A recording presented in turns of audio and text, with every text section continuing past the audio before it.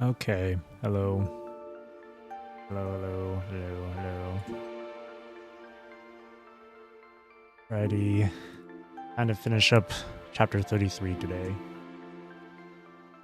From nodes 19 all the way to the end. 33.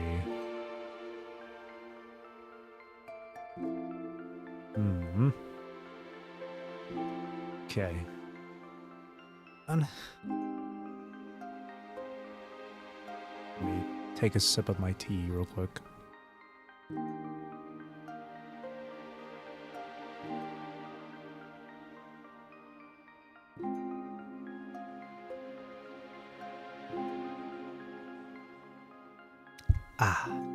Still nice and warm. It's just tea. Okay.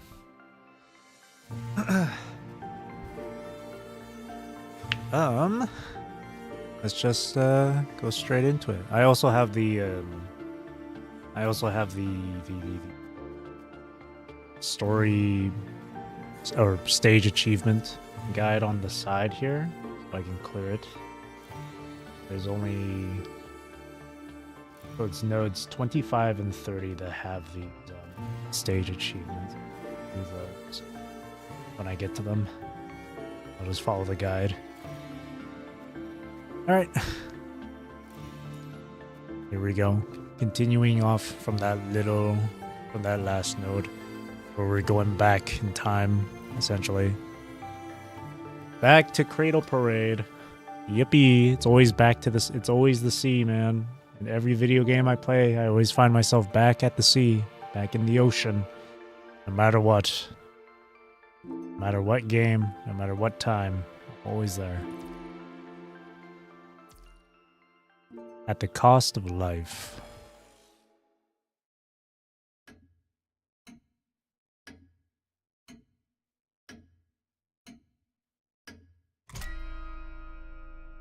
An illusion, drawing indefinitely close to death, grips your senses and nerves. A mournful buzzing echoes through the dark depths of the sea.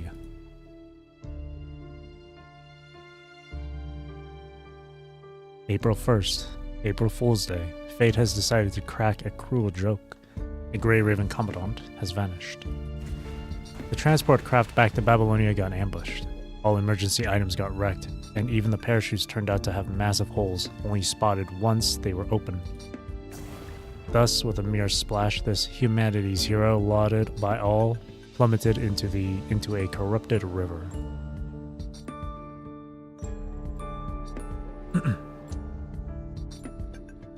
What time is it now? It's the afternoon of May 10th, 1 month after you fell from the transport craft into the red tide.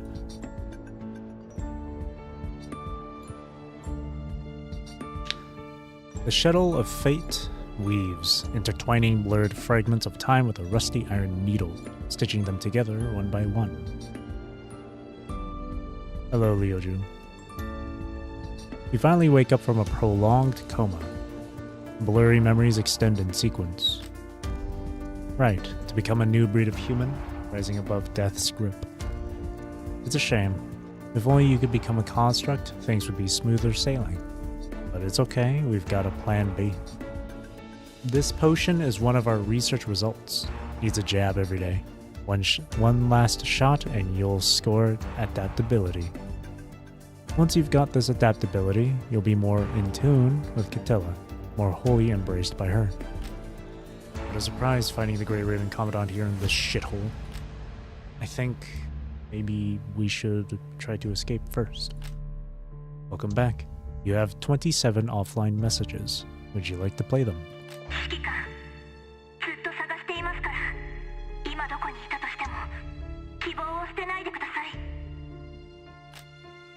Our top priority now is to find where Lithos stores the mines. Only by killing him can we escape. Voodoo 1. The experiment was a success. She became Loki's new vessel, the host of all her uncontrollable emotions.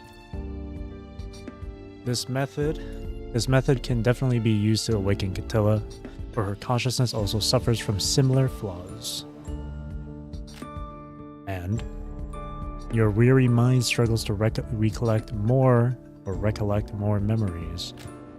To hell with philosophical questions. Who cares if it's the real me or not? I'm the one out of the two who's conscious now, the one who can make decisions.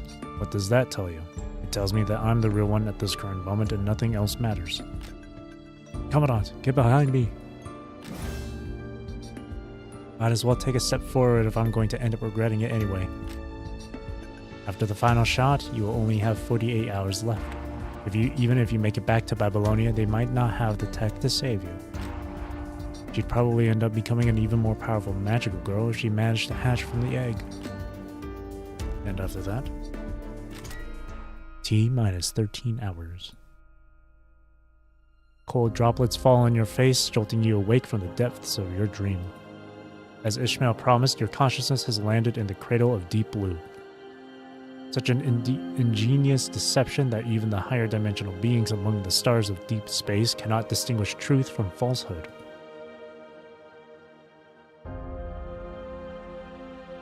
Having endured countless torments with skin already festering, this body is on the brink of total corruption by the punishing virus, soon to succumb to Catilla's embrace, just as Elithos foretold. Lamia, having recovered Shorthalt's name tag, crouches down beside you, her face etched with sorrow. I've placed some protective barriers beneath you. This place is back to being the hetero creature it was and is dangerous to humans. There were more things holding Catilla in place than I thought, so it took me quite some time to break them. But it all worked. We're leaving the seabed now and will soon reach the sea surface. Hang in there. We're almost there. She looks at you with a woeful gaze, hesitating, unsure whether to hold your hands. Yes, I know. Agonizing pain rips through your mind as if something has exploded within, while the sound of rushing water engulfs the entire world, a deluge cascading down. Is it because you are too tired? Specks of light, mingled with fragmented memories, flicker before your eyes. I'm hanging in there, for people who are waiting for me. Just how long has it been already? Blurred time pulses repeatedly across your retinas. Something seems about to awaken within your brain. It's been about over 10 hours. No, I mean, how long have they been waiting for me? Faced with this question, Lamia blinks her eyes in bewilderment. What's the date now? My terminal still worked when we first fell in here. I guess it's probably March 30th or 31st, taking into account how long we've been spending in here. Uh-huh. Yeah. I mean, it could be either March 30th or 31st now. Are you sure? Your consciousness sinks into a solitary island as thunder crashes into the abyss deeper than 5,000 meters. It's April Fool's Day. What should we get you this year, Commandant? April 1st. April Fool's Day. What time is it now? It's the afternoon of May 10th, 1 month after you fell from the transport craft into the red tide.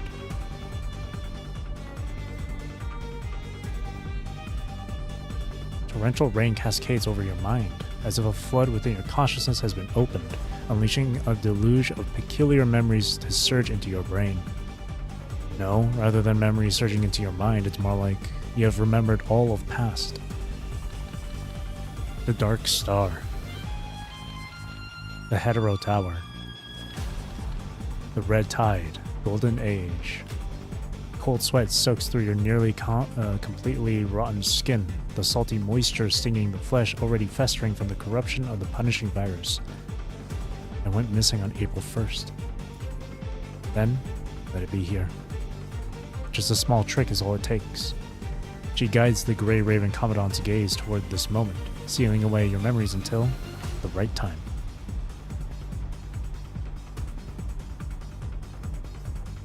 So this is what that was all about. Can you see beyond the ordinary world, like me? Is all that's left here just a projection, like me? It all makes sense now. The gaze from the dream looks down from a higher plane, as experiences, your own or perhaps not, pass before your eyes, Some peaceful, some agonizing, some joyous, and some sorrowful. Who else am I if I am not myself? It's always just me. There has never been any other. What did you say? The constraints of rules impose upon you, only allowing fragmented words to escape your lips. They aren't coming. But I, Grey Raven Commandant, will eventually return to this sea. No one is coming to stop Catella. I, Grey Raven Commandant, will use my body as a shield to thwart their schemes. Lamia cannot hear your inner cry. This makes no sense at all. You're supposed to be indispensable to Babylonia. She extends her hand sorrowfully toward you. I can't believe they abandoned you just like that. No, I haven't been abandoned. Blood trickles from the corner of your lips, mixing with your festering skin. Words of truth are uttered aloud, yet Lamia appears unable to perceive the voice. From the corner blocked by the rules, your sight continues to extend, just like in all your past dreams, reaching higher and farther places. A massive whale bellows in sorrow, while the roots of a peculiar colossal tree delve deep into this eerily shaped coffin. At least, struggle until the very end. The dream suddenly plunges downward as Lamia's sorrowful voice reaches your ears. But why does it have to end this way? But I thought you were super lucky and invincible, like the heroes from those stories. So why? Why does it have to be here of all places? Because words painfully tear through your lips. Death is not the end. Lamia freezes momentarily. She can sense something is different in you, but she cannot determine exactly what has happened. Last but not least,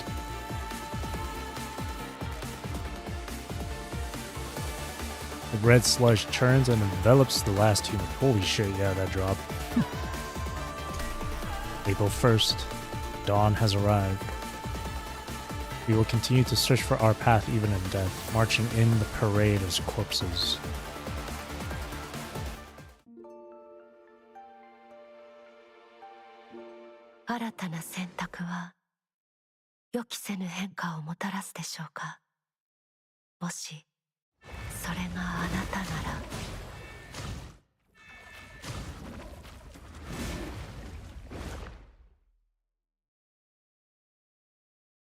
Mo 孵化が始まったの？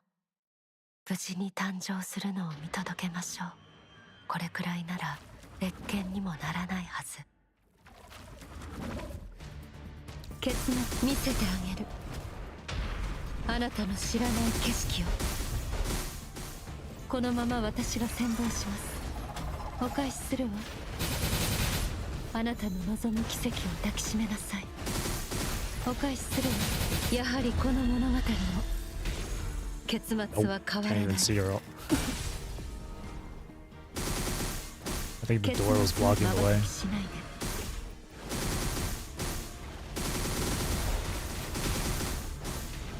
あなたの運命は瞬きしないで。見せてあげる。あなたの知らない景色を。このまま私があなたの望む奇跡を抱きしめなさい。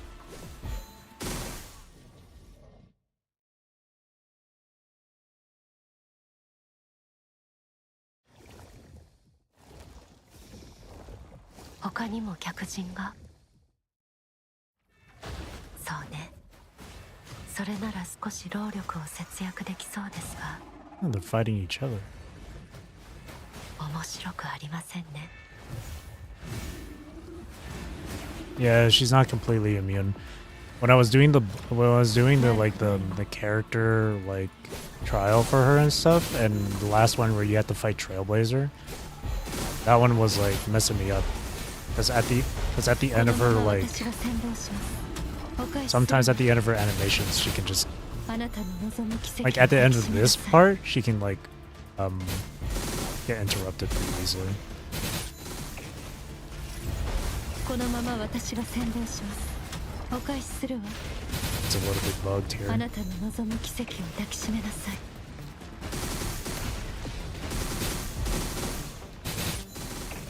やはりこの物語も結 It's a 末 little は変わ bugged ら here. ない。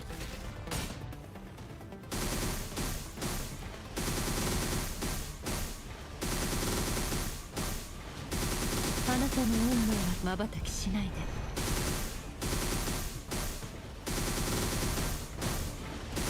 When you're holding down her dodge to do that attack, she's locked in place, but she's not immune to damage. So you'll easily get hit and like you'll get knocked out of that animation. It's happened multiple times when I was fighting Trailblazer.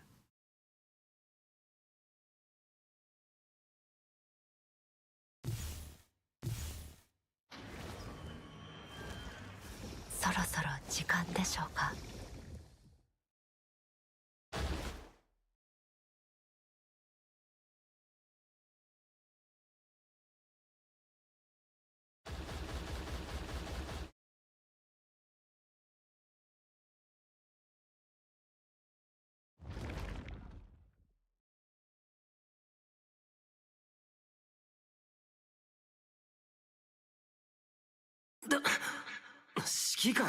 全力であなたを戻ってきてください。指揮官。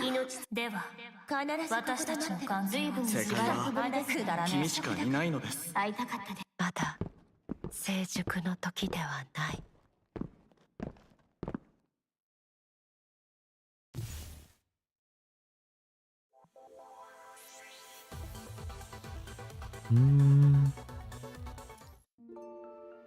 Dangerous place.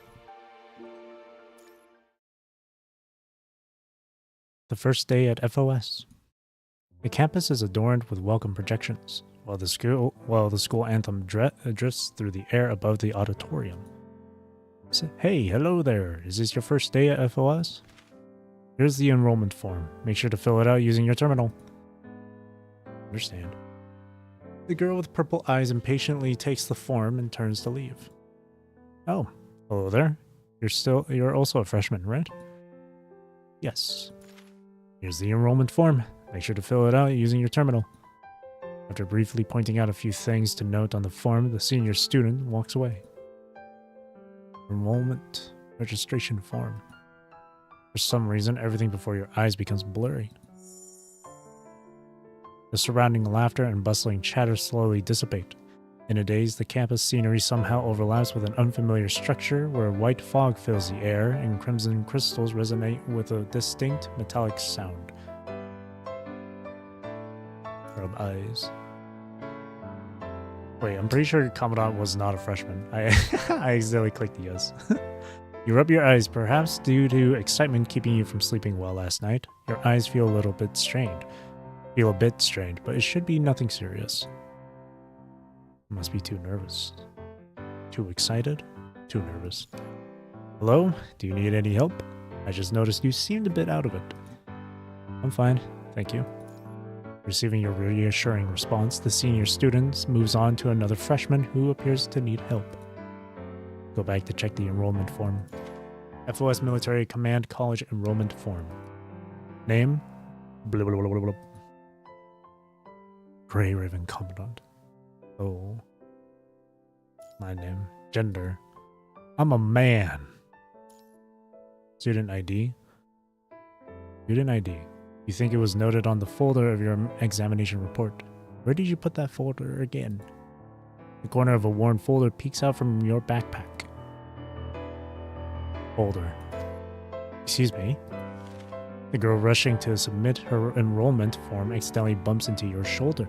You lose grip of the folder, and the report pages are scattered across the ground by a mysterious gust of wind. How mysterious. In the upper right corner of the report, a handwritten code catches your attention. 931206. Why would there be a handwritten code? The deliberately stretched 9 drags behind a long trail like some kind of scar as something fades back into silence. A roar of thunder blasts in the air. No. In the pitch black, damp environment, a steady heartbeat pulses in your ears. This is chaos. Egg. Memories resurface in a dizzying carousel. As chaos seems to undergo an excruciating process of being shattered and reconstructed. Your gaze clings to her consciousness as fleeing footsteps gradually quicken. Hello, my name is Lucia. My frame designation is BPL-01 Lotus, and I'm also the team leader of Grey Raven. I look forward to working with you. My name is Lee, frame designation BPN-06 Palefire. My original team is not important. I have been assigned to Grey Raven. Dual guns are my weapons of choice. I am equally adept at strategic planning and close combat. My turn. My name is Liv, support construct. I came from Agrit. My preferred weapons are levitated weapons platforms. I look forward to working together. This was the new Grey Raven. At times, it's memories belonging to Grey Raven. At others, it's... You're going to the youth center again next month? You've been on quite a few missions lately. Maybe you should take some proper rest. After all these years, that child must be all grown up by now. Project Catilla? What's so important about a crazy project that was terminated long ago? The small purple ascendant didn't off me, just chopped me up and dumped me in a heap of rubble. Or perhaps it's my dream. That future we wanted is right there beyond the seemingly infinite darkness. Hope will triumph and fulfill its dream. Remember the name no one, but not this incident? There's another real me in Babylonia, right? Grey Raven Commandant? And this is not my will alone. This is the will of civilization. The fragmented illusions are endlessly shattered and reconstructed as chaotic memories continuously appear and vanish within the egg. The pain, mercifully enveloped, hatches once more. And this story has quietly changed the ending of fate.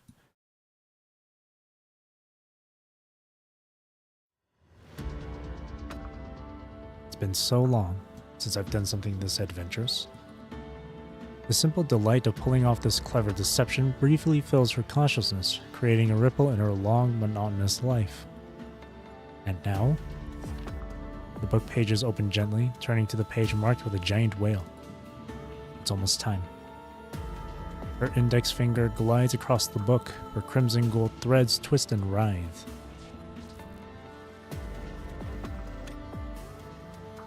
Time silently leaps to April 1st. Vonnegut never makes just one plan. On the book's projection, a gradually sprouting sapling is deeply rooted in the red tide.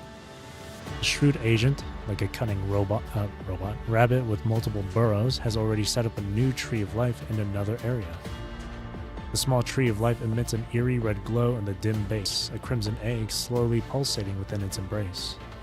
He hasn't noticed that the consciousness within has already been replaced, and the gaze of Grey Raven is now attached to the yet-to-hatch chaos. After that, the undersea cradle is thrown into chaos as a giant whale leaps from the water's surface. What a captivating story. With great interest and a hint of anticipation, she turns her gaze back to the book. Can you really find the key to breaking this closed loop? Thump. The crimson egg once again pulsates with the rhythm of life. The ending of the story has already been changed. The parade beneath the sea is never meant solely for the abandoned. We will continue to search for our path even in death.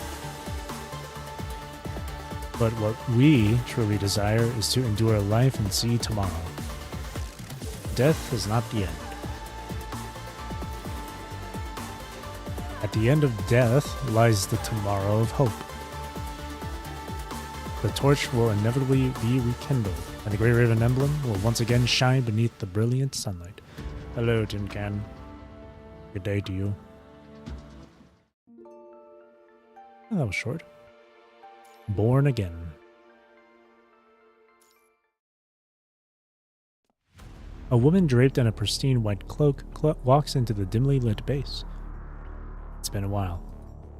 Her gaze falls upon the red egg placed beneath the small tree of life. Forgive my uninvited appearance. You've obtained the key, haven't you, Heterotower? Yes, she's about to hatch. The spindle-shaped egg pulsates slowly, beating like a human heart. So, the key. Would it be safe to see it as that Commandant's daughter? I'd say the key is more like the actual Commandant. The introduction didn't go well. The memories and consciousness aren't entirely complete. I saw several shards that belonged to others. Hello, Governor. Perhaps it could already be considered a complete return ticket. The man lets out a soft sigh, seemingly dissatisfied with the current state of things. Why did you choose this Commandant when anyone with a stable mind can be the core of the key? Your question seems directed at more than just Vonnegut. I need someone who understands the cost of power. The key isn't just a tool.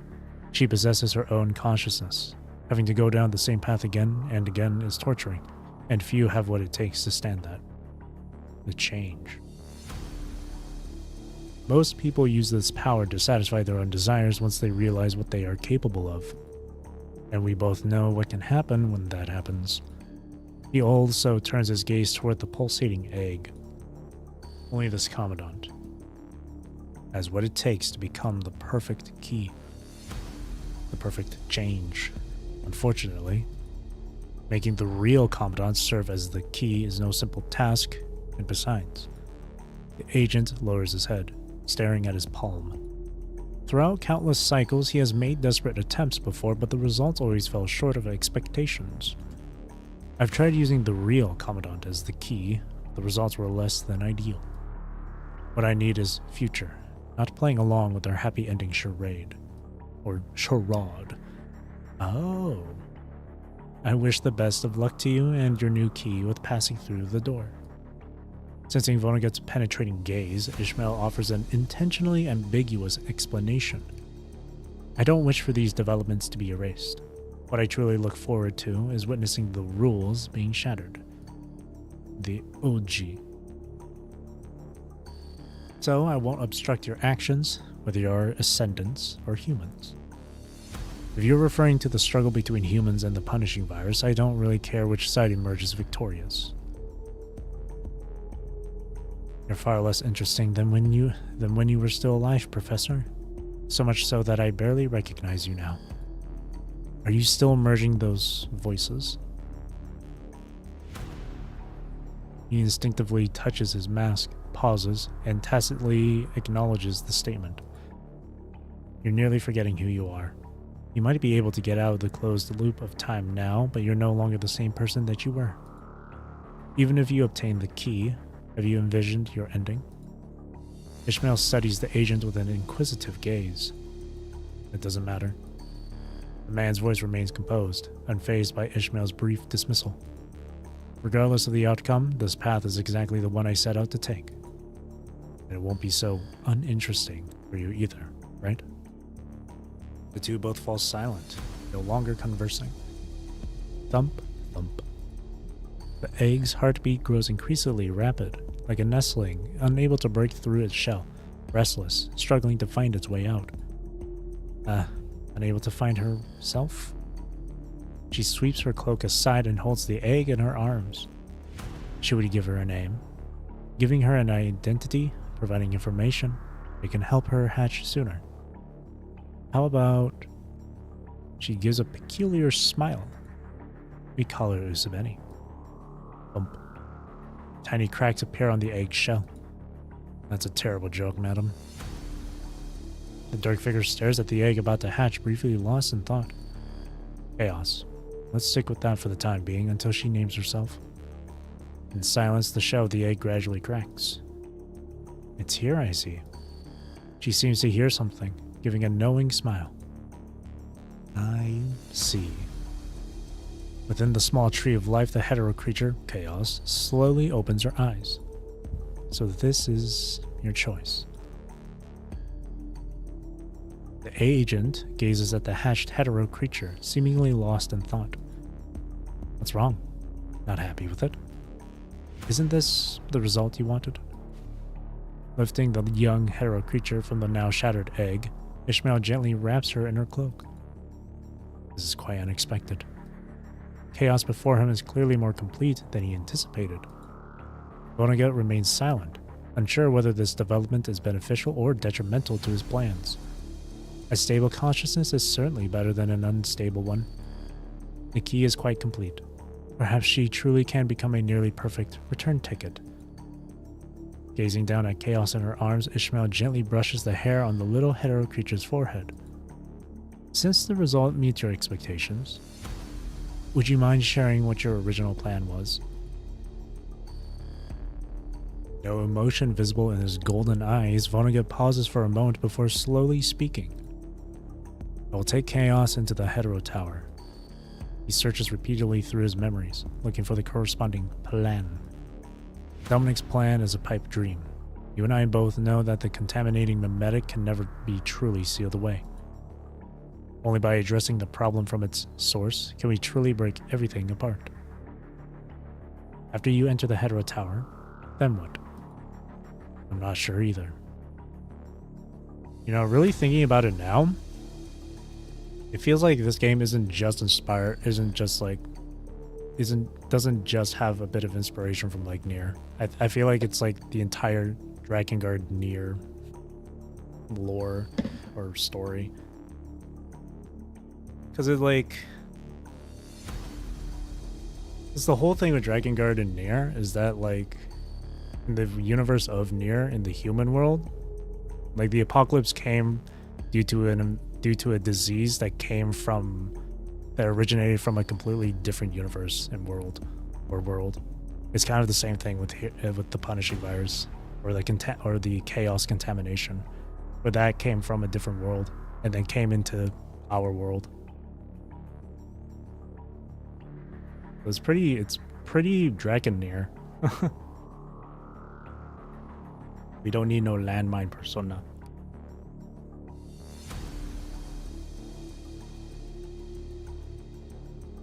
So that's like, it's really interesting.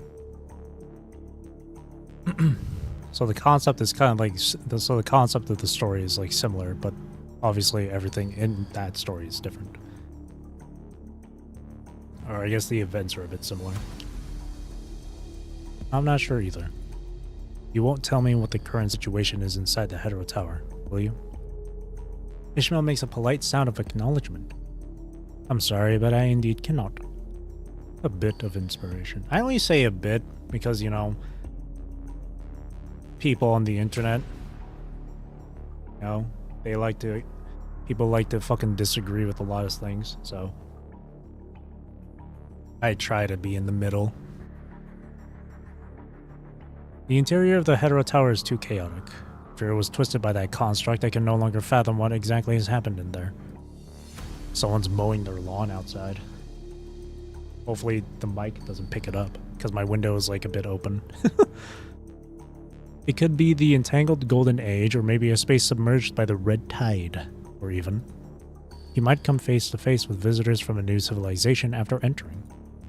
But in any case, the key is more complete now, which is at least something positive. It's kind of crazy how, continuing on with the whole Nier thing, it's really crazy how Nier has like, not like a lot of things, but Nier has definitely influenced or inspired some games and other pieces of literature or fiction. Another one would be Nikke.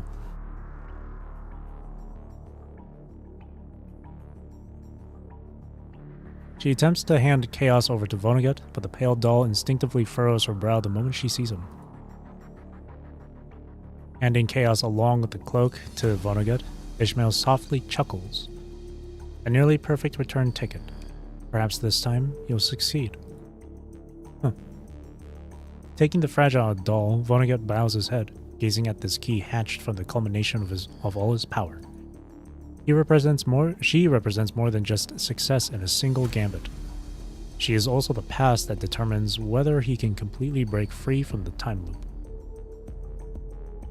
Games can't be art. Laughs in Nier. Video games are art. Always has. Always has been. No one wants a smack to the face of opinion. Yep. I disagree. And because I disagree, I don't like you. You're wrong for your opinion. And almost every other video game.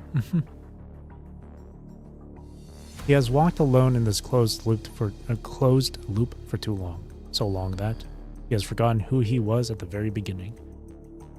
How long has it been now? Do you need me to tell you the exact figures? No, thank you. I don't actually want to know. Gazing at the doll in his hands, for the first time in a long while, he recalls memories from the distant past without consulting his notebook. I feel like Ishmael's like this game's version of like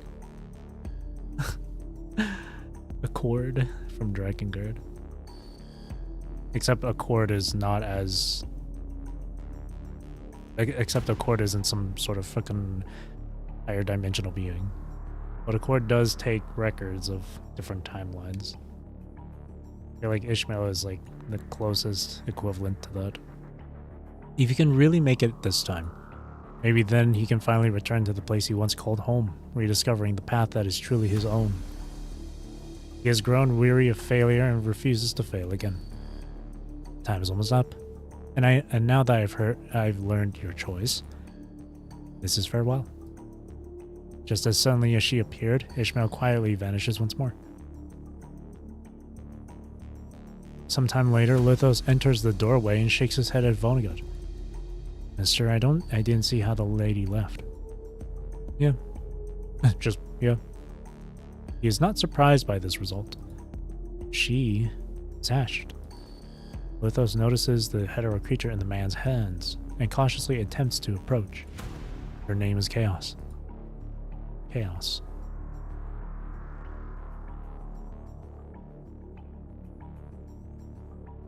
The pale doll stares indifferently at the agent before her. Your name is Chaos. Vonnegut addresses the petite doll with noticeable awkwardness.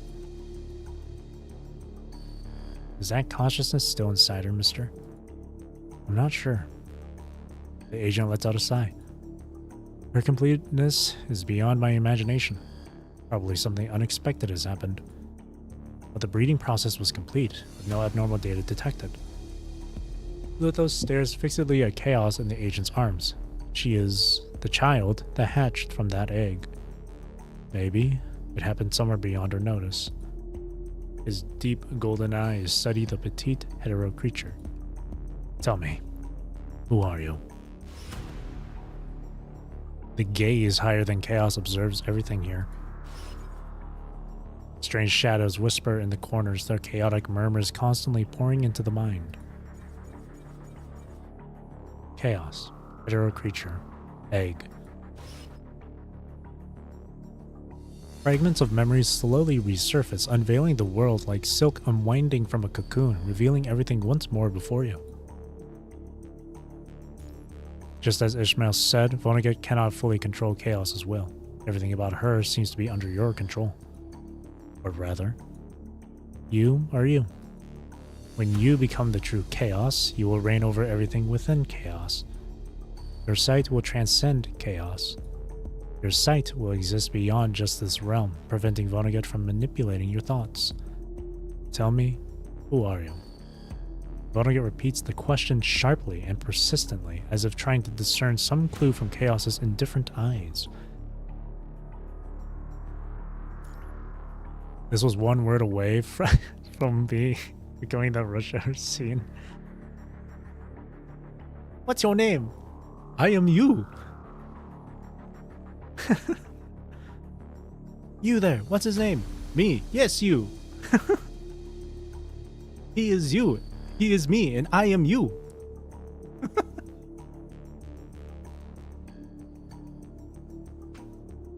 What do you remember? Grey Raven, Babylonia, Usabeni. He utters one word after another, probing her responses.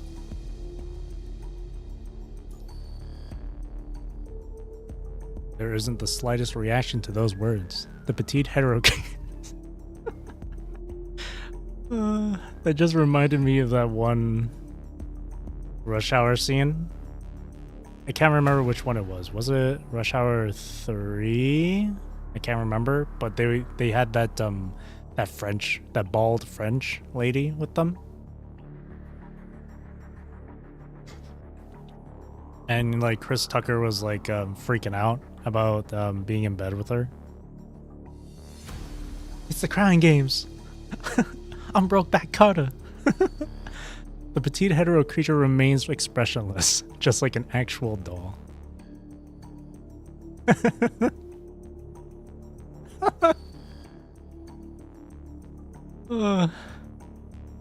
That awakened another that brought up another memory for me. I was hanging out with my friends one night, and it was like 4 of us. We had a 5th friend, but he was hanging out with he was going on a date with a girl, and we were joking around saying that the girl might be just like a cross-dresser dude. And that's when that scene from Rush Hour, "It's the Crying Games, I'm Brokeback Carter," came up. And we started laughing so much from that. Yeah, chain reaction. That's so funny. It's the Crying Games, I'm Brokeback Carter. I almost had it in with that French man. Does she really have consciousness, mister? Observing Vonnegut's somewhat gloomy expression, Lithos hesitates for a moment before speaking softly. From what we've seen with past test subjects, those without implanted memories wouldn't have any memories to speak of. She should have no self-awareness. He shakes his head. She's too complete. I find it hard to believe that a hetero creature fused with the memories of that commandant would remember absolutely nothing. Back then, are you sure there was nothing usual about that cloned commandant? I think they mean unusual. Lithos recalls everything that has happened at the bottom of the sea. There is nothing unusual. Do they really mean usual or unusual? Everything has been proceeding according to your plan. All escaped subjects have been recycled by the sea fairies. So there was nothing unusual, mister. I think it's unusual. The cradle has remained stable and all data shows no issues. I saw the birth of her egg with my own eyes. Lithos states all this with unwavering certainty. The dark figure contemplates in silence. He doesn't believe Chaos is completely without memories, but so far she hasn't displayed any abnormal behavior. Mister, what are we going to do next? The boy looks up at Vonnegut. We're out of time. He cradles the crimson doll in his arm. Cradle? There have been changes in the Hetero Tower. I suspect the anomaly has noticed this world. The anomaly. We must proceed with the next phase of our plan. The Hetero Tower is now encased in layered crystals, and the path of return has vanished. He has been trapped in this closed loop for too long, and now his only option is to shatter this time cycle.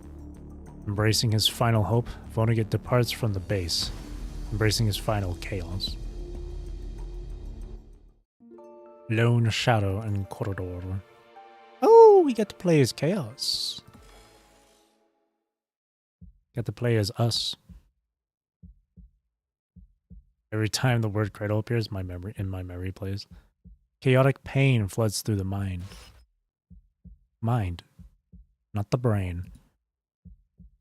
But the mind. M-I-N-D. A crimson spiral tower materializes and crumbles at the periphery of your sight. Space fractures and then mends, while red light penetrates the dim sky. Wake up. Commandant. Wake. Hi. Cinder burns. Where am I? Who am I?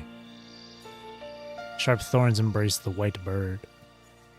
Countless familiar silhouettes struggle at the edge of time and space. She battles fiercely within the crevice, all for a sliver of hope. Jagged crystals scatter as blood-red mist permeates the air, their projections appearing on every refractive surface. Then I... Who am I? You're the chief. You find yourself relentlessly chased by eerie shadows, your body slowly dissolving.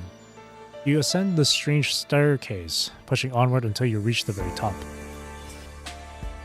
Who am I? Raise your head before the mirror. Or reality. Tell me. Grey Raven Commandant. Who are you exactly? I am... Grey Raven Commandant. I am Usabeni. Chaos. Usabeni. I'm the Grey Raven Commandant. I'm a ghost who drowned at the bottom of the sea. I am you. He is me. I am the newborn Chaos. Chaos. I'm Usabeni. I am me. Shut the fuck up. Something shatters deep within you, and your consciousness suddenly snaps into perfect clarity as if the murky mind is washed through by ice water. Pair after pair of hands grasp yours, dragging you free from those complex information whirlpools. Don't worry. When I say shut the fuck up, don't take it literally. It's like when my friend sends me a really dumb joke and I start laughing. I'm like, man, shut up. It's that kind of shit. With the aid of the Hetero Tower, you briefly attach your gaze to the hetero creature known as Chaos. Survey your surroundings. As far as the eye can see, you stand on an empty platform. White fog permeating the surroundings as a spiral staircase extends endlessly toward the heavens. Spider-Man, me point at you. Oh yeah, that meme. Vonnegut lies collapsed to one side. This place doesn't seem like a safe spot to linger. After a moment's hesitation, you return to the platform and drag along the unconscious agent. Regardless, he could serve as an aide in this tower. Even though he's grown suspicious of you, he's left with no other option. Head toward the staircase. Around the staircase, countless gates stand on platforms of varying sizes. Where is this place exactly? You don't recall seeing an area like this when you were in the Hetero Tower. Just as you hesitate over which direction to take, or whether to call out to Ishmael, the path behind you suddenly begins to collapse. With no time to think, you drag the unconscious agent forward, throw open the nearest gate, and rush inside. In the whirl of movements, a familiar symbol catches your eye, etched on the gate. Vonnegut appears to be awakening, softly murmuring something. The four-winged white raven spreads its wings.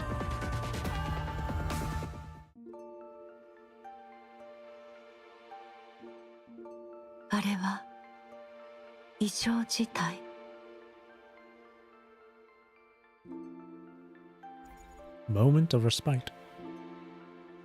Ishmael's desk. She recreated her desk in the Research Institute along with the abrasions and scratches on it, making it look like she's still in the lab with her friends.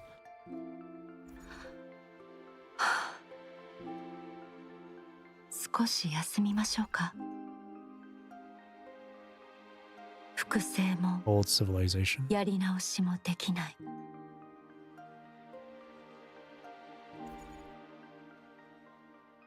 Traces of civilization. Ishmael's bookshelf. Ishmael's books are neatly arranged on the shelf. Grey Star Legend. That's me. I'm just kidding. A comprehensive theory of cosmic regression. Model. Four-winged white raven interstellar history. A civilization in roughly 100 pages and grams. Oh shit. No, she was saying something else. Damn it.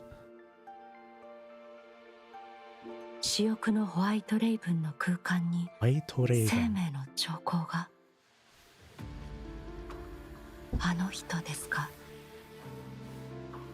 Kawaii.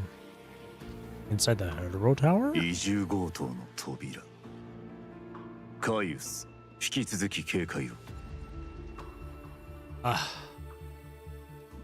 His voice is so good.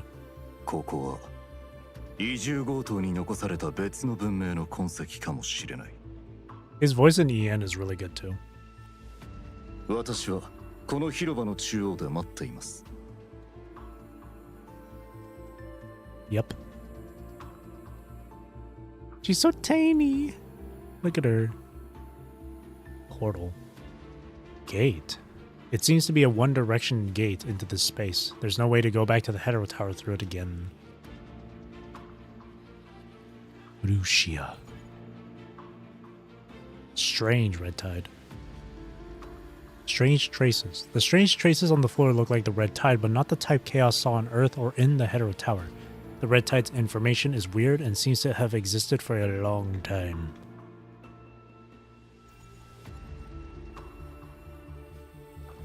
You shouldn't be here. Nani?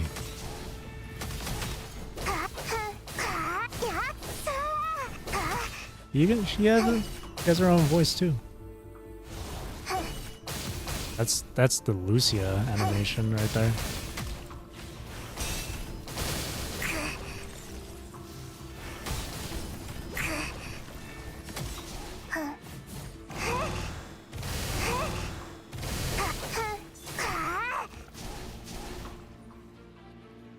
Where's Papa?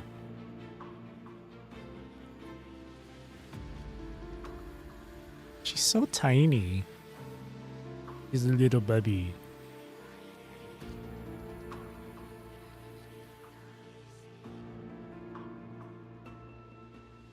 Oh, okay. When there's another combat sequence, I'll do it. Strange crystals have blocked the way ahead. They took roots here and cannot be removed. Perhaps we can make them disappear with the power of time, just like those hetero creatures.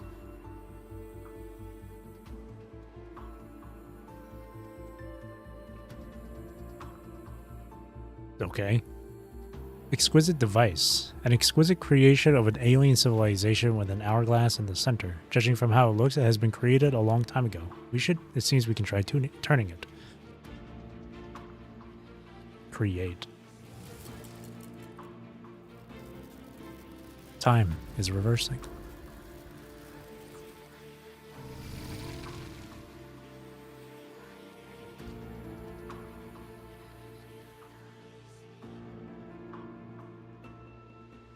Residents of an alien civilization.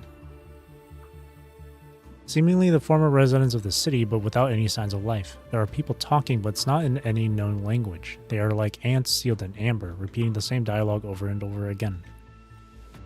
Can I explore some more?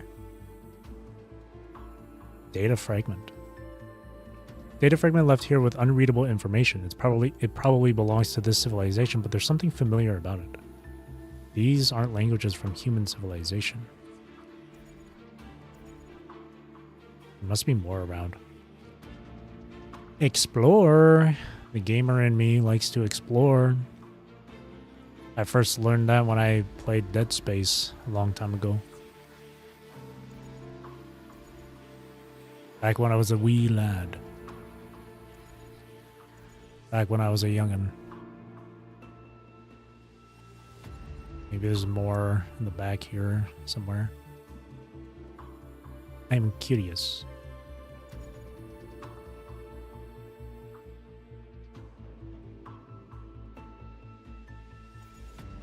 See, there looks like something over there. I see a shimmer. Oh, it just... Oh, the red tide traces have disappeared, probably because of the change of time. These aren't languages from human civilization. They're talking like the ancients from 14. Ay, oy, ay, ay.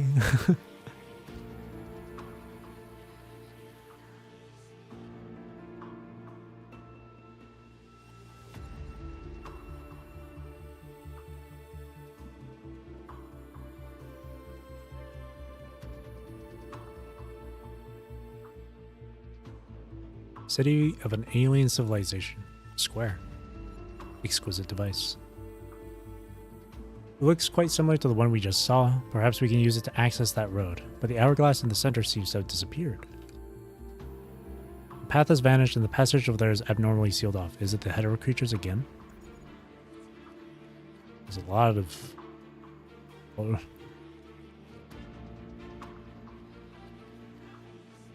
I shouldn't take too long exploring, because I remember the last time I did this shit, during like Bridget's chapter, it was telling me to hurry up.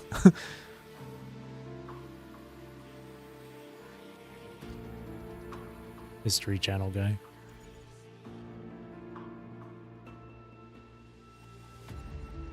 It's not my fault that I want to explore. Pick up core component. Hourglass is right here. Wait, those are traces of hetero creatures.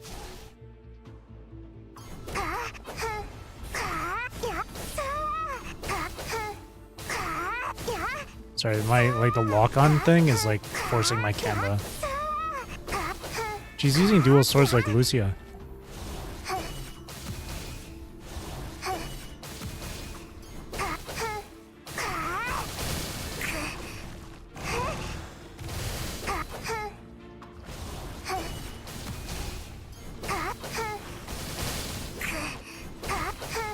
Yeah, it is Lucia's sword.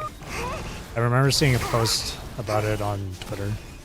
Someone saying that there are parallels between Chaos and Lucia Pyroth. They both use the same sword. Giant statue.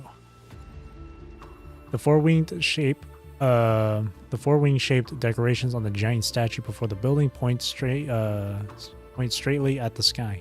Why does it look familiar? Live. I'm just kidding. Or maybe, unless.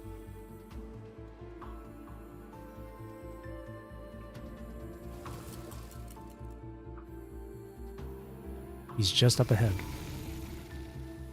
来ましたか。この土地の文明は高度に発展したエリアにあったはず。あちらで青函飛行図を見つけました。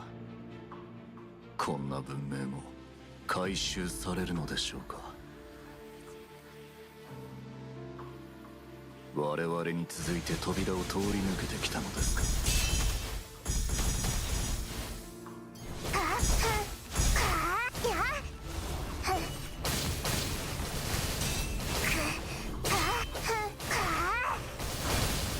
Where'd Vonika go? Oh, there he is.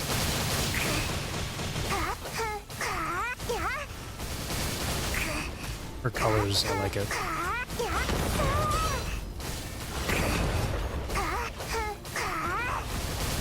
Okay, that's a bit much, Vonika, just to handle these guys. A little bit overkill. Side by side with Pops. 異文明の都市。意外な発見ですね。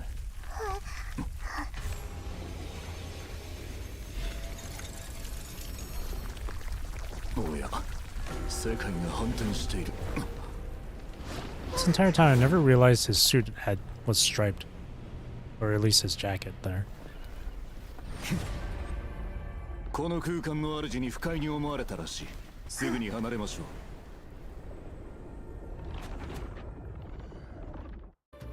I love that style, where it's like a coat jacket or whatever, like hanging off the shoulders like that. That shit's cool. That shit's like, when you see that shit on someone, it's like, you just know they're like a professional. Just in general, professional. I once tried looking up if it had a specific name, that sort of style, but I couldn't find anything. It's literally just like coat over shoulders. Others that's different from Sprite. Yeah, it's just the striped jacket. Because in his Sprite, it's like, as well in his Sprite, it's like a straight, just complete all black outfit, right? With maybe with some like metal accessories and stuff. But like, in his 3D model is like a striped suit. Spit out by the inverted world, the two appear once again on that empty platform. The spiral staircase still reaches from heaven to earth, yet the gateway they just entered has vanished into nothingness. See, look, you can't see the stripes on them at all. He looks better without the stripes. What did you just do?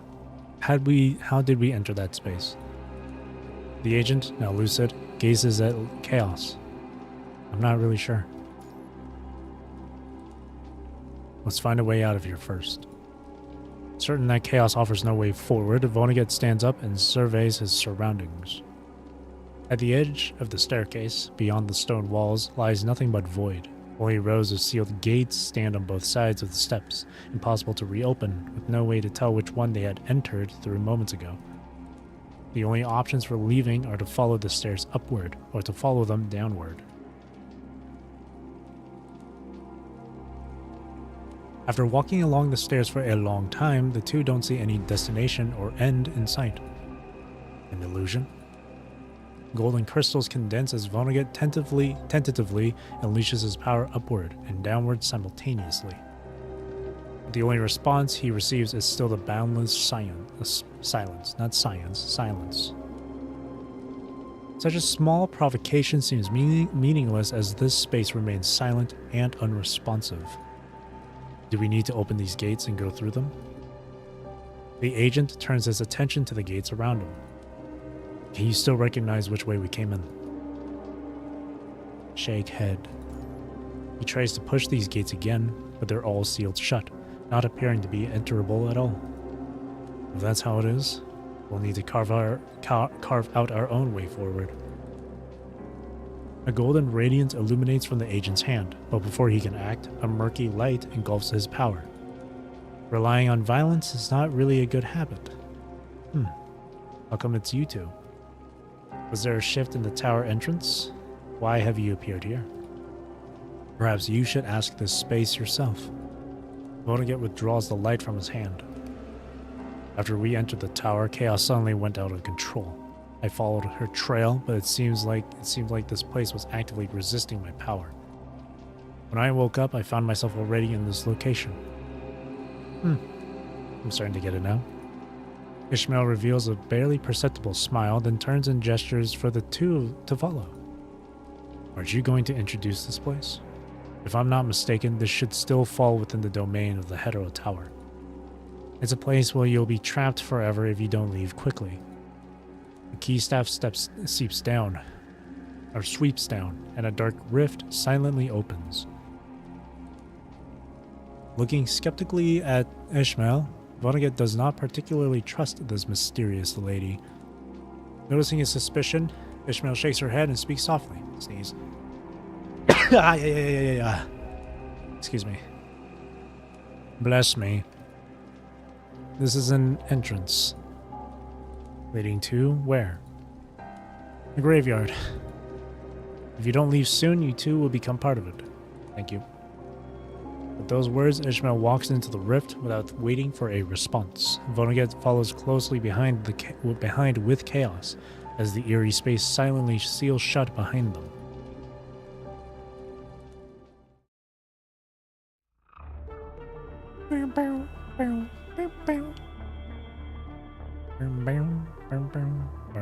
Beyond the rift lies the familiar space of the Hetero Tower. As crimson crystals slowly grow, Vonnegut calls out to Ishmael, who is about to leave. How is the red tide now? Are you asking about Cradle? I've searched for her several times inside the Hetero Tower, but I haven't seen any trace of her. Nothing has changed. She's still carrying on with her tasks, spreading the red tide, harvesting information, devouring the surface. Nothing unusual. The agent's expression changes, his brows furrowing. You're not feeling regret, are you? That doesn't suit your character at all, Professor. I have no regrets. This is the necessary path toward the future. In the beginning, when cultivating the red tide, you truly never imagined that Agent Zero would be reborn from it later. Though he had never forgotten about the existence of Agent Zero, he always believed that, in the short term, Agent Zero wouldn't be able to discover this world, that he still had enough time. The rift and the bridge across streams still cannot be sealed. She still exists, and it's only a matter of time before she finds this world. Nemo. I suspect that we might need a new approach. to accomplish all this.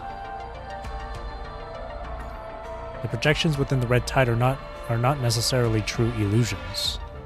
Trout. As his grand design unfolded, he began to continuously cultivate the red tide, hoping to find new answers. But his path forward was once again interrupted, as the origin of the red tide and the chaos contamination share traits too similar to ignore, making him aware of a new problem. A giganticized Chico. Sifting through memories of numerous loops to extract the shards belonging to this cycle, the agent slowly begins to speak. I truly never imagined the Hetero Tower would manifest on Earth in this form. Now, it's still too early for this world. When Dominic and you appeared here one after another in different forms, you should have seen it coming, shouldn't you? Ishmael gazes silently, or quietly, at the same thing, at the agent, her tone devoid of any emotion, repeating the words Vonnegut himself once said. It's not just technology that was brought back for the future. The problems of that era came with it. I won't deny my mistake. Vonnegut lets out a soft sigh, gazing at the pale doll. And now, everything will come to an end. Ugh. A slight pulling sensation emerges within the consciousness, as if something is being stripped away from the body. The interior of the Hetero Tower gently ripples, as if welcoming the return of the one who once entered, of the one who once was its master. Ah, it's her.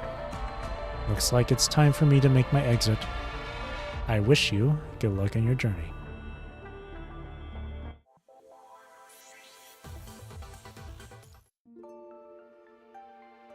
Death Reenactment.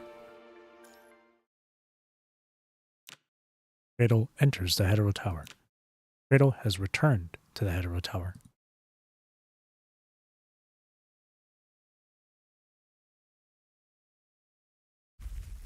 The Hetero Tower trembles slightly, welcoming the one who once was its master.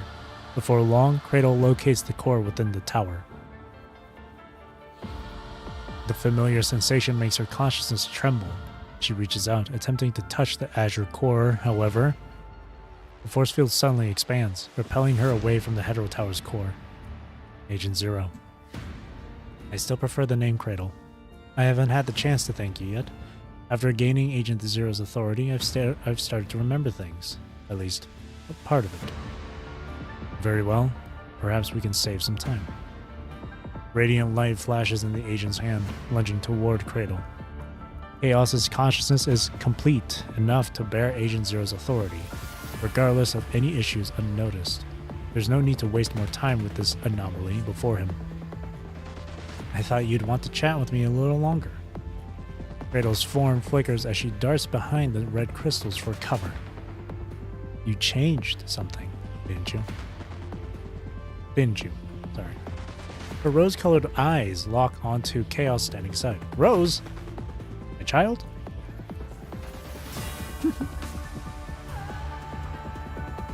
The petite doll nimbly weaves around the crystal, striking at Cradle's exposed flank. That was a reference to 14. My FF14 character's name is Rose. Can't we really just sit down and talk this through? No talk, fight. There's clearly no conflict between us. Or rather, who exactly are you? The crimson crystals screech as they grind against each other. A swarm of red butterflies emerges, surging toward the agent and the doll. You'll soon have no need to know.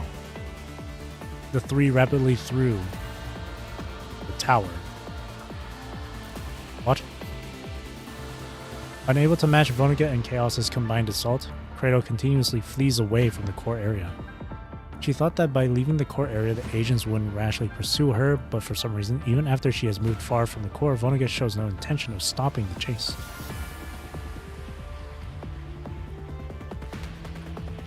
After several moments, she finally manages to temporarily evade the two pursuers, hiding behind a cluster of crystals. Cradle must seek aid. Despite the Hetero Tower being her home field, without regaining sufficient authority, she cannot single-handedly oppose the two who depend on the Hetero Court. Well then. Her palm releases thin trickles, letting the red tide spread in all directions. Found you. She has already heard the wind coming from a wall of the hetero tower, though unclear who left it there. She feels her way to the edge of the tower wall, aiming her gleaming scythe at the tiny wound. You won't say no, right? The crimson light flashes brilliantly as the tiny fissure rapidly expands, and the red tide surges into the hetero tower like it's returning home. Over there. The moment the hetero tower sustains damage, the Ancient immediately discovers Cradle's whereabouts. Using a force field as a springboard, Chaos leaps upward, sweeping aside the red butterflies obstructing her vision, and strikes directly at Cradle. The red tide surges forward as hetero creatures savagely bite into Chaos's flesh, but the doll shows no sign of feeling pain, precisely striking toward Cradle's head. Step back. Though her strike lands as planned, Chaos also has her forearms severed by the scythe. The limb of the hetero creature born from the red tide is instantly absorbed, immediately merging back with the red tide. Cradle, appearing from another direction, momentarily freezes after devouring the part of Chaos. Dominic. Fragments of information flow from the red tide as Cradle dodges Chaos's next attack with a terrified jolt, an unusual fear visible in her eyes. Agent Zero, stripped of authority, has been banished by the Inver Hetero Tower, now wandering in the wastelands of the Red Tide. The Vanguard team, force fields. Chaos pierces through Cradle's chest, but the doll's flesh is also sliced by her scythe. Earth time November 21st, 2198, Node 201 log. Humans developed portable force field devices capable of preventing the chaos contamination from spreading. Vonnegutt's golden crystal pierces through Cradle's skull, but both he and Chaos are wounded by Cradle to varying degrees. Earth time November 22nd, 2198, Node 371 log. The Vanguard team led by Dominic continued to explore the Hetero Tower. Due to interference from the force fields, their specific plans remain difficult to ascertain. Ooh. The red tide, having made contact with Chaos, endlessly absorbs and digests everything.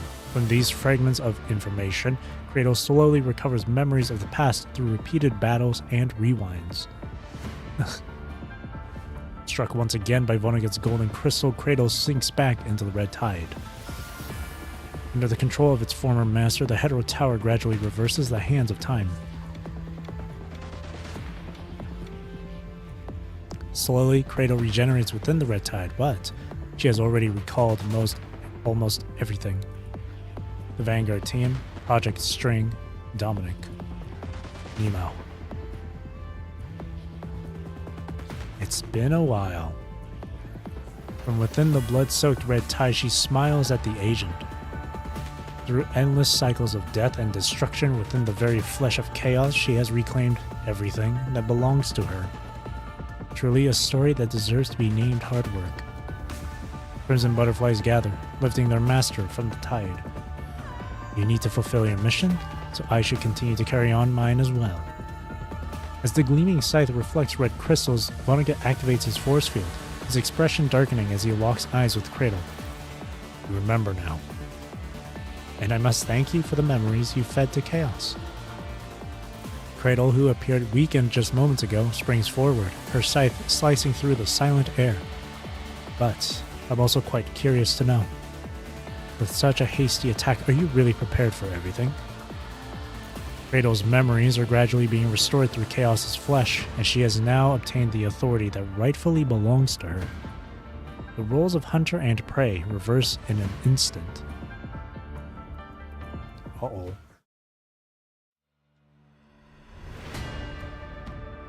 Outside the Hetero Tower, Vonnegut gasps for air, using the punishing virus to mend his body. Leveraging his familiarity with the bridge across streams, he uses his force field to evade Cradle's onslaught, pushing all three of them temporarily out of the Hetero Tower. The uncertainty of Cradle's landing poses a threat, yet Vonnegut cannot allow her proximity to the Hetero core. With her memories restored, Cradle regains almost all the power she commands as Agent Zero within the Hetero Tower. With Chaos temporarily unable to seize control of the red tide, they are left with no option but to endure their disadvantaged position.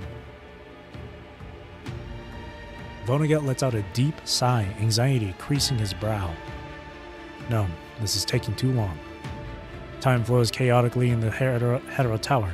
Amid the constantly rewound battle, Cradle eagerly absorbs the fragments of memories that belong to her from within Chaos's shell, while Chaos gradually devours the authority of the red tide in return. But it's still not enough. Chaos's rate of growth falls far short of keeping pace with Cradle's recovery. I was too impatient. Vonnegut places his hand on his forehead, trying to calm his restlessness and restructure his thoughts. Having finally found a genuine return ticket, he was too eager to pursue the ultimate answer, too impatient to witness the result of his plan. This is my fault. The doll silently observes the agent's figure. Perhaps because she has already acquired a portion of the Red Tide's authority, your gaze continues to watch this place even after leaving the Hetero Tower. This is an ending that has never appeared in your own memories, or in Commandant's memories. In your previous journey inside the Hetero Tower with Lucia, Vonnegut behaved like an erratic madman, utilizing chaos in a repeated attempt to take you away, as Cradle relentlessly pursued behind, targeting the tower's core directly. This time, the agent, having perceived Chaos's completeness, forsook all strategies and faced Cradle head-on, only to find himself unable to withstand her incessant growth through death. What must be done to completely break this closed loop? It's fine. I still have a contingency plan. He thoughtfully gazes at the gradually growing doll before him. Since there isn't enough time for Chaos to mature, then it's time to use the fruit. Having made the decision unilaterally, he ponders for a moment, then reaches out to touch Chaos's brow. Whatever the agent is doing, it feels as if her consciousness is being carved open by a dull knife. A deep, throbbing pain radiates from within her body, nearly causing your gaze to fade. Ugh. After she regains consciousness, Vonnegut opens his palm, revealing a small, delicate fruit. It turns out that the fruit he once swallowed is created just like this. While the tiny hetero crystals repair Chaos's damaged consciousness, the agent notices some barely perceptible wounds. Your consciousness has experienced similar damage. What else haven't you told me? The agent shifts an inquisitive gaze toward Chaos. Sensing her reluctance, Vonnegut suppresses the impatience that has been building since entering the Hetero Tower and shakes his head. Forget it. Now is not the time to delve into this matter. The hetero crystals continue to repair Chaos's festering wounds as the agent masks the emotions in his eyes. We need to find a way to send your consciousness into the red tide to hold Cradle back. An ominous shadow tears through the air behind him, twisting into a bizarre trail. Wait. Vonnegut only has time to place the fruit in the doll's palm before his expression changes. A rift of the Hetero Tower silently opens behind them, and the agent instantly appears near the tower's core with Chaos, who now has a significantly bigger figure. Nothing personal, kid. Cradle! Golden crystals suddenly thrust toward the red-eyed girl who commands hetero creatures to assault the Hetero Tower's core. Vonnegut deploys a force field and instantly strikes at the tide of hetero creatures surging toward him. Oops, I thought I could sneak in without you noticing. She nimbly leaps away, seemingly unconcerned about the sudden appearance of the agent and the doll. Did you leave something here to keep yourself updated on the situation? Let me guess. Could it be this? She commands the hetero creatures to precisely target the force field devices nearby, which swarm forward in unison. The agent stops speaking as golden crystals violently erupt, trapping Cradle within. What a shame. But such a measure is no longer enough to counter Cradle, who has now recovered her memories. The red-eyed girl's silhouette silently melts into the red tide. Even though many of the hetero creatures under her command have dissolved under the combined assaults from the Hetero Tower's core and Vonnegut, Cradle, who was born from the Hetero Tower itself, remains a formidable opponent. The red tide flows everywhere, She drifts through the viscous fluid, maneuvering against the two foes while constantly seeking an opportunity to strike at the core. The pure core persistently cleanses the corruption of the punishing virus. Now it's just a matter of who falls first. Better be careful. I'm about to catch your weakness. The agent forcefully upholds a force field, endeavoring to push Cradle away from the core area. Seizing the moment, the doll utilizes the extended force field as a platform to charge directly at Cradle. Just kidding. Get pranked. Cradle whirls around, deliberately allowing her chest to be impaled as she embraces the pale doll with her blood-stained body. You are my target all along. Chaos. Red tide-like fluid seeps from her wound as Cradle's lips curl into a smile. Like someone who has obtained a priceless treasure, she begins to gnaw intently at the doll's flesh. You didn't seriously think I wouldn't notice your attempt to steal Agent Zero's authority, right? A thief? Chaos! Agent shouts sternly while upholding the force field. The doll's consciousness abruptly snaps back to alertness. With fingers joined into a razor-sharp claw, the doll pierces through Cradle's chest, then viciously thrusts the fruit deep into her body with a backhand motion. Oh? The girl is thrown off balance by the doll's counterattack, but only for an instant. So this is the plan you struggled so hard to come up with. Not as impressive as I'd imagined, Nemo. I guess your minds have also been worn down by those time loops. She grins as she flings the weary doll at her feet, while the red tide gradually saps her blood, just as Cradle reaches out her fingers to dig out the fruit lodged in her. As if drawn by some invisible force, the fruit rapidly melts and vanishes into her body. How is this possible? A strange sensation of being controlled spreads throughout her body. Her power gradually drains away, and the authority she thought was completely hers begins to falter. Has it already scattered and hidden in Chaos's flesh? She grits her teeth in fury, trying to locate the culprit, but those tiny fragments of power are too scattered for her to immediately extract the deeply buried, shattered roots. Damn it. In an instant, Chaos's fruit completely integrates into her body. If she devours Chaos now, she cannot guarantee whether she'll be the one to digest Chaos, or if Chaos will turn the tide and eat her instead. Should Chaos gain the upper hand, she would instantly lose her authority as Agent Zero. The red tide. The feeble doll rapidly repairs her body with using the red tide, commanding the surging waters to cut off Cradle's escape. But Chaos's authority is equally unstable, barely holding Cradle back for a short distance. Vonnegut has left a force field around the Hetero Tower's core for protection. Although Chaos has intercepted the red tide's authority, she cannot fully devour it. Weighing her options, Cradle suddenly turns around. Countless hetero creatures surge toward the core behind her as she channels all her power and lunges at Vonnegut. Red crystal spikes sprout in an instant. If he wants to maintain the force field protecting the core, he'll inevitably have to take this strike. The crystal spikes violently pierce through his body. Though the Hetero Tower's core quickly dissolves them, a deep wound remains etched across his chest. Vonnegut. Although the force field has blocked numerous hetero creatures, Vonnegut's power is now weakened, making him unable to fully uphold its defense. The red tide under Cradle's control hammers at the force field's weakest points. Crimson butterflies, like fish slipping through a net, begin to fall around the core.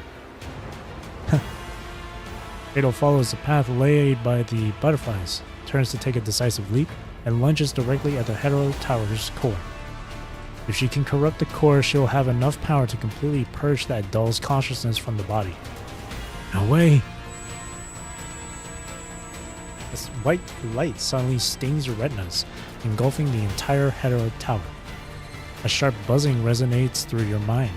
Your gaze attached to Chaos grows unstable, threatening to detach from the Hetero Tower and plunge back into darkness. The buzzing gradually subsides. The blinding white light slowly fades, leaving only a rift in the air leaking eerie white fog. Cough. Vonnegut uses his last strength to maintain the protection around the Hetero Tower's core before collapsing weakly to the ground. The doll finally finishes repairing her legs and slowly moves toward him. The fog. As the original creator of the Hetero Tower, Cradle naturally has ways to tear apart the fog or escape from it. Behind Vonnegut, the rift responds as if on cue. White fog seeps out, tearing at the thin barrier. Golden light emanates from the agent's palm, rising upward to tightly constrict the rift, thwarting the escape of the thing within. The fog cannot contain Cradle. Just as I thought. The breathless agent lifts his eyelids, looking at the doll beside him without surprise. It's you. You have been watching. Grey Raven Commandant. Usabeni. Surprise! There's no point hiding it in this situation.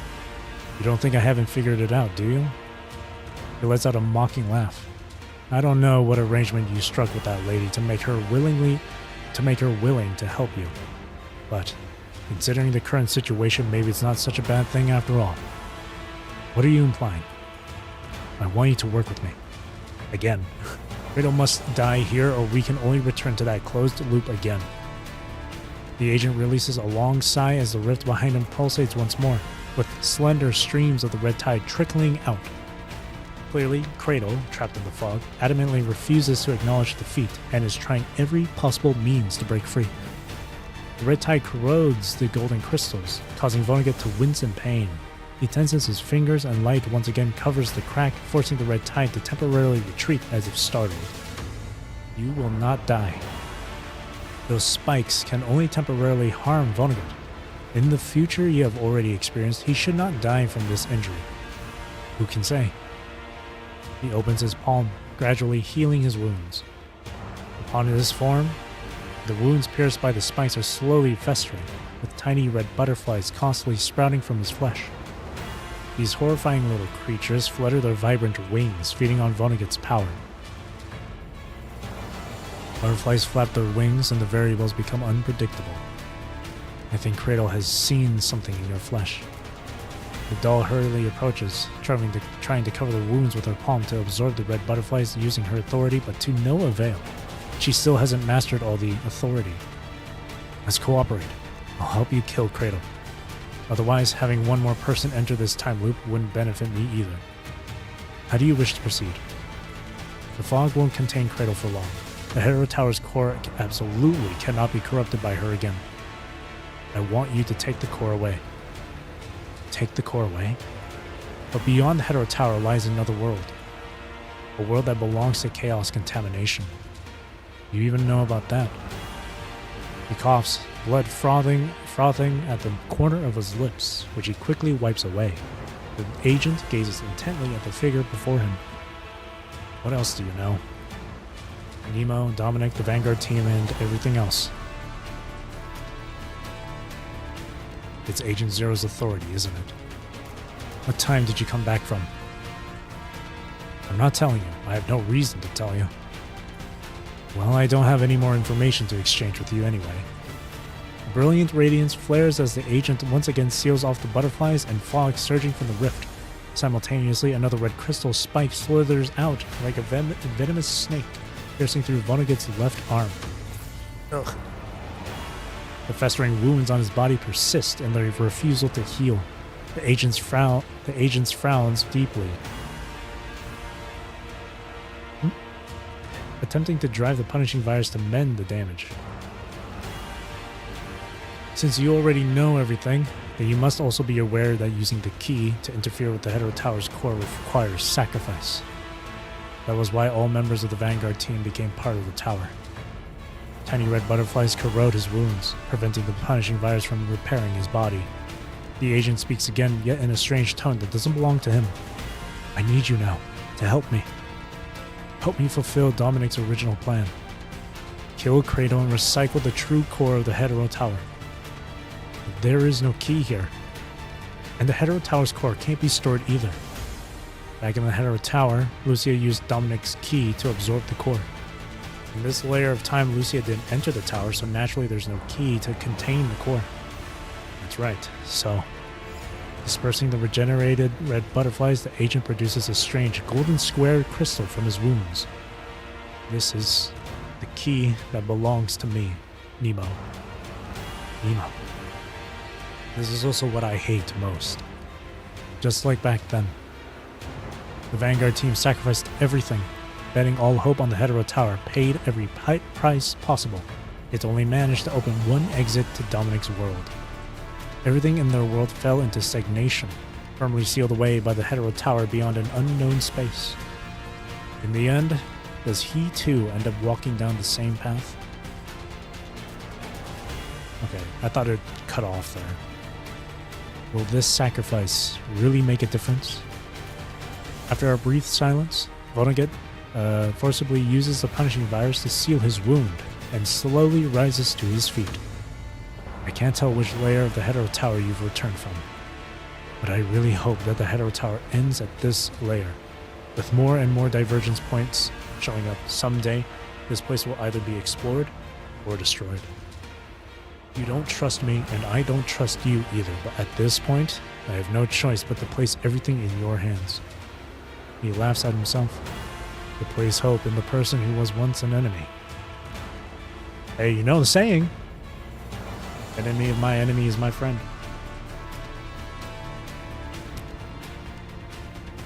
The Hetero Tower trembles slightly. The rift of the fog breathes slowly like a living creature. Vonnegut furrows his brow, his arm maintaining the golden crystals quivering subtly, clearly beginning to strain from the effort. Tell me what I need to do. You've already merged with chaos. I need not say more. To return to the previous layer of the Hetero Tower requires Agent Zero's authority, and the Hetero Tower's core. Don't let the Hetero Tower collapse, or no one can survive.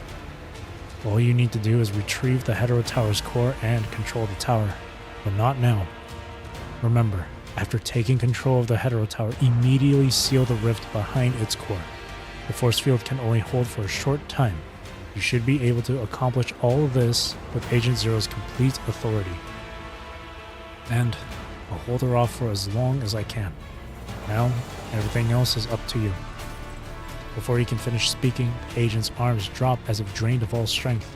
The golden crystals suddenly shatter and the rift expands in an instant. The red tide condenses into razor-sharp spikes, shooting out from the fissure and piercing the agent's body in a crisscross position.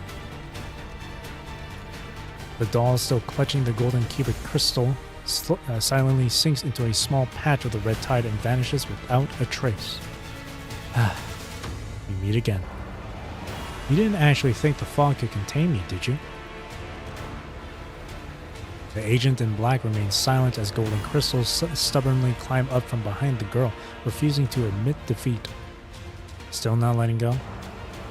Amid the crimson butterfly's lethal onslaught, the crystals splinter into fragments, akin to a life marred by countless failures, eventually dissolving into the pooling red tide on the ground. After changing time so many times, you are now far away from who you originally were, aren't you?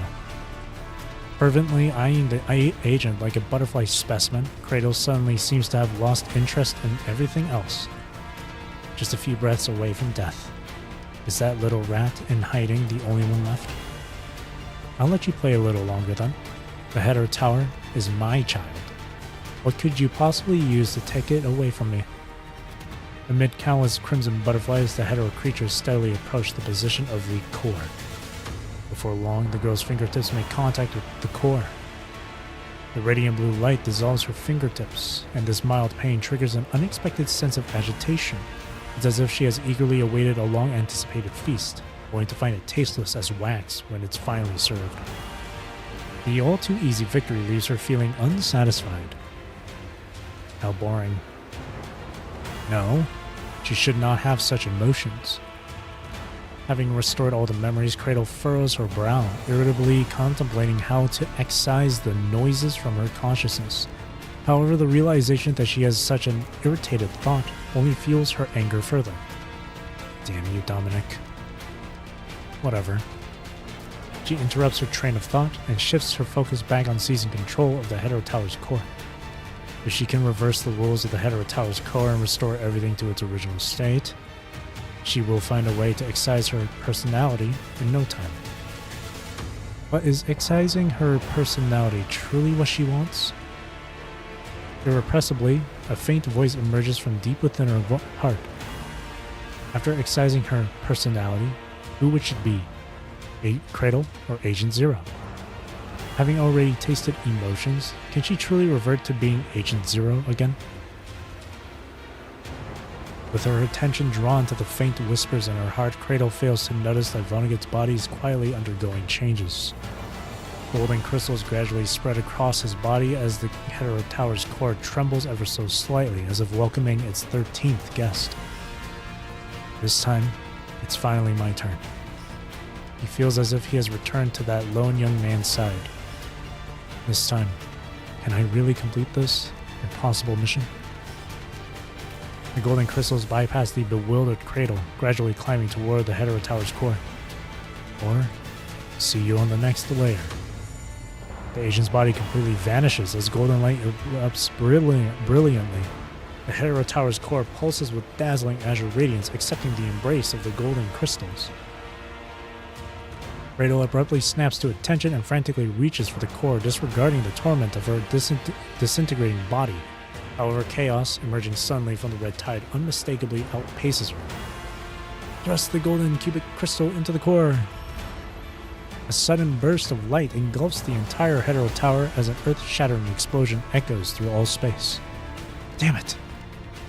The unexpected rays of azure light promptly reduce Cradle to a gory sight. She screams in agony, trying to retreat momentarily into the red tide, only to realize in horror that the expanded force field has already blocked her last means of escape. Huh. Of all the places. The doll, bearing your gaze, stands stoically to the side. Bathed in the purifying light emanating from the Inver Hetero Tower's core, her body is equally exposed, yet she remains steadfast, firmly maintaining control of the force field. Goodbye, Cradle. Is it really just a goodbye? She suddenly flashes a twisted smile, offering no further words as her petite form rapidly disintegrates. I won't give you that chance.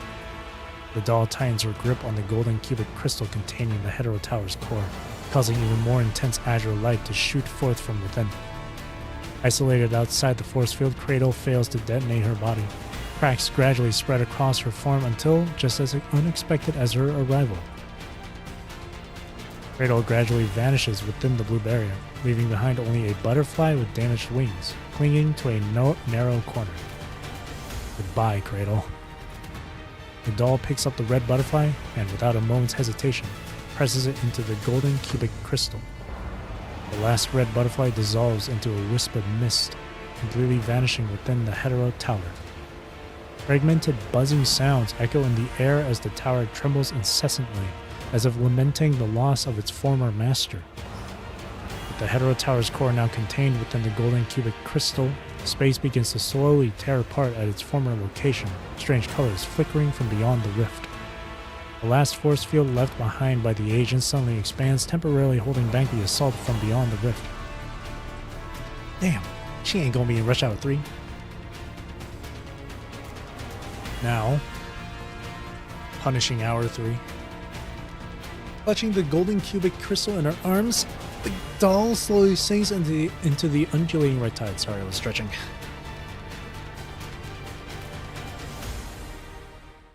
Punishing Hour. That sounds fire. Can this be considered a success? Unbeknownst to anyone, the pink-haired woman silently appears in a corner of the Hetero Tower. Let me see. How is this chapter of the story recorded in the book? She opens the book, intending to find the corresponding record, but after hastily flipping through a few pages, she tosses it aside with apparent irritation. Coming across such an entertaining spectacle is rare. It's worth waiting for with a little more patience. An indeterminate amount of time passes. The force field gradually thins, nearing its limit.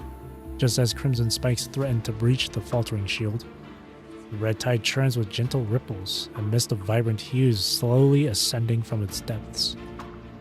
Wings carrying numerous hopes unfurl from the murky tide. The humming of the Hetero Tower fades as myriad crimson crystals solidify the rupturing space. With the complete authority of Agent Zero, she once more returns to the tower that should rightfully be under her command.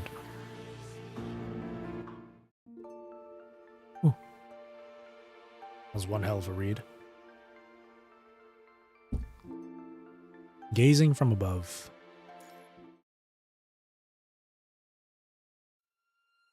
The gaze from the dream detaches from the body, overlooking the entire world like a ghost from above. Blah, blah, blah, saw, blah, blah, blah, pass, blah, blah, blah, blah. Hello, do you need any help? I just noticed you seemed a bit out of it. Hello, my name is Lucia. My frame designation is BPL-01, Lotus, and I'm also the team leader of Grey Raven. I don't regret what I just did. I had to tell Vanessa and my former teammates about my will as a soldier and member of the Grey Ravens. The unknown isn't always unsolvable. Sometimes, true hope can be found in the unknown. I know you will always choose to stand by my side, and that's exactly why I'm bound to succeed. See, her chaos. Once it's released, whether through Luna, who failed the refiltering, or through Cradle, its fusion with the Ascension network is inevitable. The only question is, who will take control? The key is quite complete. Perhaps she can truly become a nearly perfect return ticket.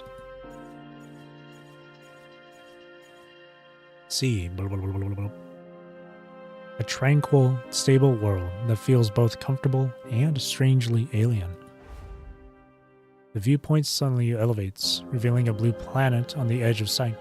In the far reaches of the cosmos, the pink-haired woman approaches with measured grace. Finally awake, are you? Finally can control your own eyes, finally can see it all. That boat flash. She pauses for a moment, her voice revealing a hint of sudden realization. Finally, able to obtain the true ticket.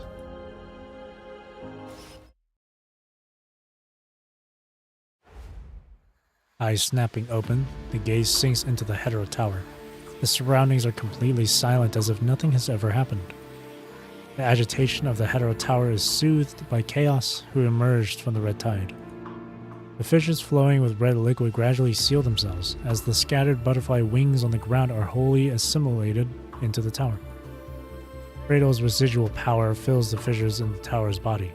Chaos slowly lowers her gaze, feeling the power of Agent Zero. With absolute command over Agent Zero's power, your gaze can now truly merge with this form so intimately linked to you. Is this what you called a success? The doll's peculiar voice echoes throughout the hetero tower. How does it feel to obtain such power? With the authority of Agent Zero, time and space within the hetero tower feel like compressed glass spheres, able to shift in accordance with the wielder's volition. However, tentatively, Chaos attempts to control the hetero tower. The tower trembles, but offers little response. How?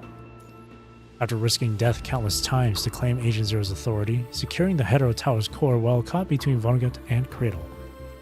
The doll repeatedly draws power from the hetero tower, attempting to halt its growth, trying to reverse everything back to the correct path. But no matter what actions are taken, the hetero tower gives only the faintest response. The tower trembles, responding weakly to its newborn master, like a sculpture hewn from glass that could collapse at any moment with just one more touch. Why? Why the hetero tower still can't be used? As if the previous moment of bewilderment was merely an illusion, the doll intensifies her movements. Chaos. Ignoring her call, the doll's movements grow increasingly violent, and the hetero tower emits an earth-shattering wail. Complex information floods into her mind as the towering hetero tower continues to grow without cessation. Throughout the fluctuations of the past and future, it has never ceased growing upward.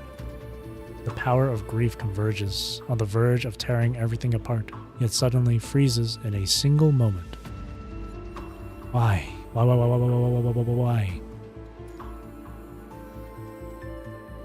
Why is this happening? A lofty deity resembles a fish stranded out of water, gasping in near death from desiccation? Desiccation? Desiccation? Though her expression what is that word? Wait, I've never seen that word before. Wait, I'm searching it up real quick. What does that mean? The removal of moisture from something. Oh. What does that sound? Oh, desiccation. Oh, it is. Okay, no, I had it right. Desiccation. I could swear it was spelt differently, though. Though her expression remains unchanged, a melancholic aura pervades the tower. The doll's voice is etched with despair. It shouldn't be like this. Chaos covers her face in agony. The tower spirals upward, with tendrils sprouting in all directions. I've been spelling with double S for so long. Due to Vonnegut and Cradle's reckless movements through the tower earlier, even though Chaos has successfully obtained Agent Zero's authority, the information within the tower has grown exponentially. You saw it. The pink-haired woman gazes at the weeping newborn deity, a compassionate smile playing in her eyes. The Hetero Tower. Is it that you can't use it? Or that you dare not? She can't. The Crimson Tower spirals upward to touch the heavens, threatening to collapse at any second. Different layers of the tower undergo repeated fission, splitting apart again and again. The past and future altered through the Hetero Tower haven't disappeared. Their cornerstones continue to stack precariously, teetering on the brink of collapse. If the deity attempts to return to the previous layer or intervenes to change everything while her power's bedrock remains unsteady, the infinitely stacked information may crumble imminently. Human civilization will cease to exist. You knew this would happen, didn't you? Why? She has done everything she can. Why is she still unable to change the schemes of fate? This is everything they have carved out. So after all that, huh? Ishmael speaks calmly. Like me, you're able to see beyond the ordinary world. Like me, all that's left of you here is also just a projection. Essentially, we are the same kind of existence, and our endings are destined to be alike. The vast sea of stars explodes at the edge of the universe, stardust scatters in all directions, and misty clouds spread throughout. Her gaze penetrates through countless universes, settling upon this world. We will eventually meet at the end of the world. Bearing their broken civilizations, they will journey together through the depths of starlit skies and oceans until they find a new shore.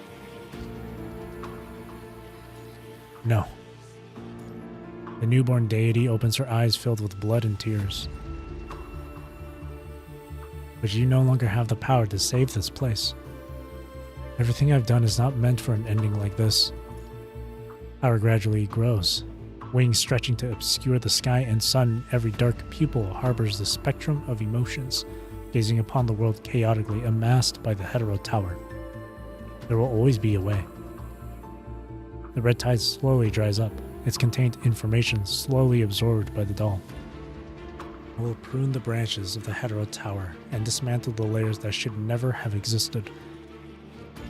I will push everything back to the past, back to the time before the Hetero Tower's arrival. You'll be overwhelmed by excessive information, completely losing yourself. The pink-haired woman voices her bewilderment. Things are fine as they are, aren't they? The punishing virus will preserve everything of this civilization. One day we'll find a way to restore it.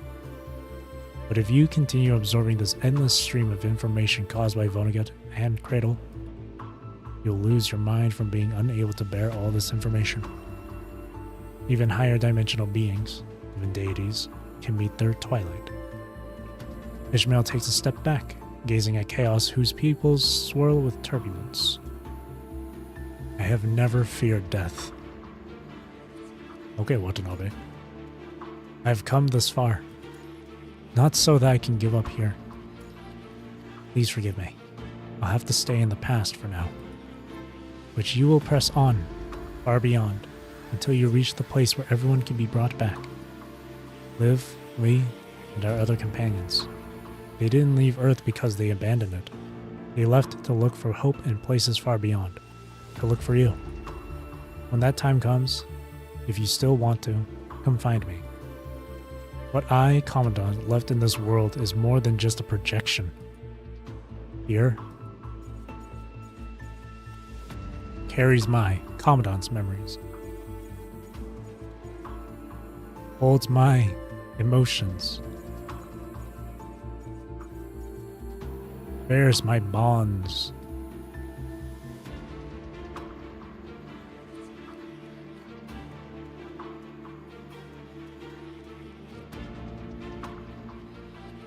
Brilliant light scatters in all directions as time freezes in this moment. Innumerable red threads manifest, omnipresent, coiling around the Hetero Tower and ensnaring the entire Earth. The gate of the Stellar Sea is forcibly pushed open. Myriads of shards drift along the river of time. I, Commandant. I, Usabeni. Here, I will reshape the time of human civilization.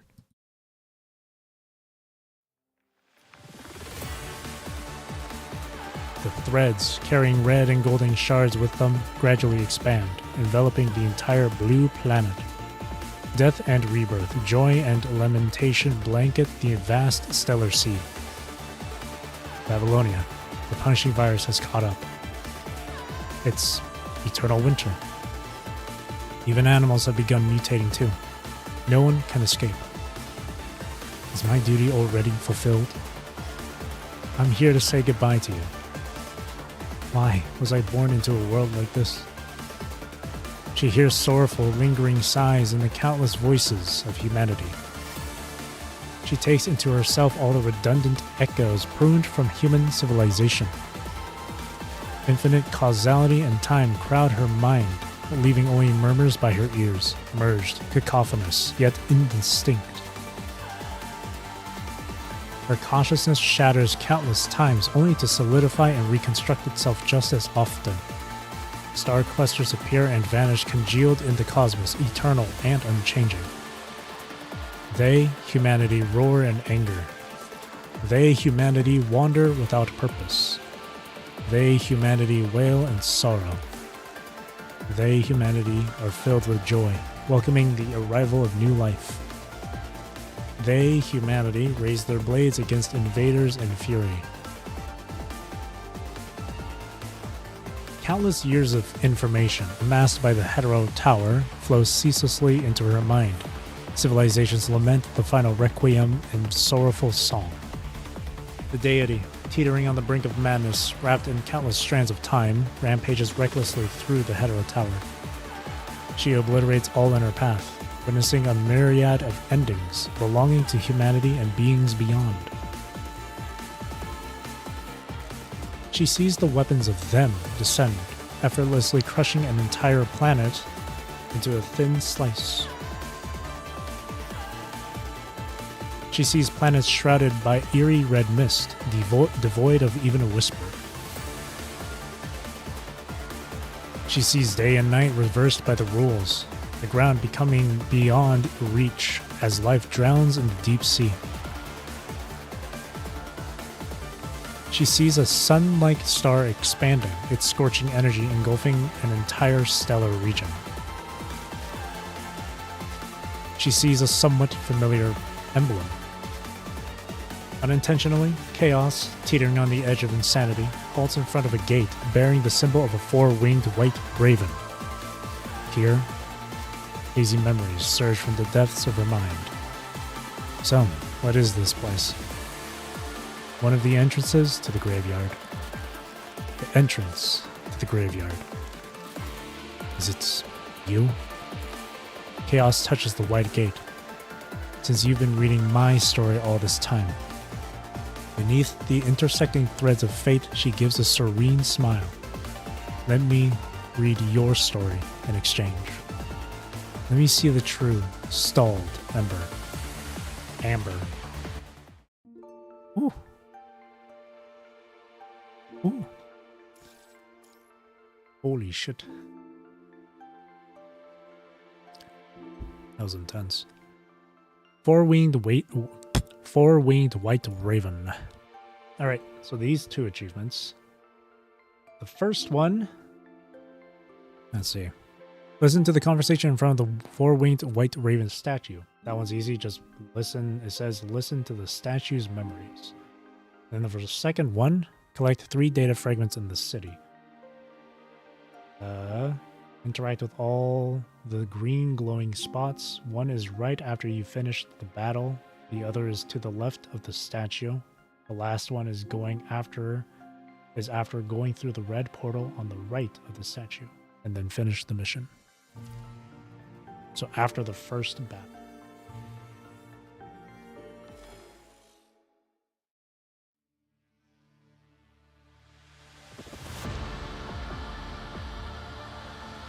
At the center of the buildings, with varied exteriors, stands a colossal four-winged white raven. Stars and planets form iridescent light bands, encircling a dark sun. The city is filled with starlight, yet remains deathly silent. Ishmael sits atop the city's tallest building. This is her favorite spot, where she always brings herself in her free time. Only here can she feel that she is not alone. Upon sensing the strange presence of life, Ishmael slightly raises her head, only to immediately furrow her brow in disgust. Multiple hetero creatures gradually emerge from the red tide, seeping through a fissure unseen. She draws her key staff, coldly observing the vile creatures spawning before her. Stay and become nutrients, then.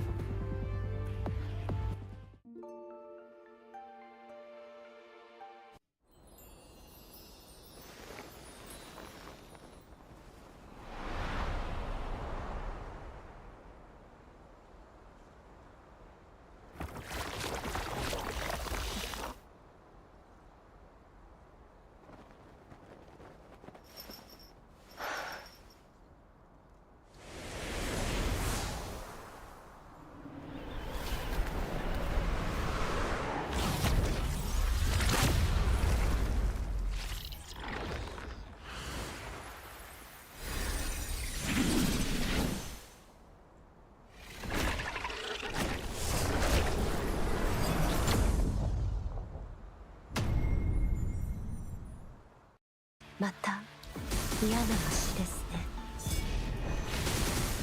今度はどこから入り込んだのです。結末はただ一つ。祝さん、このまま私が先導します。お返しするわ。あなたの望む奇跡を抱きしめなさい。悪くないわ。Oh my god. やはりこの物語の結末は変わらない。結末はただ一つ。宿命には逆らえない。あなたの運命は決まっています。見せてあげる。あなたの知らない景色を。悪くないわ。あなたの運命は決まった。さあ、このまま私が先導します。お返しするわ。あなたの望む奇跡を抱きしめなさい。ここは綺麗になった。あちらを見に行ってみましょう。Alright, so this is the first glowing green spot.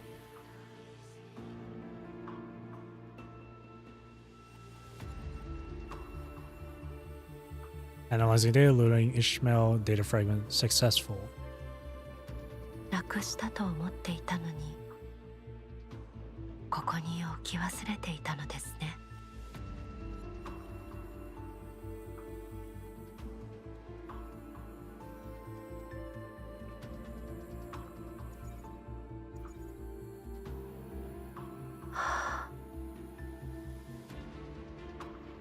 なあ、知っているか？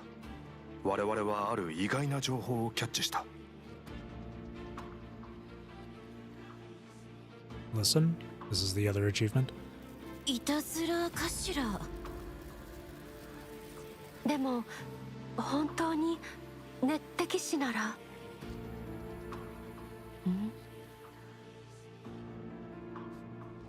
また来たのですか。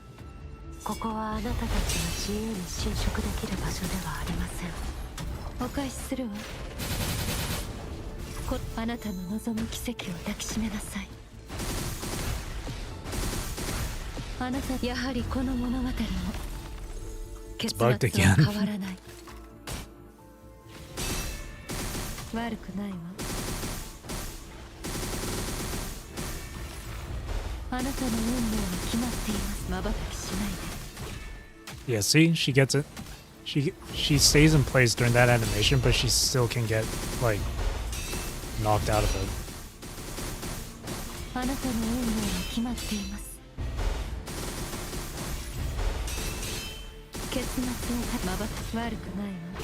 The damage still goes through, but she just gets knocked out of the animation. あなたの運命 And if you're は like 決まってい doing ます。 some like if you're doing like a time challenge and stuff, that can really hinder 結末 you. をただ瞬きしないで。少しは期待できそうね。見せてあげる。あなたの知らない景色をお返しするわ。裂け目がまだ閉じられていない。少し手間ですね。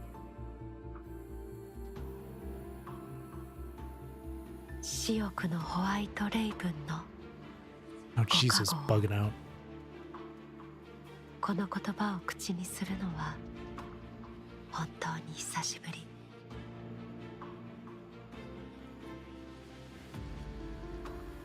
私欲のホワイトレイブンのご加護。 There's another one to the left here. Green glowing spot.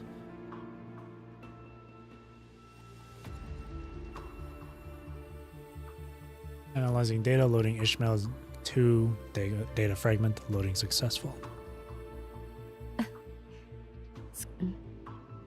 これは前回ここに滞在した時なくしたもの。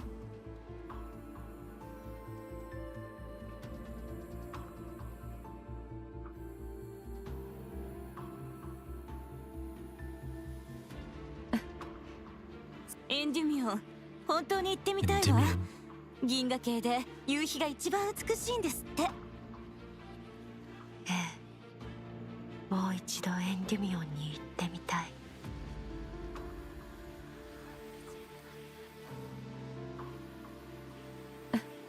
最後の構成が消えかけている。もう我々にはチャンスがない。研究員は新しい物資を見つけたそうよ。確か文明を複製できるとか。本当にそれが正解なんだろうか。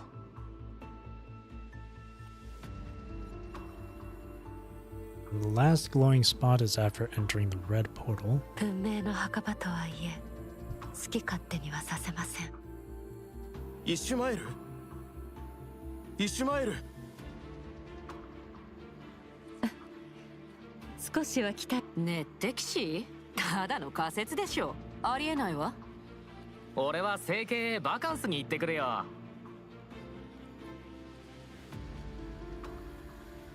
イシュマエル、記憶はすでに損なわれてしまった。残ったのは最後の声だけ。ああ、最後の一片がここに。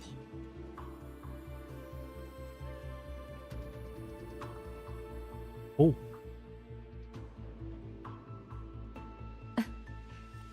少しは来た。とても懐かしい。 oh, it's her skin. Cool.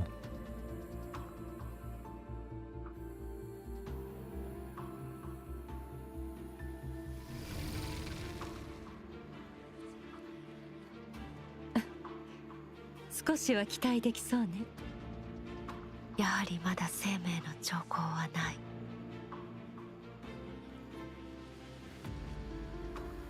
There's nothing else around, right? Okay. さあ、もうすぐ終わりです。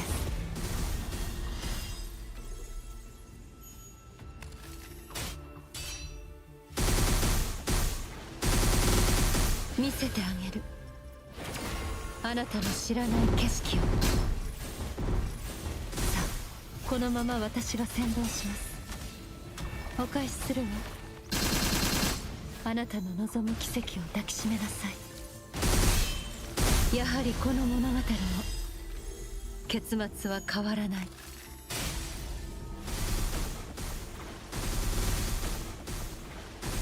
あなたの運命は決まっています。悪くないわ。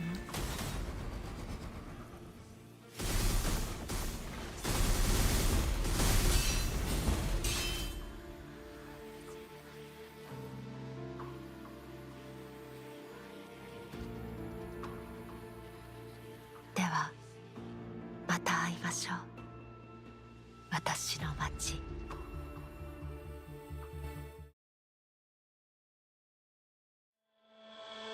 The gate slowly closes. A book with a four-winged white raven engraved on its cover slowly materializes in Chaos's hand.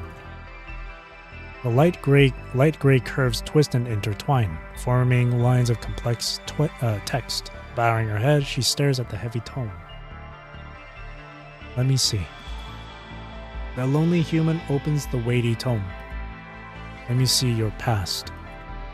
Let me see the hardships you have endured. Let me see if there exists a new answer, and why your civilization has been reduced to you alone. History lesson. Heat, death, and time. Oh, nice.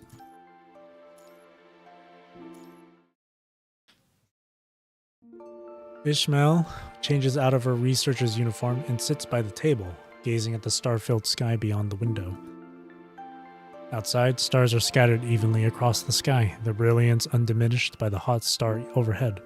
Magnificent structures with bold sweeping curves interweave across the landscape, gleaming in the starlight.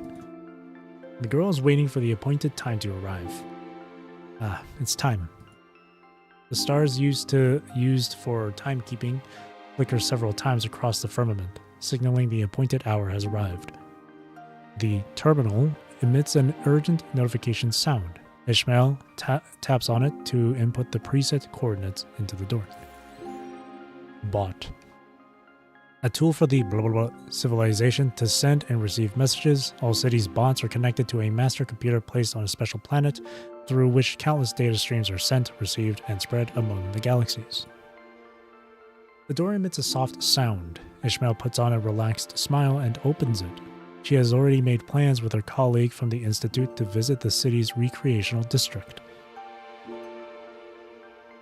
Outside the door, skyscrapers appear tiny as ants as the girl materializes in the cosmic space, tens of thousands of meters above ground. A protective shield quietly activates, safeguarding its master. Ah. It's been too long since I've space jumped. How did I end up sending the door way up here? Frustrated by her mistake, the girl quickly locks back onto the correct coordinates. Before she can even pull the door open, the voice of her colleague comes through from the other side. May the four-winged white raven protect. Ishmael, you're the last to show up again. With a mix of laughter and reproach, the black-haired girl pulls Ishmael through the door. You're the one coming early. I was just a bit tired from working overtime, and I accidentally typed the coordinates wrong. Whatever. You're buying the snacks today. No ifs, ands, or buts. We agreed on this already, remember? Alright, leave it to me. I just got a bonus anyway. The girls laugh and jest as they make their way through the city. This is the greatest era. Shining like a sea of stars, their civilization has led them to the glittering stage of the universe. They store energy from hot stars, possessing an almost inexhaustible power source. They can utilize spatial physics to instantly anchor teleportation ports that lead to other cities or even somewhere between the stars. The footprints of their civilization have spread throughout the galaxy.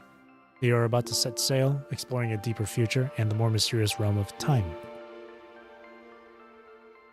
Looks like your instructor is as generous as usual. Meanwhile, mine never throws in any extra bonuses. Sipping on another super sweet drink again? Be careful, or you'll get sick. No way, I'll be fine. Ishmael stirs the drink. Etha smacks her lips, then suddenly speaks as if remembering something. Oh, right. Have you heard about that, She lowers her voice, speaking in a mysterious tone. What? Do you seriously not know? You've been grinding too hard with all that overtime.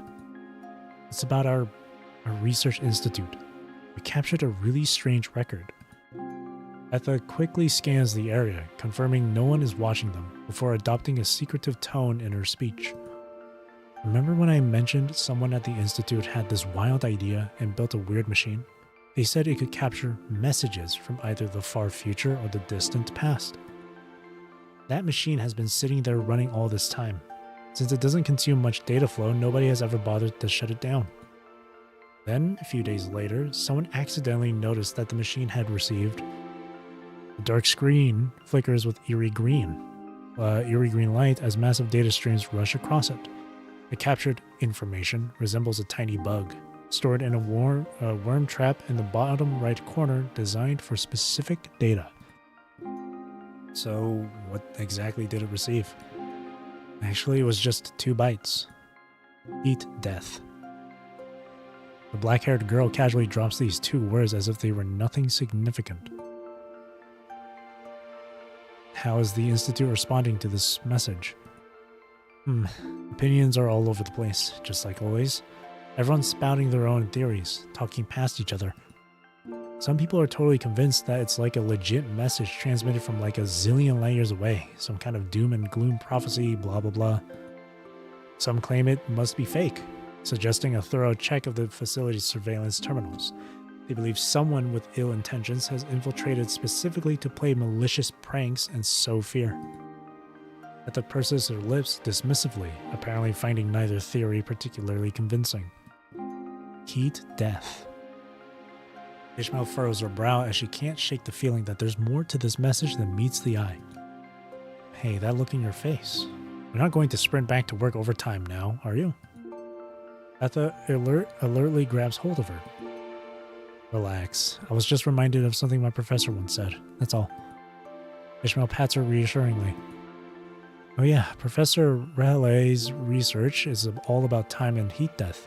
How's it going with her work? Is her universe model still not done yet? Gathering information on heat death by creating a cosmic regression model. It still feels pretty shaky. I'm not sure. She's been very busy lately. I haven't heard her talk about the progress, and she hasn't even replied to the thesis I pulled an all-nighter to finish. But if, and I'm just saying if, heat death is real, what happened to us? Etha chews her food, lost in thought for a moment, then shakes her head as if dismissing the ideas in her mind. Even if that message is legit, the 4-winged white raven protects us. But if heat death really does come, how can we possibly solve it? Everyone knows that heat death is the universe's ultimate end. We can't possibly solve irreversible entropy increase. Sorry, I didn't mean to mock your research, it's just... The girl looks at Ishmael in confusion. I still can't figure out why you ditched the popular interstellar exploration back then, picking the whole time and heat death thing instead. After all, there's no true answer to that, right? I'm not really sure. Maybe I was just purely interested in the subject back then. Pink-haired girl tries to recall her thoughts after graduation, only to realize that the memory eludes her entirely. Why did she choose to study time and heat death? Was it because of a nightmare from long ago, envisioning a universe consumed by heat death and eerie silence?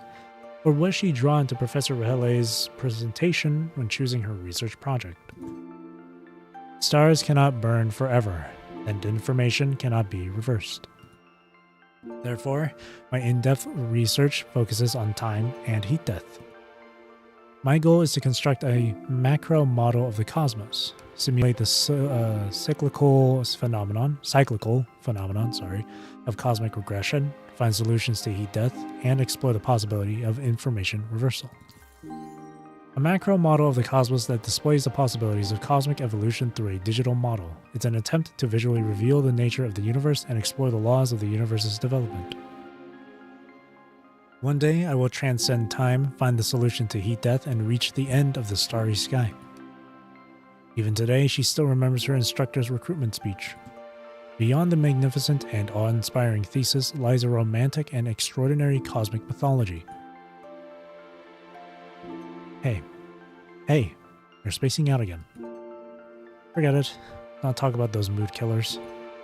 Hey, did you check out those new vacation planets in the brochure I sent you yesterday? We promised to go on a trip together during our next holiday. I'll look at it right now. Sorry. Ishmael quickly opens the message from her friend, revealing a captivating array of vacation planet holograms that spring to life. An animated virtual tour guide enthusiastically details the unique features of each planet. There is the anti-gravity bola, where seawater envelops clouds on the horizon. Moya, characterized by its pale rocky terrain, known as the filming site for the trending series adaptation of The Legend of the Grey Star. And there's also Endymion. This planet's in a stable binary system. Endymion orbits a single star and the other is too far to matter. But this is precisely what creates a dreamlike spectacle. Oh, you're also interested in Endymion? Etha leans in and notices the page where Ishmael's finger has paused. Yeah, my professor's friend happens to live on that planet. Wow, that sounds awesome. Too bad Endymion's so huge. If you really wanted to check it all out, our short vacation wouldn't even scratch the surface. I really want to see Endymion. I heard they have the most beautiful sunsets in the whole galaxy. Let's go together on our next long break. Ah, you're right. We'll get our chance eventually. The girls have already put the mysterious message out of their minds. This is civilization at its most brilliant. They can accomplish anything except controlling time itself. They are about to explore even more distant realms of the universe. Heat death is merely a hypothesis, existing only in fiction. A catastrophe too distant to ever reach. It would never truly come to pass. Heat death may be just a hypothesis, but soon we will truly master time itself. A sea of researchers crowds the front of the Research Institute, eagerly awaiting Rahele's latest research announcement. We have verified the possibility of time travel. She unveils the curtain behind her, revealing a massive machine in the room. The crowd erupts in astonishment. Time travel has truly been verified? Prior to this, we have conducted multiple verifications. Many pioneers have already used this time travel machine to advance forward or back in time. As agreed, they have all left sufficient evidence at different points in time, proving the effectiveness of this time machine. The middle-aged woman displays a series of projections, the marking of the Research Institute left on a rock wall billions of years ago. A pioneer deliberately appearing at the moment of a famous historical figure's death, and even, with the time travel coordinates preset, the pioneer, guided by the time travel terminal, slowly materializes beside the time mainframe. I adapted the idea of communication terminals, employing the mainframe for anchoring and the terminals for linking to data streams. The mainframe is powered by a planetary computer. When tethered to a specific temporal locus, the terminal leverages data stream transmission to ferry pioneers to their intended temporal destination. The mainframe securely fixes their point of return to ensure no divergence on the journey back. I won't disclose the specific operational concepts here, but with such a machine created, what can you actually use it for? Research acceleration? Space jumps? But these don't hold any substantial significance for our civilization. That's a good question.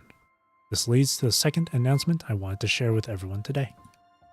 The middle-aged woman smiles, her expression brightening at the thought of her soon-to-be-realized dream.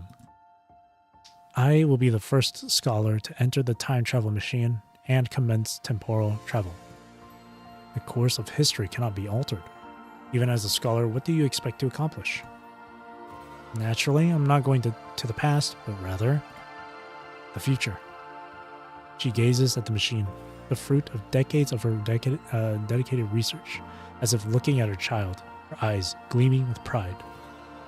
Ishmael will take over my research on heat death and continue developing and refining the cosmic model, while I will journey into the future and explore the possibilities of temporal extension. I will send messages back for the future, employing advanced technology and observations to further refine the cosmic model, seeking a solution to heat death and overcoming this unsolvable challenge. A part of me thinks she was the one that sent that message. That heat death one. Warning us, maybe. Without a doubt, no one takes Rahele's words seriously. They dismiss them as just another of her far-fetched fantasies. Constrained by the paradoxes of history, no one dares to recklessly attempt traveling to the past or venturing into the future. To beings with nearly limitless lifespans like themselves, the time machine is viewed as a mere novelty for travel. The concept dismissed by many as incapable of achieving anything truly meaningful.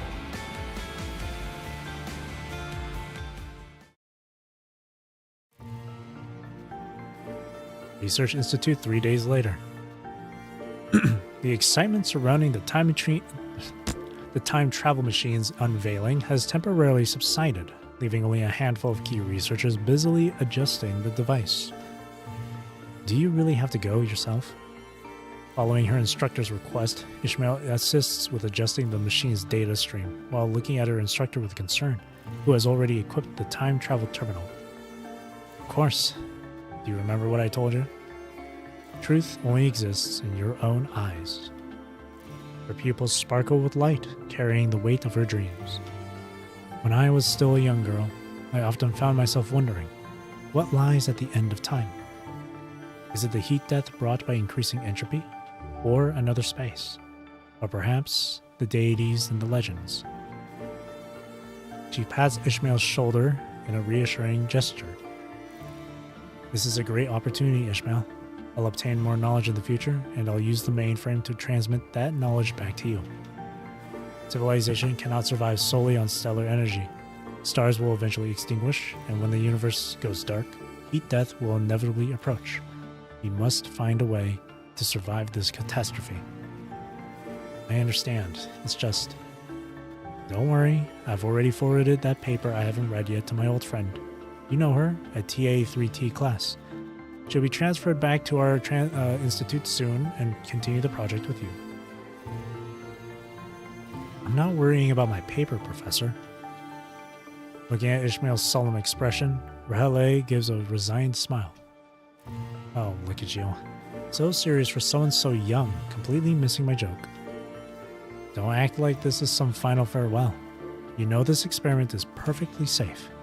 For you, it'll be as if we've just gone on a long journey. We'll meet again in the future. Then, I'll take you to Bola to try their local specialty, skyfish. Deal? Okay. Wiping her reddened eyes, Ishmael forces a smile. Calibration complete. Coordinate anchoring finalized. We can begin now. Let's go then. Goodbye, Ishmael. After readjusting her time travel terminal, Rahele smiles at Ishmael.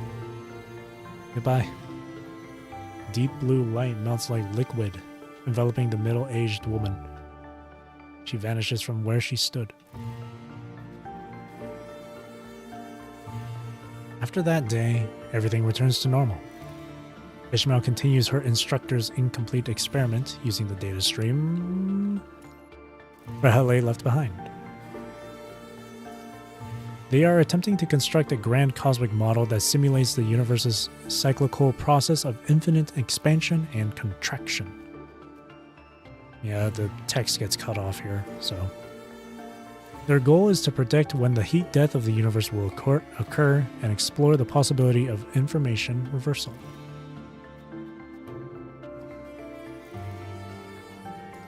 Oh wait, time passes by, day after day. At first, Professor Rahele occasionally sends back data, seemingly having arrived at a distant future. Continuously, she keeps transmitting inferences about the cosmic model, having observed much more accurate data in the future.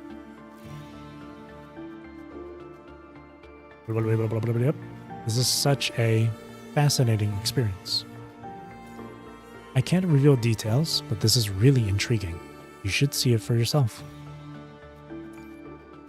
Inference number 487 regarding updates to the cosmic model. I never expected it would be like this. Backward approach to cosmic model updates. But after that, Hey, Ishmael. The black-haired girl gently taps on the window frame, signaling her arrival. Is it mealtime already? She reflexively checks her terminal, yet no notification chimes. Beyond the window, the stars designated for timekeeping remain dim and lightless. No, that's not it. We've received another weird message. Why are you spacing out? Still worried about your instructor? Take care of yourself, okay? Etha slips in through the doorway and refills Ishmael's cup with a fresh drink. Yeah, although the time mainframe still maintains a connection with the terminal she equips, she hasn't sent any messages back for quite some time. Thanks to the information Professor Rahale has been sending back, the cosmic model is approaching perfection, but the lack of any messages from her for such a long time remains concerning. Maybe she's been sending messages to her family instead. Maybe. Frowning in thought for a moment, Ishmael confirms once more that the mainframe hasn't received any transmissions from Rahale before turning to look at Etha. It's not mealtime yet. Why did you sneak out? Huh. Etha, her arms folded, appears to be caught in an intense internal conflict. Emotions flicker unpredictably across her face. Eventually, after a prolonged pause, she breaks the silence. Screw it. I think I should tell you anyway, even though my instructor told me not to say anything to you. They're worried it might affect your condition. Because, and I also think it's just a coincidence, but take a look at this. Etha projects a note from her terminal. Remember that machine, capable of capturing messages from either the far future or the distant past? After capturing that first message, my instructor specifically arranged for people to check that machine regularly. Just yesterday, we discovered it had intercepted a new message from the data stream. Technically, this is classified, but it contains information about you, and since you're part of the Research Institute, you fall under its knowledge-sharing system. That's why I dared to bring it out to you, to show you. She gazes at the note in shock. Ishmael. Ishmeri. The heat-death hypothesis has become reality. When approximately was this message received? According to the time it was captured by the worm trap, it was 23:03 standard time yesterday, 11:03 p.m. At 23:03, 11:03 p.m. standard time yesterday, the time mainframe did indeed register a minor fluctuation. Could it be related to this message? I still think it's just a coincidence. Given enough time, even a monkey with a typewriter could produce a literary masterpiece. Besides, they couldn't even spell your name correctly. She points out Ishmeri written on the note and shakes her head. And the machine must have computed this on its own, extracting data from recent information streams and simulating this. You're right. Ishmael maintains a frightening calm as she records the characteristics of this unusual fluctuations data stream, collects relevant information from the surroundings, and archives all the data. Only then does she slowly turn her head. Only my professor would misspell the male in my name as Mary. Ishmeri.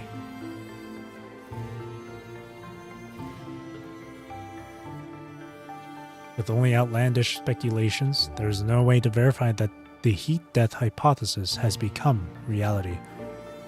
Ishmael diligently seeks help from every available source. Working with her professor's friend, the scholar named Ta-3T Class, they have captured fragment after fragment of information from the River of Time. I entered the future. Limited by certain rules, I can't leave behind much information. Could it be God or cosmic law? I see universe about to perish. The data stream irreversible it come Ishmeri, the heat-death hypothesis has become reality. Messages left by her professor in the future keep appearing, coinciding with the abrupt loss of connection between her terminal and the time mainframe. She has disappeared, vanishing into the future of an unknown time far ahead. Countless pieces of evidence are laid bare, forcing the Galactic Research Institute to confront this terrifying truth. The heat-death hypothesis has become reality.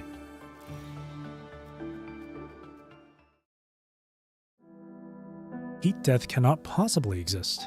We still have countless stars and the universe is boundless. How could there ever be a day when everything is exhausted? But what about the rate of reproduction? With medical care so perfected, living beings barely age or die. After a certain period, our population would completely fill a planet. Now, even the most inhospitable planet Bola has begun accepting immigrants. If this continues, we'll eventually fill this entire galaxy. There's still the next star system, and the universe much wider beyond. It took us tens of thousands of years to deplete this planet's resources, and now we've even begun creating new planets ourselves. But it's only been less than 2,000 years since we began exploring this galaxy. Now, the energy required for annual migration to other planets drains 1/10 of an entire star. After another 100 years, another 300 years, another 500, or you think we can just brush it all off and wait like this until heat death comes to pass and the entire universe is completely extinguished, like a candle burned down to nothing? The heated debate momentarily ceases, and the room falls into complete silence. I still believe heat death is absolutely impossible. We shouldn't dive headfirst into this research solely on the basis of Rahale's personal theories. But apparently, this has already become reality. The renowned director waves a hand in irritation, seemingly unwilling to continue this part of the discussion. Many of the messages Rahale sent back have been verified. Though lacking in detail, they're sufficient to confirm the authenticity of this information. Furthermore, after obtaining the information from her, Ishmael and Ta 3T class have improved the cosmic model she left behind. The cosmic model? Do you remember Rahale's original research direction? Construct a macro model of the cosmos to find solutions to heat death and explore the possibility of information reversal. The director pinches the bridge of his nose and waves his hand, signaling Ishmael to continue speaking. With the data and information continuously transmitted back from Professor Rahale, we have perfected the cosmic regression model that previously had flaws. A complex information projection materializes in front of the desk, with a series of parameters continuously scrolling by. Since this cosmic model was originally created to calculate heat death, it has always featured a countdown display. When the model calculates that the universe has begun its contraction cycle, that is, when heat death is approaching, this cosmic model would automatically initiate a countdown. Previously, when the model was still incomplete, the countdown section always showed garbled code until a few days ago, when we filled the last gap in this model using the information sent by the professor. The young girl's face appears pale, while a long string of numbers in the information projection flickers incessantly, gradually dwindling in value. 10 standard years from now.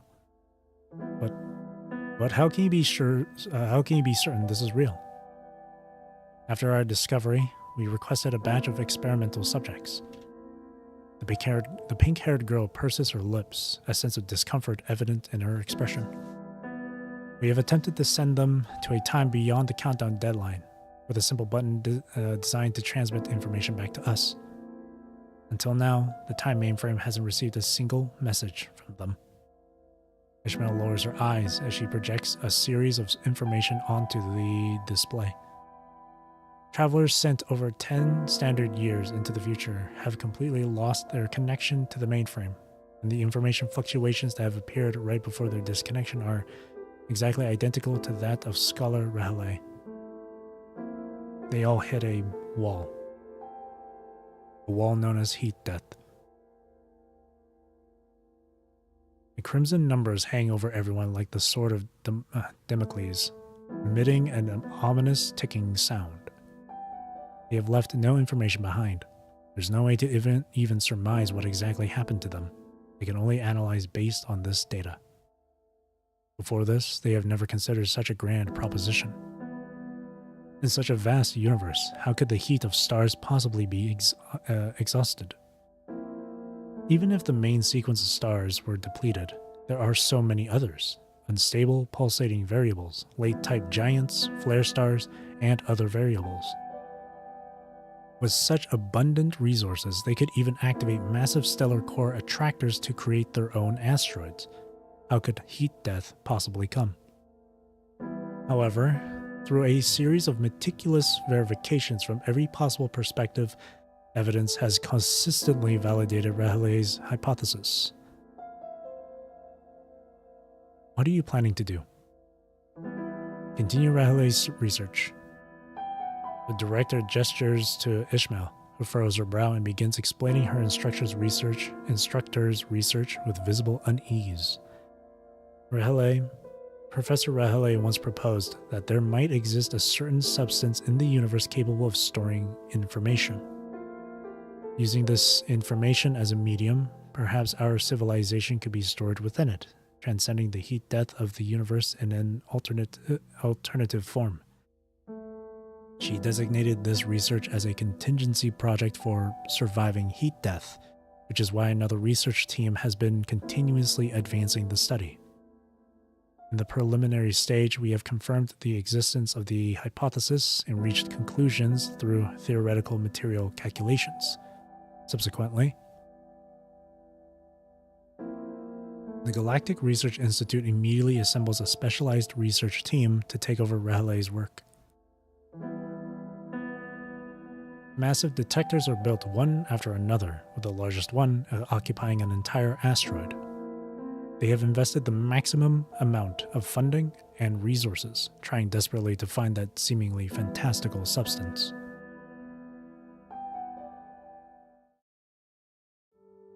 Whoa. This is really something else. Etha gazes at Ishmael's completely renovated laboratory, clicking her tongue in amazement. My instructor tried forever to get this mass spectrometer, but now you're here, juggling 3 of them like it's no big deal. Oh, and this one here. This terminal is monitoring that legendary gravitational matter detector installed on a planet, isn't it? Her face beams with excitement as she watches the information continuously scrolling across the terminal screen. This is amazing. I'd love to visit that planet someday and see that legendary detector in person. Hey, why do you still look so glum? Etha playfully nudges Ishmael with her elbow. Yeah. Ishmael shows little enthusiasm for the new laboratory equipment. She frowns as she studies the information captured by the terminal. I'm just feeling a bit uneasy. Uneasy? What's there to be uneasy about? You've got all these people helping with your research, plus all kinds of high-end detection equipment and unlimited funding. Isn't that awesome? Etha draws out her words as she plops down in a nearby chair. But the cost of all this is too high. In our recent experiments, each activation of the gravitational matter detector consumes 1/10 of a star's energy.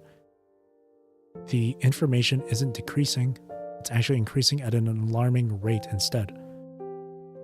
2 stars have already been extinguished. Are the higher-ups unaware of this? I've already brought this issue up, but Ishmael, you must understand one thing. The director of the Galactic Research Institute speaks with a steady voice that brooks no argument. Our civilization has reached its current state through billions of years of accumulated progress. It stands like a brilliant lighthouse, continuously radiating light throughout the universe. Our civilization is at its most prosperous moment. We have already mapped out this galaxy, this universe, and now we are advancing toward even deeper, more distant frontiers. At this juncture, we needn't worry about 1 or 2 stars. His figure stands tall, with his back to the window. Rather than concerning ourselves with extinguishing a star, what we need to consider is preserving everything we currently have. It's about preserving our civilization, protecting it as it navigates through the heat death. No matter the cost, we must keep it safe. The director turns his head, glancing at the timekeeping star outside the window. Geez, that's really a lot of pressure. I can't imagine having so many big shots keeping an eye on everything I do. It's not just about the pressure, though. I can't shake the feeling that this is not the right approach. But it's hard to do anything about it, you know? Information is irreversible, like spilled water from a cup. It's impossible to gather it all back up. Don't worry about it. Just let the big shots handle all those headaches. Alright, time to clock out. Ethis springs up energetically from the chair. Let's go hit the shops. Wait a moment. Pulled along by Ethis' grip on her arm, Ishmael only manages to switch off the lights before being hurriedly whisked away. In the dimly lit laboratory, large equipment blinks with rhythmic patterns of light.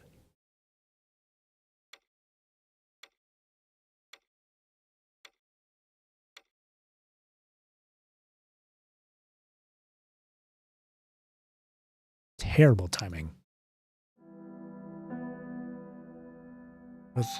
Throughout this enormously expensive equipment, stars across the universe continue to extinguish one by one. The Galactic Research Institute seems entirely unfazed by the escalating costs. When one galaxy extinguishes, there's always another. The universe is vast and infinite. They wouldn't trouble themselves over such concerns. The Galactic Exploration Team hasn't brought back news from other universes yet. Before the last main sequence star in this universe extinguishes, the experiment team, led by Ishmael, finally has discovered that special substance. It is a coincidence that seems destined to happen. Execute routine information logging and organization. Authorization verification. Standard time 78, 71, 22, 15. Gravitational matter detector compressing below the substance. Experiment failed. Standard time 78, 71, 22, 18. Gravitational matter detector compressing substance. Experiment failed. 78, 71, 22, 21. Gravitational matter detector compressing substance failed.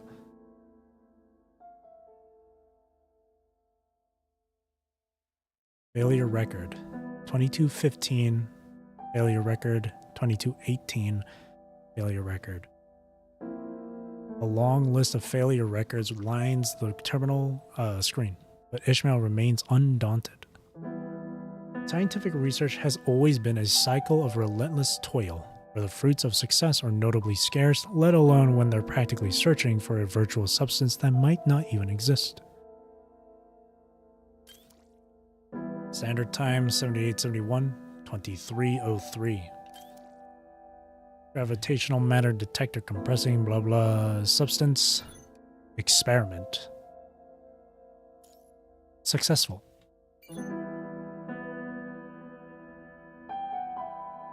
2303.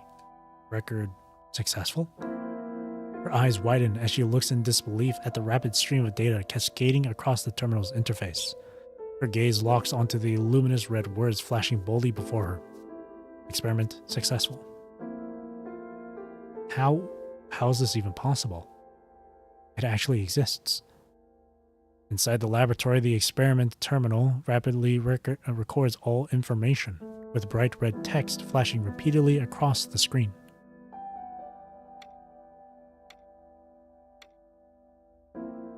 Gravitational magnetic field captured, code virtual particle.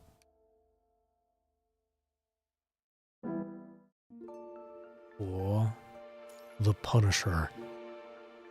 The Punisher is the Agent Zero, belonging to the four-winged white raven. The Galactic Research Institute has reportedly made a groundbreaking discovery of the code virtual particle substance. In efforts to simplify communication, the Galactic Research Institute has officially named the substance Substance Zero, following extensive research. Now, please join me in welcoming the director of the Galactic Research Institute to unveil this extraordinary discovery to us. Hello everyone, I am Silton, director of the Galactic Research Institute. The code virtual particle substance has been officially designated by us as Substance Zero. Q chaos tied to a chair repeating, no, wait. This special substance was discovered by a team led by our researcher, Ishmael. We're currently running multiple verification tests on it, while our leading research team delves into its specific properties. But first, what we can confirm is, it genuinely can replicate atomic-level life. It's like a large and stable... well, in simpler terms, it's like those holographic simulation game consoles that are popular among teenagers these days. Eventually, Substance Zero will be used to store our entire civilization. The audience below erupts in thunderous applause, celebrating both the Galactic Research Institute's discovery and the new voyage they're about to embark on. Director's using Substance Zero to hustle for funding again. Sure, we've made progress with our research, but is this really gonna be fine? E3 reveal be like. Hey, Ishmael, are you even listening to me? Sorry, I was just thinking about something else. What's with you today? Etha stands up from the table, studying Ishmael with concern. You've been completely out of it ever since Professor Rahele left. I know you're worried about her, but aren't we all doing our best here? You were totally out of it when the project kicked off, and you're still the same even after you found Substance Zero. What's really going on with you? You've never been like this before. I don't know, I just feel uneasy. Ishmael stares at the constantly streaming data on the terminal, anxiously twisting the hem of her clothes. Didn't the director already announce the conclusion? Substance Zero is enough to help us survive the heat death, so what's there to worry about? You did an amazing job finding the solution in just 5 standard years. Etha tries to comfort Ishmael. You really should take a break. You've been staring at the terminal for days now. Are you waiting for the results from the first batch of life replication? Well, I get it. It's actual life we're talking about here, after all. Etha rests her chin on her hand, her face filled with admiration. Such a profound proposition. I'd love to join your project team, but my instructor absolutely refuses to let me go. Beyond the window, the sun has already dipped below the horizon.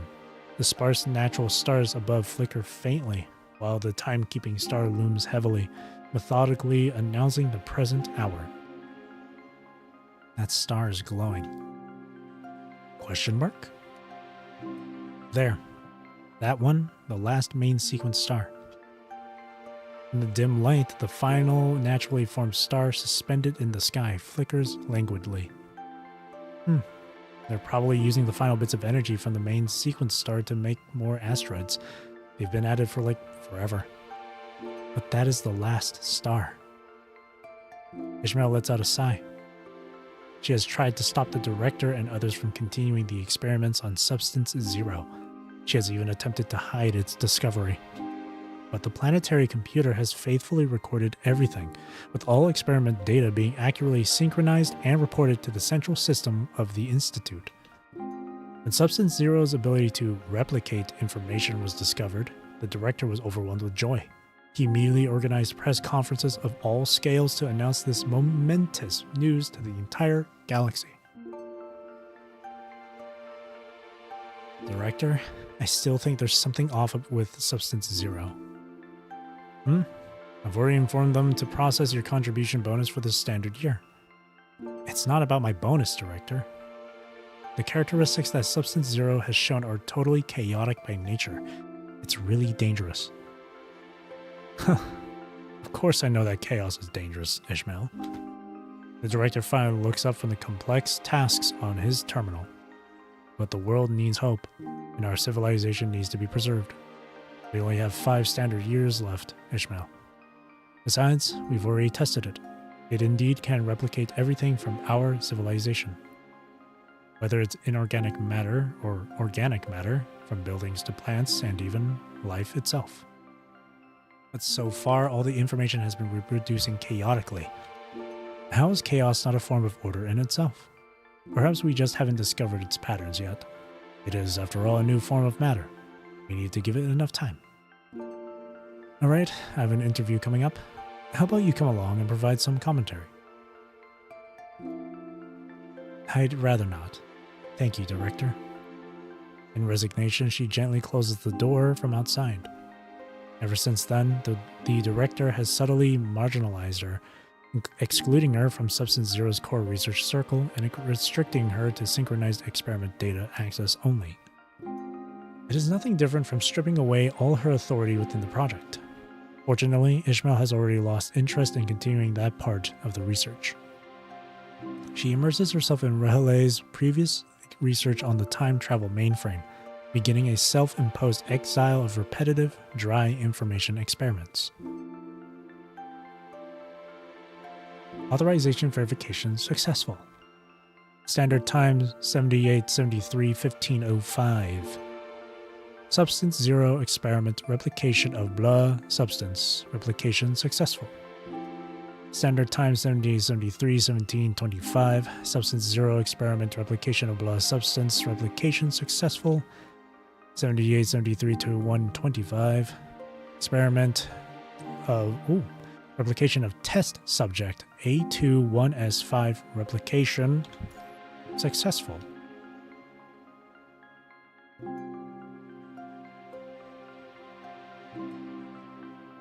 Regularly perusing the Substance 0 experiment reports relayed by the terminal, Ishmael watches everything unfold with a deep concern. She has repeatedly calculated the properties of Substance 0 but never managed to verify the result. The countdown within the cosmic regression model steadily diminishes. Despite utilizing the time mainframe multiple times to project subjects into the future, the results remain unchanged. Is the emergence of Substance 0 truly the solution to the heat death of the universe? I don't think so. Standard time 7875-2125. Substance 0 experiment. Standard time 7875-2125. 0 experiment.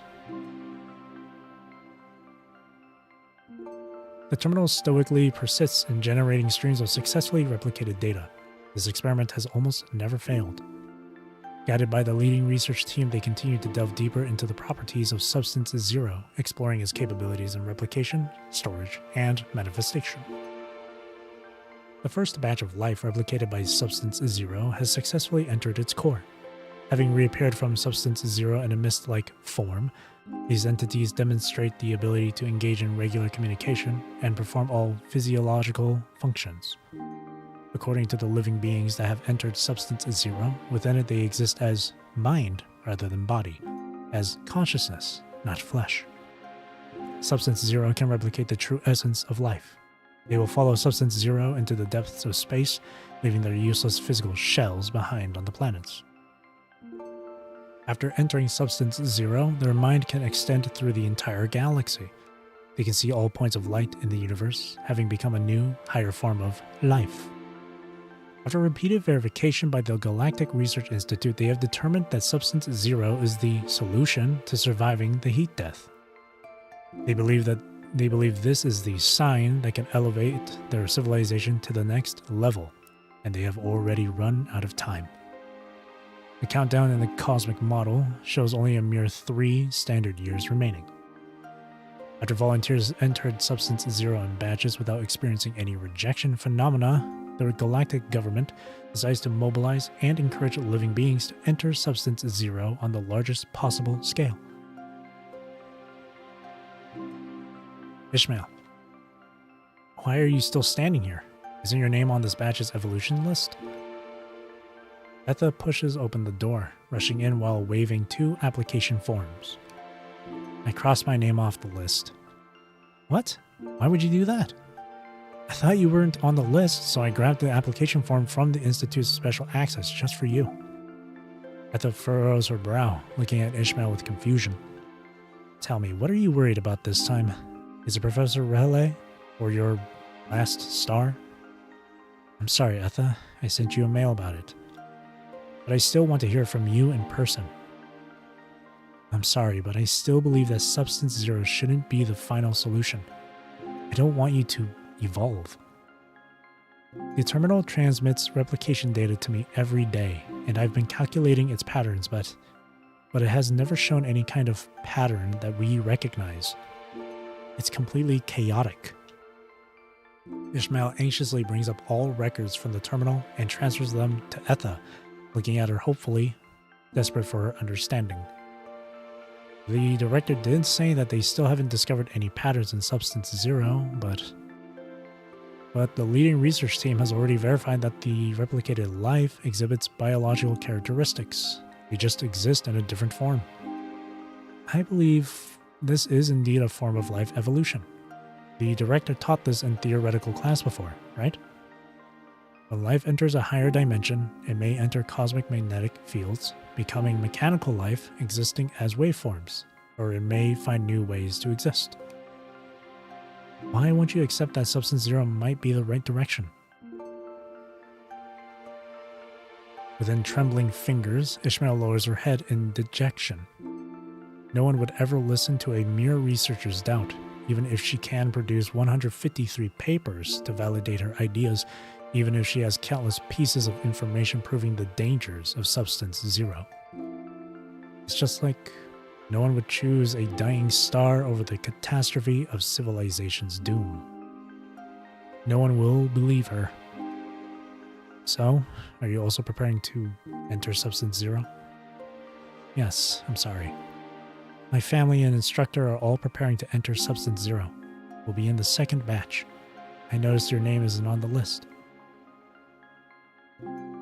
Atha heaves a deep sigh, placing the application form on the table. I'll leave the form here. I hope you take some time reconsidering it. Noticing that Ishmael has started staring blankly out the window again, Atha shakes her head and walks out of the room. The second batch of life to be evolved has entered Substance Zero as scheduled. Standard time 7879, 2125. Substance Zero, execute. Standard time 7879, 2128. Substance Zero, execute. After a brief adaptation period, the Galactic Research Institute soon allows others to visit them. Through multiple steps of approval, Ishmael finally secures the opportunity to speak with Atha, who now resides in Substance Zero. Atha? Atha. Facing a mass of dense white mist, Ishmael finds herself at a loss for where to begin. The hazy mist outlines a human form, vaguely resembling the familiar Atha she knows. Hello? Since when did you get so formal, Ishmael? Someone might think we barely know each other. The mist gently surged forward as if to offer a gentle embrace to Ishmael, only to restrain itself and retreat back into the glass container holding Substance Zero, firmly avoiding even the slightest contact with Ishmael's clothes. Is Substance Zero really the right direction? Go ahead and send in your application to join us. I've told you all along that Substance Zero is definitely the correct evolutionary path. Now that I'm here, I can totally see this is the most suitable place for life to exist. Do not worry, there's no danger here, no threats. Heat death, entropy increase, none of these matter anymore. Not to push you or anything, but you really should join us. Come on, once you're here, we can be friends just like before. Atha. Question mark? She displays a look of confusion, appearing exactly as she did when she still lived outside. May your soul soar with the four-winged white raven. The mist-formed figure silently vanishes. Visitation time is up. Substance Zero has just replicated a large number of living beings, and now it needs to rest. Substance Zero needs rest. Of course, Substance Zero is a new form of matter. After it simultaneously replicates too many organisms into itself, it requires a certain period to recover. The guard researcher explains in a rigid manner. Ishmael furrows a brow and quickly departs from this unsettling place. The countdown of the cosmic model continues. Meanwhile, the immigration into Substance Zero organized by the galactic government proceeds in an orderly fashion. From the first batch of experiment subjects to the second batch of scientific researchers. After it's confirmed that some researchers could maintain mental clarity and continue their previous research and communications even within Substance Zero, the third batch follows, then the fourth. Nearly 1/5 of all life in the galaxy has already entered Substance Zero. Ishmael? After a gentle knock on the door, Ta 3T class enters Ishmael's office. Are you calculating the pattern of Substance Zero? I'm sorry. But I can't. I just can't figure it out. The floor is littered with crumpled drafts, evidence of the fierce battle that took place here. Ishmael sits dazed in the center, staring vacantly at this final sheet of paper. On the paper lies still just a disordered sequence of numbers. Substance Zero is an absolutely disordered substance. I've run calculations on the planetary computer numerous times but obtained no results. But the evolution continues nonetheless, doesn't it? To one side, the terminal monitoring Substance Zero continues to endlessly print line after line of data, as ordered living beings continuously enter the disordered cycle. I don't approve of their reckless life replication into an unknown substance, but unfortunately, she gently runs her hand over the time mainframe beside her, suddenly changing the subject. Still nothing from Rahele? No. I always keep the mainframe online, but I haven't received any location signal from a professor's terminal. It's as if she never existed at all. She has examined countless time marks since then, sifting through intricate, overlapping information, but has never found any data transmitted from the one person she most wants to hear from. Ta, are you planning to enter Substance Zero too? Not yet. I've come to find you because the leading research team has discovered some new problems.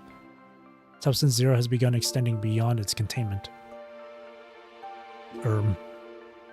At first, only a small patch of white mist extended from the edges of the container storing Substance Zero. The leading research team immediately conducted extensive tests on it, ultimately determining it to be excess matter protruding from a minute section of Substance Zero.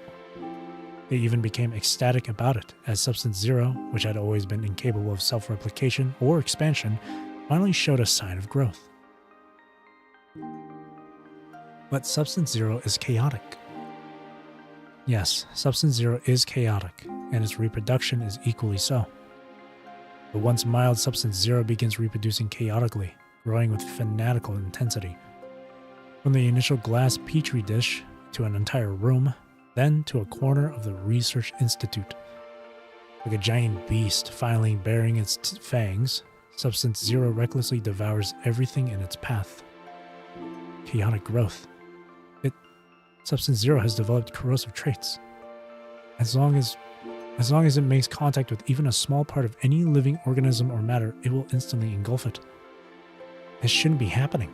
Substance Zero is supposed to be the stairway to evolution. Someone, hurry, help, pull him out. Chaotic development, chaotic traits, and it's evolving itself. Wait. The terminal that continuously monitors Substance Zero's replication process slowly spits out new data. Standard time 7880 2303. Substance Zero, Earth.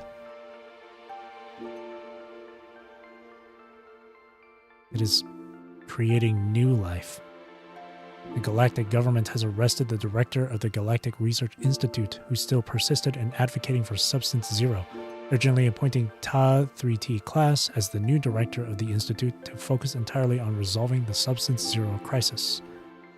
But everyone is at a complete loss when facing a substance whose development trajectories are almost entirely unknown. Those successfully replicated living beings have never appeared in Substance Zero's midst again. They seem to have all fallen dormant inside Substance Zero, their biological signatures no longer detectable. Meanwhile, a new will is silently born within Substance Zero. We decided to call it the Punisher for now. In the Research Institute, Ta massages her forehead, trying to relieve the fatigue from days of continuous work. Frickin' Agent Zero origin story, bro. The Punisher. Yeah. Its appearance is like a punishment for our civilization, don't you think? Ooh. We thought we were climbing stairs to the next level, but all we have found is complete devastation. I'm sorry, There's no need for you to apologize. If anything, we should be the ones apologizing. You kept warning us back then, but even I didn't take your words seriously. Well, you guys are screwed now. Ta lets out a heavy sigh. The heat death has never come. Substance Zero has indeed successfully prevented its arrival. But now you gotta deal with that. The information doesn't develop further. Most of it has been replicated into Substance Zero as previously theorized, but it seems to have heralded an entirely different form of catastrophe.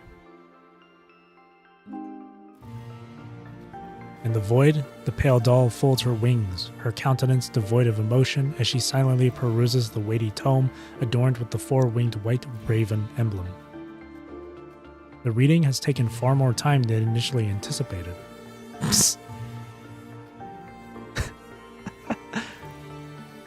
The game was like, yeah, that was a lot of reading for you, huh? The pink-haired woman silently appears beside Chaos, who is mechanically turning the pages. Her expression holds an indescribable mixture of emotions. Instead of erupting in fury at having her civilization peeped, she simply remains quietly by Chaos's side. Substance Zero is just another form of the punishing virus, isn't it? Unintentional fourth wall breaks are nice, yeah. Chaos breaks the deathly silence. Yes. In the civilization of the four-winged white raven, what was named Substance Zero is just another form of the punishing virus. The Punisher is the four-winged white raven's Agent Zero. Even a civilization as prosperous as the four-winged white raven would also be subjected to the filtering.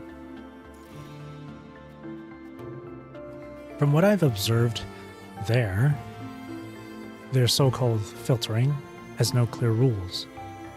A flicker of confusion shows in her translucent white pupils, only to quickly vanish. The will of the world cannot be defied. Even something as magnificent as the white-winged or winged white raven will ultimately succumb to heat death. Even if you could absorb all the information within the Hetero Tower, even if you could push back time to the point before its arrival, human civilization might simply be ended even sooner. The universe will ultimately succumb to heat death. Even stars will eventually die out. Everything will return to dust. Regardless of the struggle, the ending remains all the same. Then what are you doing now? How did you manage to survive? According to the traits of Substance Zero, or rather the punishing virus on Earth, everything will be swept away by the red tide.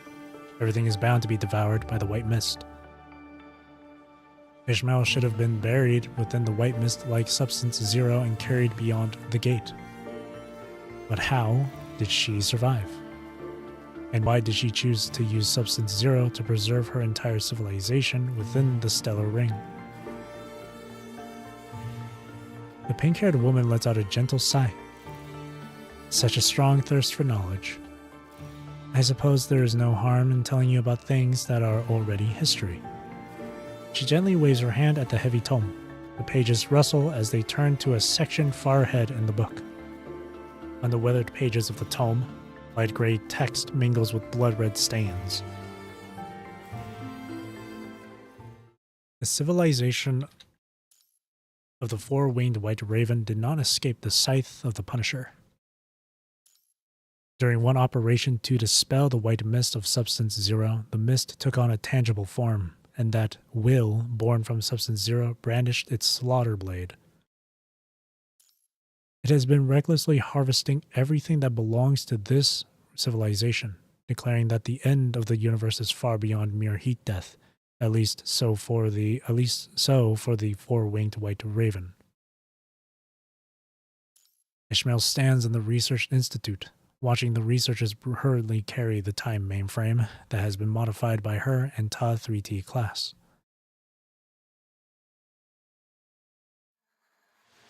Time to give it a new name. The Rahele time machine? That's not very funny, Ta. Rahele was always worried about you. Thought you were too rigid for someone so young. Ta sighs and turns her head to look at the machine again. Let's call it the Temporal Plane Disruption and Spatial Positioning Restoration Terminal. Too long. There you go. That's too long. Come on, it can still be simplified. The terminal can still be called Travel Terminal, and the mainframe still the time mainframe. Well, let's just go with that for now. I'll check with the first batch of the Pioneer applicants. You keep an eye on the movement of Substance Zero. The Institute needs a code name to refer to. Ta's silhouette pauses momentarily before continuing to walk away. Her voice echoes from afar. Let's call it Shrike. The Shrike Research Institute. Having exhausted all available weapons and strategies to no avail against Substance Zero, the remaining survivors have gathered under Ta's leadership to use the time mainframe to return to the past, intending to alter the course of events. The time mainframe is hastily modified. Equipped with travel terminals, the first Pioneer team embarks on their journey through time. They call the time when Substance Zero appeared the Genesis year, and mark the time when the four-winged white raven civilization falls into doom as the Terminus year. Disregarding their own safety, they travel back in time again and again to alter history, hoping to save their civilization. But no one has succeeded. The emergence of Substance Zero and the Punisher seems inevitable. Their war only serves to taint the white mist, shrouding the Punisher with the hue of blood. The four-winged white raven is destined to meet its end here.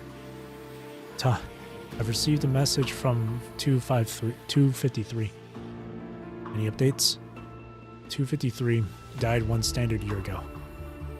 May his soul soar with the four-winged white raven. 254 and 255 have already set off. I'll also be departing in 3 standard days. If all goes well, I should return after about 7 standard days. Okay. Watching as Pioneer 256 walks away, Ishmael lowers her gaze. Another Pioneer member. Gone? Yes, it's 253. His name was El. I think that's a capital I. El Tuhith, an immigrant from planet Bola. He had a lover who was Pioneer 142. This is already the 253rd Pioneer, and there aren't many time travelers left who can still carry out missions. Ishmael opens the registry on her terminal and gently marks deceased next to El Tuhith's name. Life in the galaxy is constantly dwindling.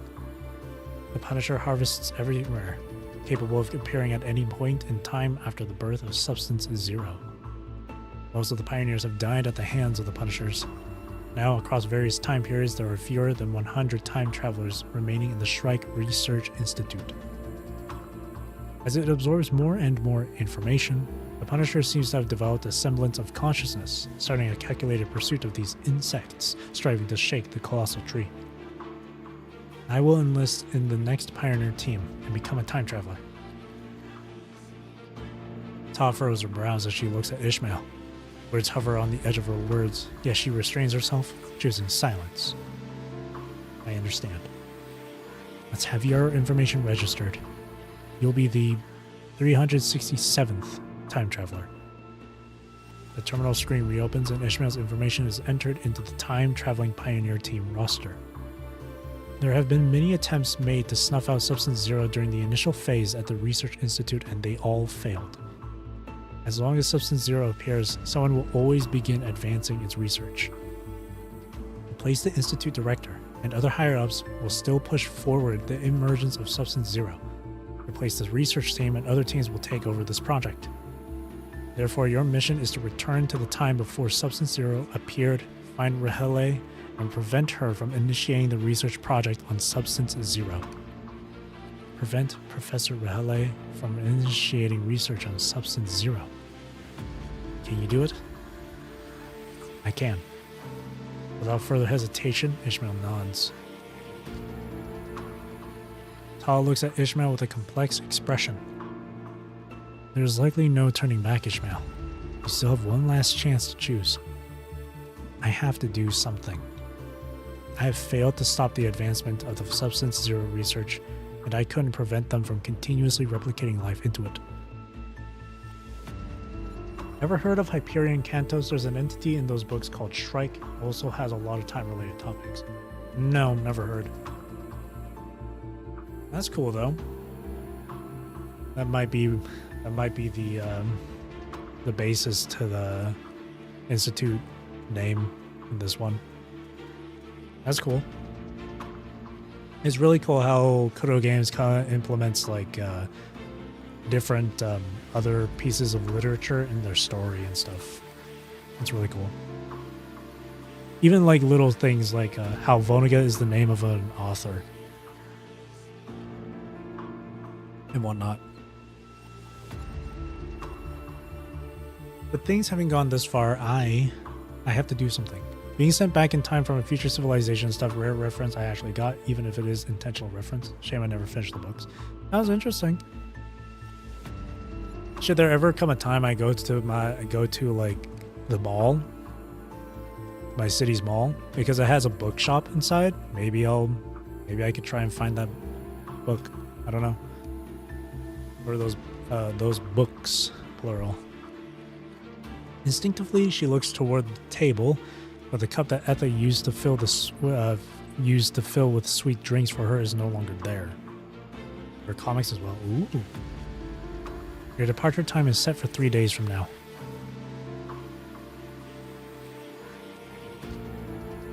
Shrike Research Institute. After seeing off another batch of time travelers, only a handful of staff members remain in the Research Institute. Ta 3T class stands by the time mainframe, personally helping Ishmael adjust the target coordinates. Are you ready? Yeah. The pink-haired girl calmly adjusts the time travel terminal. May the four-winged white raven guide you back safely. The time mainframe activates, and a ghostly blue light envelops Ishmael's body like liquid. Her vision sinks into a vast emptiness, and something seems to press against her chest, pushing her backward. Ugh. A wave of dizziness and unease courses through her nervous system.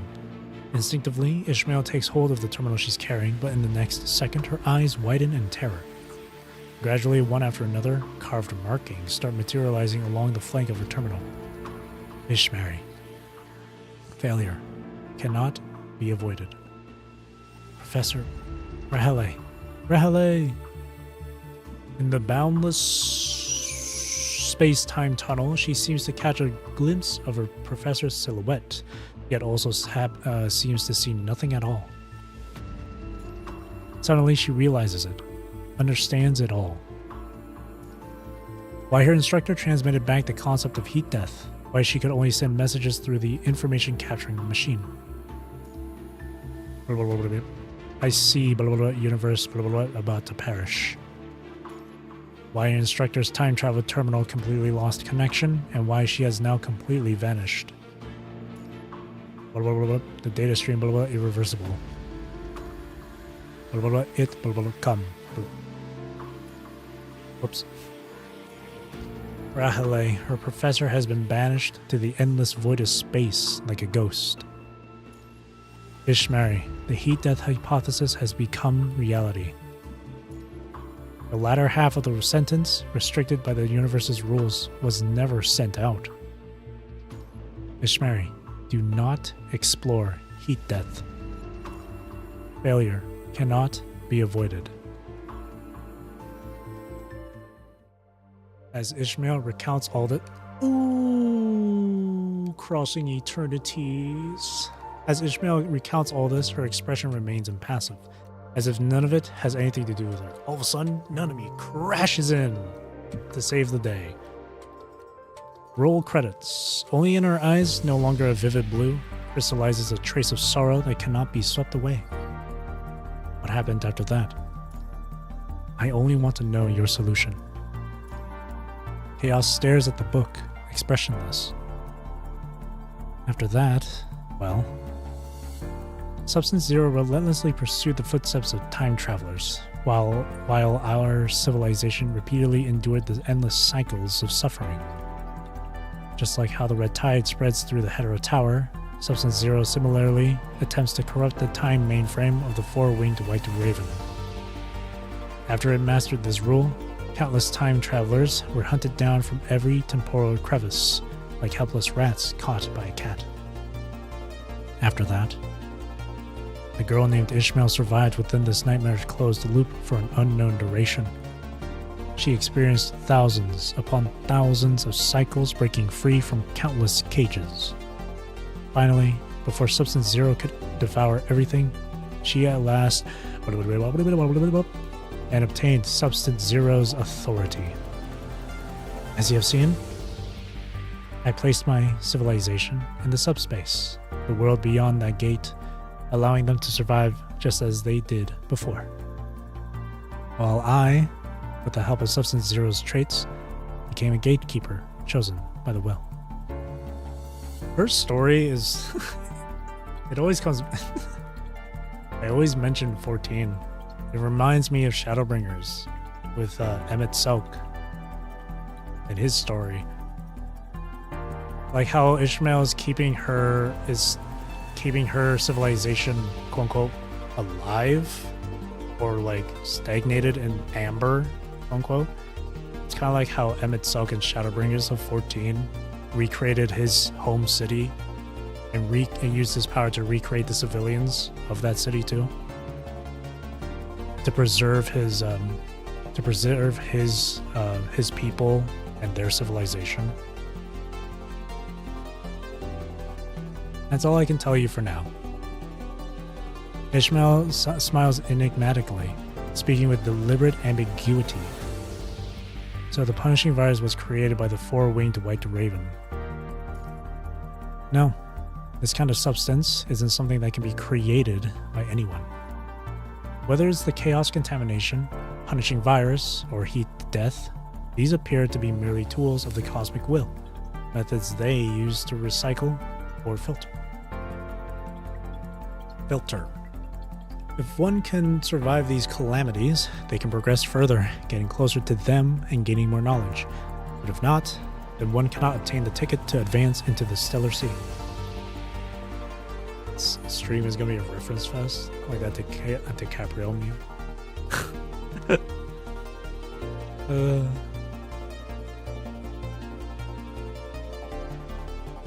It's just like there's some parallels and stuff. There's a few parallels here and there. But I'm not saying like one game took inspiration from the other or anything like that. Far from it. They're just coincidentally similar. What's interesting is that with her civilization, they wanted to advance human evolution, but that led to their downfall. With Emmett, what led to their downfall was I can't remember what it was. Like the apocalypse happened for them, and what they tried to do was to like bring everything back to the way it was, just like in this case. And but rather than having to face and deal with the apocalypse and then evolve and then to move on from it, they decided to just like stagnate their civilization, to stay as they were before or something. Well, the apocalypse didn't happen to them due to human evolution or to like life's evolution or anything, like what happened with Ishmael here.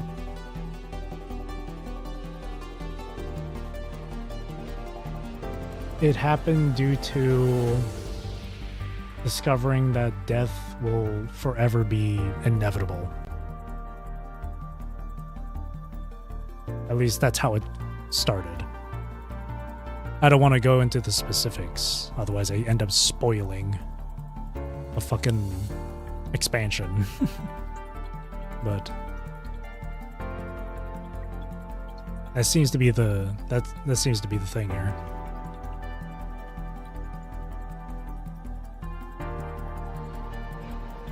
guess actually no, it is kind of similar actually.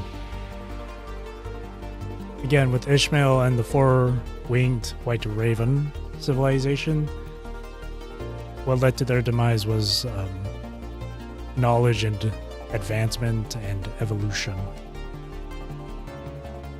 I believe, if I remember correctly, back in 14, one of the characters wanted to seek an answer to life or something. I think that's what it was. So I guess in that sense, it's wanting to acquire more knowledge. So I guess that's where the similarity is. Regardless, that entire story with Ishmael and her civilization and whatnot just reminded me of that, like, a lot.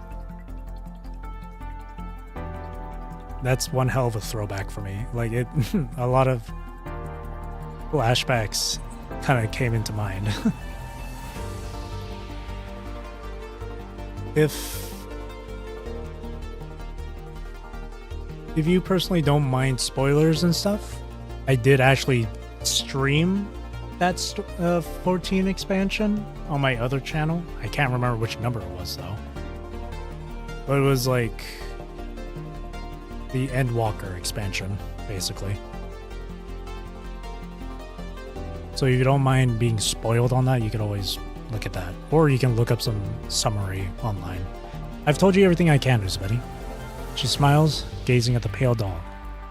Even so, do you still insist on saving your civilization? Why are you helping me? Don't mind spoilers, can't run 14, I'll take a look when possible. Yeah, okay. Chaos never ceases gathering the endless threads of causality, or rather, from the moment this story began until now. Chaos has continuously repeated this action. Initially, I placed Ishmael here as a projection, simply for some entertainment. It has been a long time since I saw such a complex little world. But then, I saw you. I believe you have the potential to become my companion.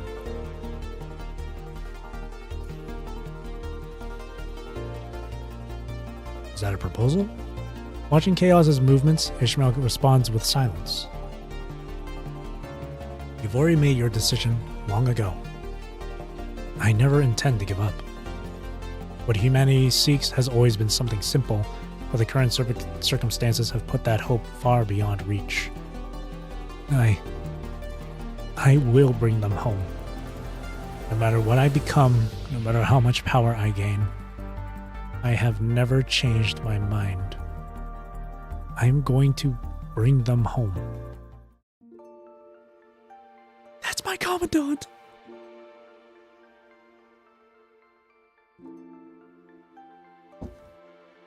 That's the boy. Commandant is them. Best MC ever. Double spirals. The GOAT. Double spirals. Oh, look, Nanami mentioned. It wasn't a coincidence that Crossing Eternities played there. The storage of information cannot be reversed.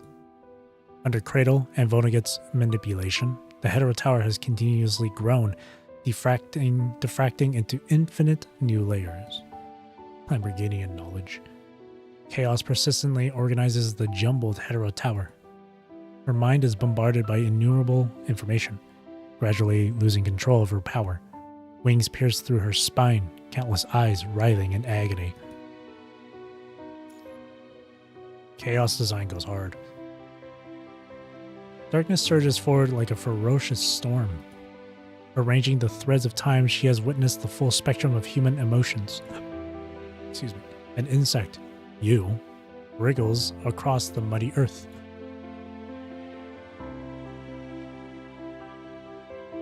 Shell shattered, wings unfurled, a gray raven, you, soars through the skies.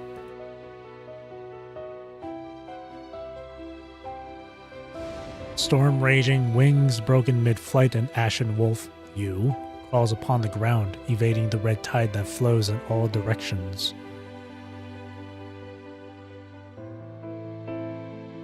A fisherman, Yu, is stabbed to death by a corrupted mechanoid.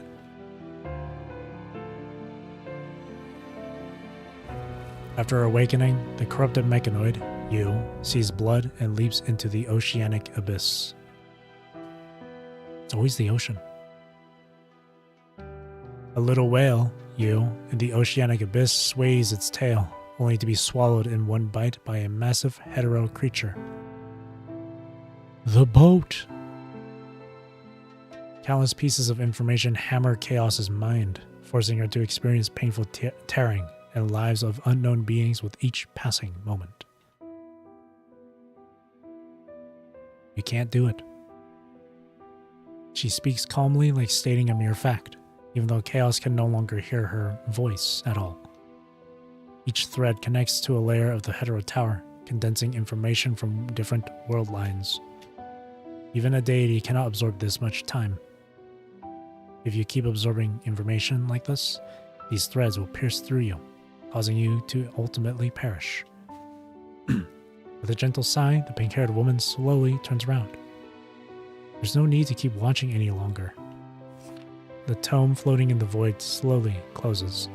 She has already seen the twilight of this civilization.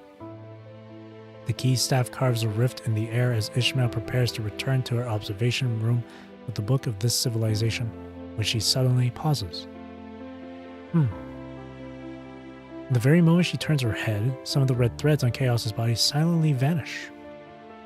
Though it might just be a few strands, this doesn't escape the eyes of Ishmael, who has been constantly observing this civilization. Ishmael turns around with slight surprise as the book pages flip once more. On the final few pages, crimson gold text gradually fades away. Chaos continues to absorb information from the hetero tower. According to Ishmael's calculations, she will lose her sanity from the overwhelming flood of information before she can complete the absorption. No living being can bear the information of an entire civilization, not even a higher dimensional being. But now? Interesting. After a moment of contemplation, Ishmael traces another exit with a key staff and slowly walks into a room encased in silver-white metal.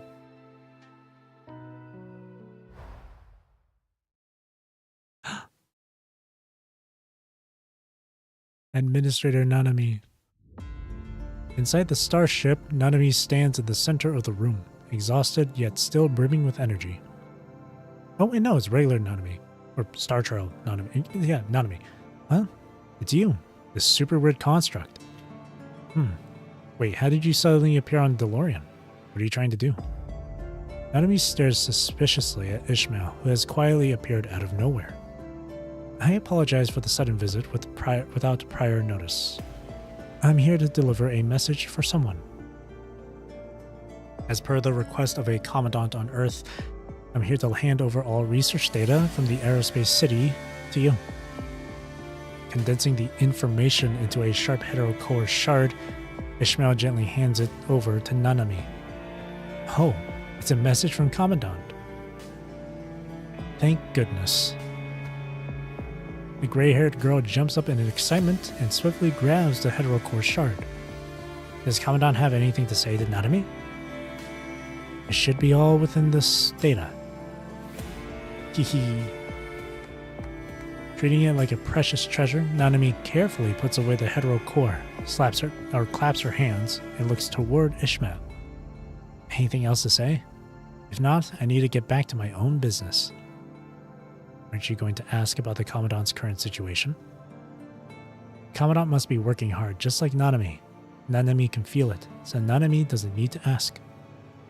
Nanami raises a finger and wags it. Nanami can feel it. The hetero tower is changing, and the information inside is reducing. It's because Commandant is also weaving information on the other side, trying to guide everything back to the right track. But you know full well that this is an impossible task. Nanami's thoughts are actually the same as Commandant's. Hehe. I knew I was absolutely right this time.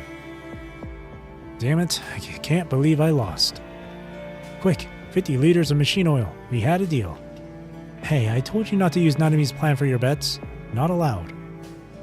Nanami roars furiously toward the nearby hall, instantly driving the murmurs away.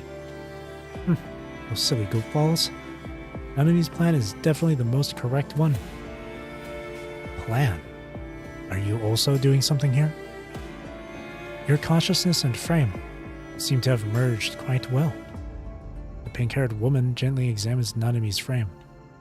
Of course, Nanami is the almighty Nanami, capable of handling any difficult task. Have you been converging causality? Observing the damage on Nanami's frame, Ishmael breaks into a slight smile. She thinks she has found the answer about the missing final page of that book. Of course. The gray-haired girl nods as if stating the obvious. I'm only telling you this because I trust you, since you delivered Commandant's message. You absolutely must not tell anyone else. She casts a meaningful glance toward the outer perimeter of the starship's window. Of course. To prove her sincerity, Ishmael summons her key staff, conjuring a misty barrier around them. I believe you. Proof Nanami is best girl. Let me think about this. Where should I begin the story? Nanami seems to be straining to recall the exact events. Naturally, maintaining one's sanity after converging such a large amount of causality is no small feat. After much pondering and exploring so many simulated worlds, I have finally figured out the solution to everything. The disappearance of human civilization is caused by the Hetero Tower's collapse. So, if we just prevent the Hetero Tower from appearing in the first place, wouldn't human civilization be saved? I have been working hard to push those simulations back to how they were at the very beginning.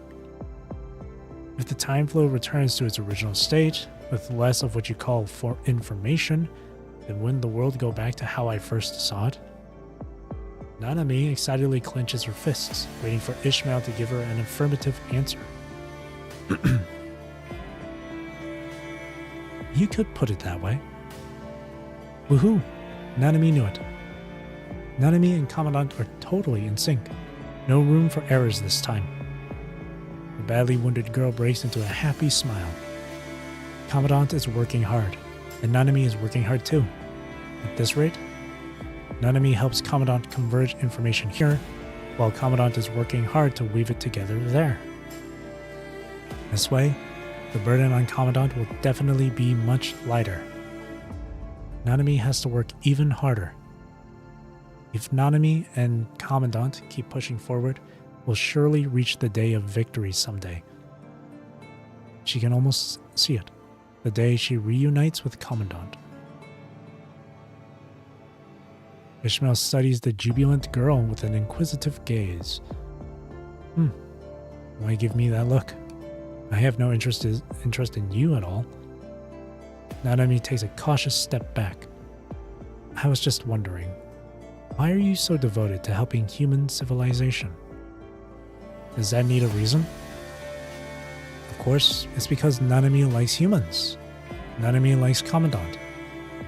Watching the girl who, despite being covered in wounds, still eagerly prepares for the next action, Ishmael falls into an unusual silence. Across the vastness of space and time, she has wandered too long in the realm where dim galaxies spiral in suspension. She has witnessed firsthand the birth and destruction of countless civilizations. Time has lost all meaning to her. Like. A faint sweetness rises on her tongue. She has long forgotten what it means to like something. Her endless existence has ground away her interest in most things. She only occasionally appears among civilizations where she believes change might occur. Say, maybe even now.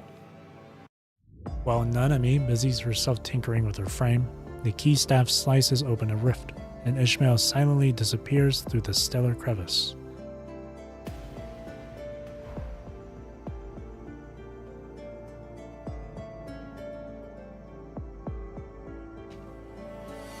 She returns to the observation room, her name for her room. In the dimness of eternity, she frequently delves into the tales of other civilizations here, seeking to pass the endless tedium of time. She craves change, yearns for entertainment to fill the void of time, and wishes to find more allies within the dark forest. Sitting back at her desk, Ishmael ponders for a moment before once again opening the book labeled Human Civilization. Crimson gold threads curve into tree-like nodes, each connecting to form different endings. Ishmael focuses intently, searching for that specific moment in time when the Commandant leaves the tower. The paper boat sails on across the burning sea. Humanity's end tomorrow. Here, civilization ends.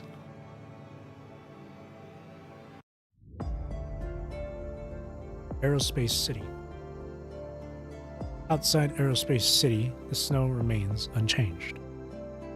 The mutated red tide lies dormant outside Aerospace City, not actively attacking, yet never showing signs of frailty. Humanity's activity is restricted to a narrow area around Aerospace City, like those who can only glimpse a fragment of the sky from the bottom of a well. The mutated red tide still poses a threat, and no one knows when humanity will be completely submerged by it. It might be today, or perhaps tomorrow. Humanity's ending? High wall. Here, human civilization stagnates.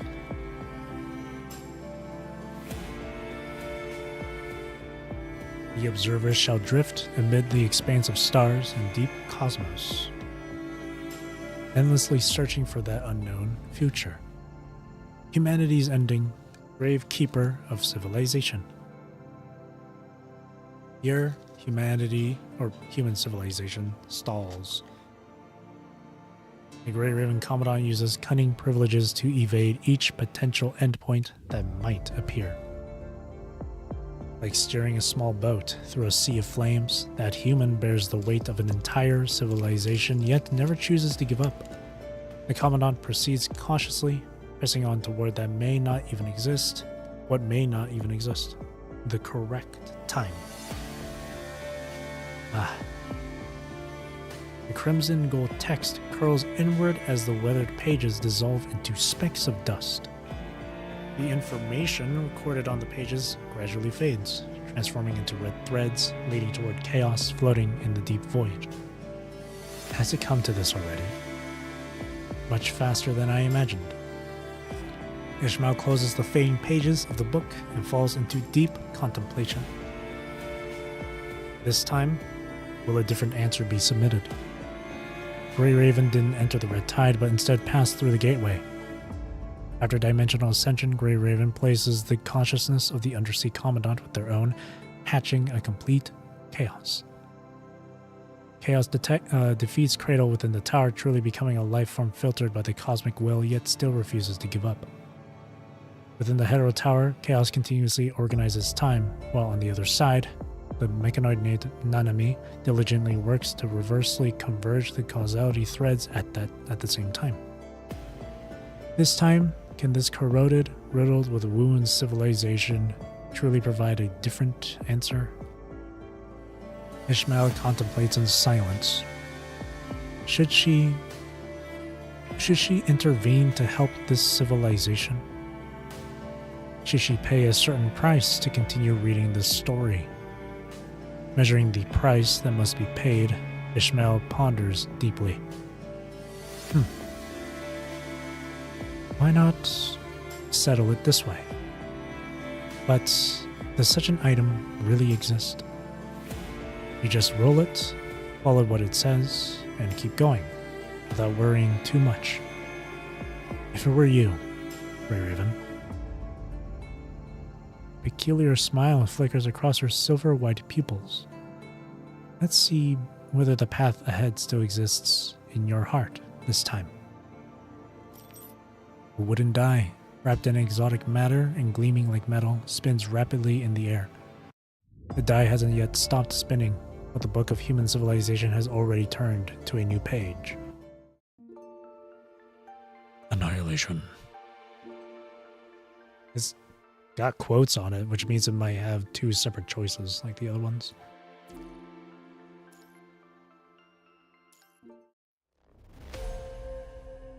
Chaotic threads swirl around chaos like tangled hemp. Floating in the boundless cosmic void, her mind, having endured countless tears and healings, has become nothing but a blank slate.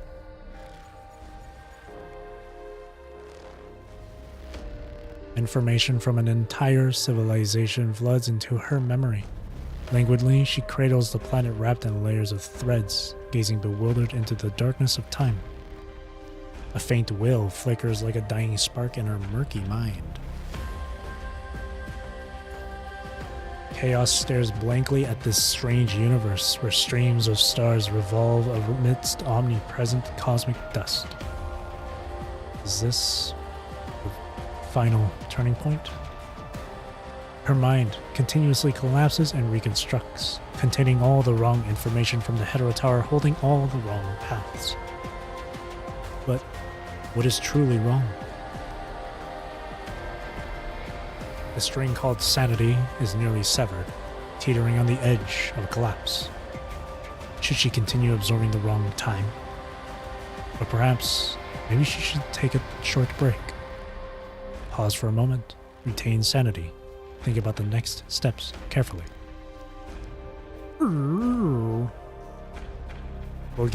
do ending first and then the second choice. Choose to continue absorbing. The lock's ending, annihilation. No, can't stop. Within her mind, wails and laughter of countless lives urge her to continue forward. I'm going to retain sanity.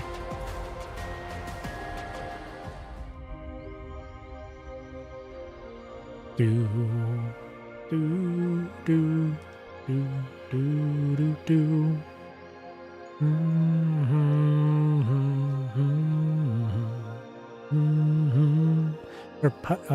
Her pupils dilate to the verge of splitting, crimson veins branching across her eyelids. Fingers plunge deep into the crimson threads. Chaos struggles with all her might, desperately trying to restore the strands of time to their original state. Beam, beam, beam, beam, beam. Like a small beast in despair, yet still refusing to surrender to the rule's grip, she lets out a primal howl, struggling to drag her beloved world to its rightful orbit. The threads clash with metallic clangs, while the eyes upon her wings tremble, emitting cries of agony. Chaos is so close to success, Commandant. But Commandant is, after all, still just a living being. A living being who possesses one and only one mind that is capable of containing information. Even after evolving into a higher dimensional being, she remains unable to contain an entire civilization's wrong time. What's worse, that time continues to diffract, generating endless streams of new information.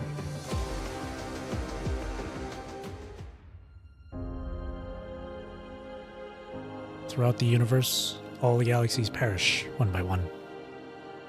In the wake of a violent explosion, cosmic particles collide, giving birth to dazzling arcs of light. In the universe at negative 273.15 degrees Celsius, the final remnants of matter, known as the punishing virus, gradually vanish into the vacuum, or rather, gradually being recycled. Perhaps, after millions of years, a blue-green planet will once more be born here, restarting this closed loop anew.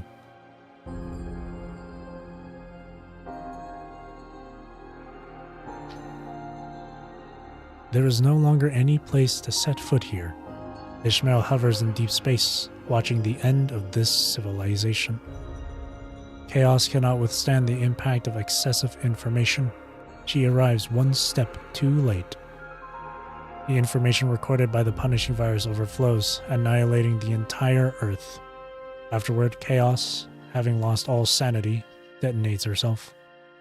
She vanishes from the space-time. Even Ishmael is unable to ascertain whether she has truly ceased to exist, or has simply been propelled elsewhere by the shock wave of the explosion. The universe will ultimately succumb to heat death. Even stars will eventually die out. She speaks up softly, addressing a civilization that no longer exists. Everything will return to dust. Regardless of the struggle, the ending remains all the same. On the far side of distant galaxies, with the Commandant's disappearance, Nanami, having lost her anchor, will never be able to return to her rightful place. The mechanoid girl will be forever lost in the long river of time, never able to return to the correct time and space. The civilization of machines will, before long, also fade into the universe. The crimson gold text flashes violently before eventually fading away. Ishmael lets out a sigh and gently closes the book.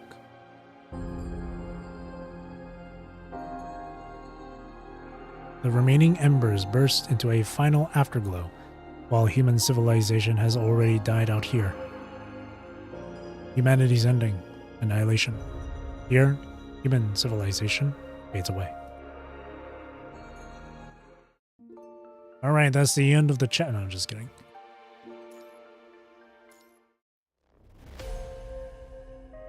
So we've read all this. We'll get to the point of choice.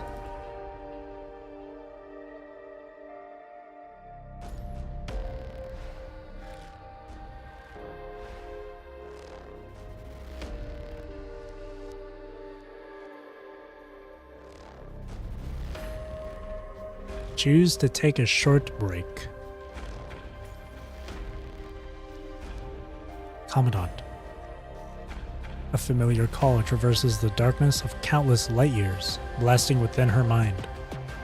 On the verge of madness, chaos, Commandant, slowly and stiffly, stops her hands that are still arranging the threads of time.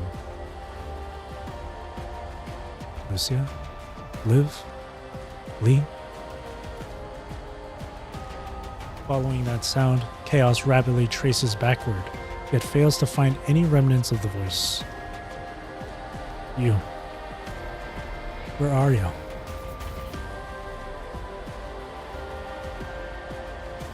In the dark, boundless void, there is only a single person's voice. Suddenly unsure how to continue, Chaos, Commandant, sits there bewildered, cradling the glowing planet wrapped in threads. Where am I? Should I continue? The string called sanity is nearly burned through by the excess of information. What should be the next step? The space trembles. Oh, don't play this shit, bro. This is my song. The space trembles, stirring up subtle ripples, as a familiar rift cuts through the dark cosmic void. Ishmael hurriedly arrives through the rift.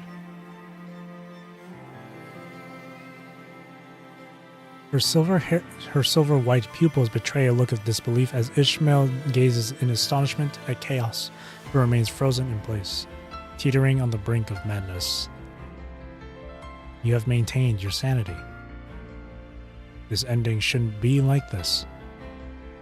In the ending she has witnessed, Chaos descends into madness from the overwhelming influx of information. The punishing virus envelops Earth in a state of limbo, and Chaos detonates herself.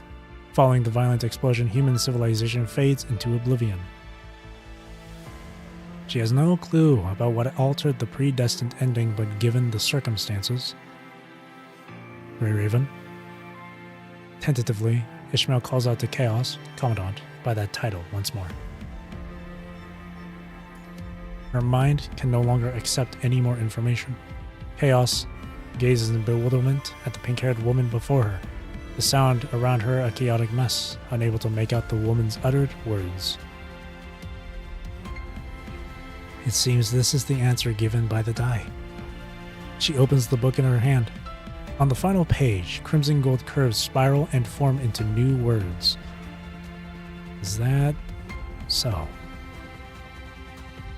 She flips through the pages of the book, letting out a soft sigh as a realization dawns in her silver white pupils. So, doom isn't truly predestined after all. A tinge of sadness creeps up her spine and into her mind as Ishmael presses her lips together. She thought she had lost most of her emotions during her wanderings through time. But at this very moment, she still genuinely feels sorrow. It turns out that preservation is really not the only solution.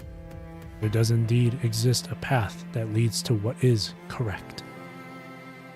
Chaos, Commandant, is already on the verge of madness, beyond salvation.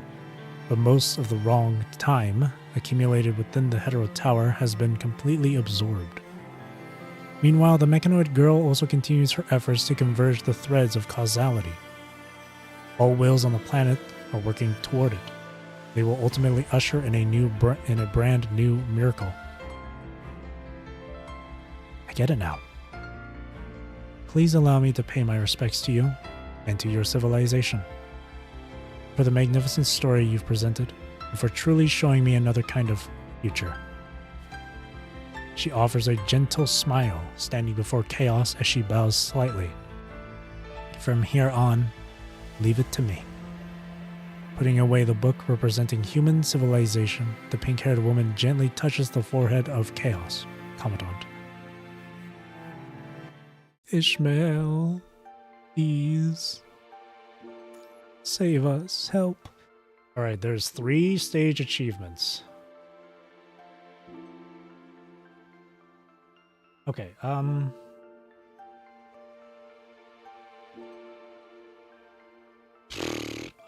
for these 3 achievements, I'd have to...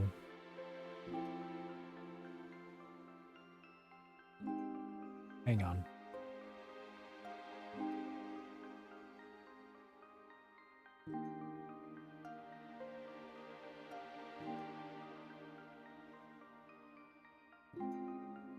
Okay. There are... Wow. Which means I'd have to play through this boss fight like 3 different times, basically. So 1 stage achievement is to clear the stage, or, well, I just gotta clear it normally. I have to do it 4 times, basically. First time I gotta clear it normally, and then the other 3 times are for the achievement.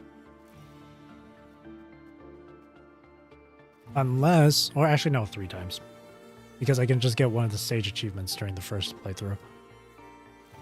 So, 1 achievement is to interact with Chaos after defeating her. The second one is just you die once to Chaos and then defeat her. And then the third achievement is you die to Chaos 3 times and then defeat her. But when you die the first time and then the 3 times, they both have to be in during her second phase. Okay. That's a lot. Okay. Before I start that, I am quickly going to go to the toilet.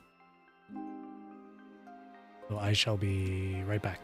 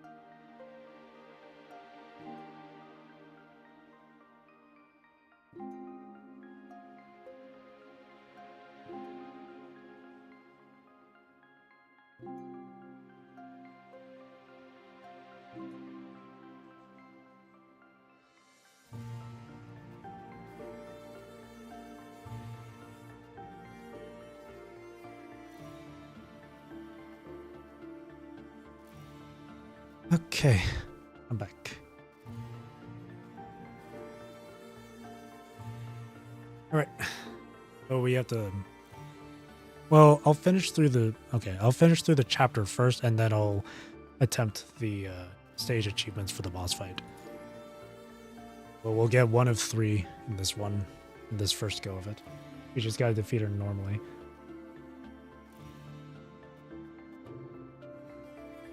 Unless, actually, I might end up doing 2 of 3. Who knows? Huh. Right. The weaving of time is nearly complete. Meanwhile, Nanami's effort to converge the causality threads is also approaching its end. Ishmael gently touches the forehead of Chaos, Commandant, accelerating the process. To prevent you from losing sanity, and also to fulfill your wish, lend me your last remaining strength. The woman with silver pupils smiles, unleashing the power of the 4-winged white raven. Having taken the price you paid, I will help you. Rebuild the civilization that is rightfully yours.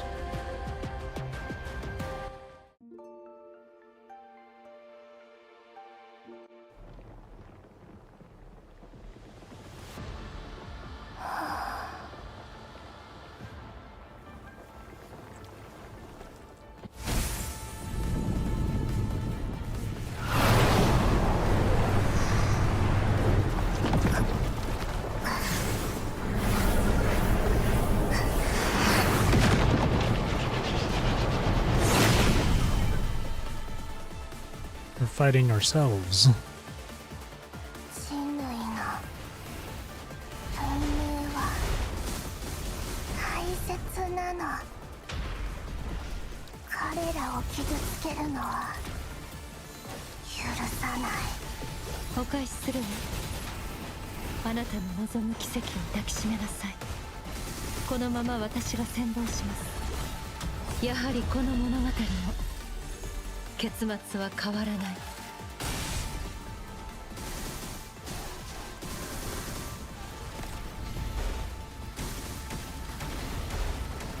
悪くないわ。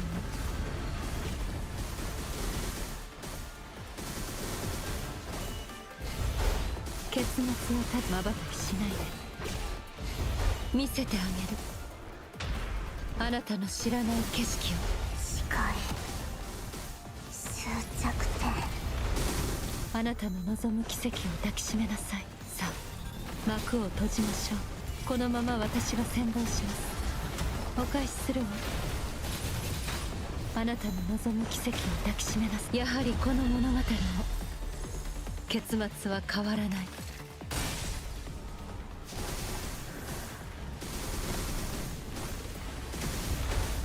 結末はただ一まばたきしないで。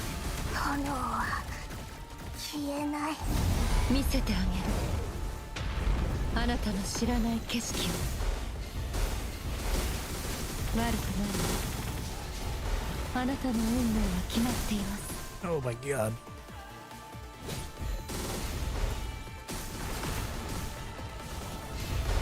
さあやはりこの物語も結末は変わらない。見せてあげる。 That was a あな mistake. たの知らない景色を。お返しするわ。あなたの望む奇跡を抱きしめなさい。やはりこの物語も結末は変わらない。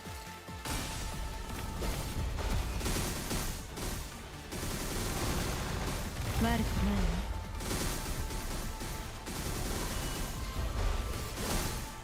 結末はただ一つ、宿命には逆らえない。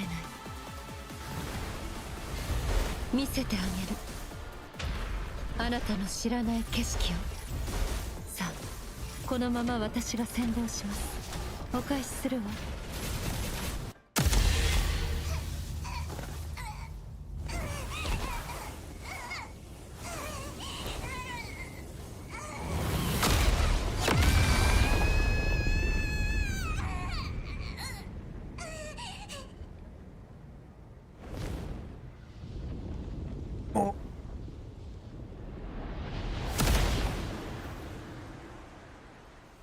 共に地獄へ落ちましょう。結末はただ一つ。さあ、お返しするわ。このまま私が先導します。溺れよ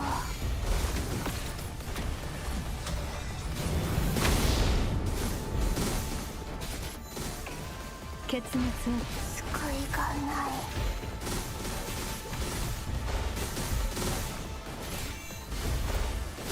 あなたの運命は決まっています。このまま私が先導します。お返しするわ。あなたの望む奇跡を抱きしめなさい。やはりこの物語の結末は変わらない。あなたの運命は瞬き。ここに止まれ。私を超えて背後の文明を刈り取ることはさせない。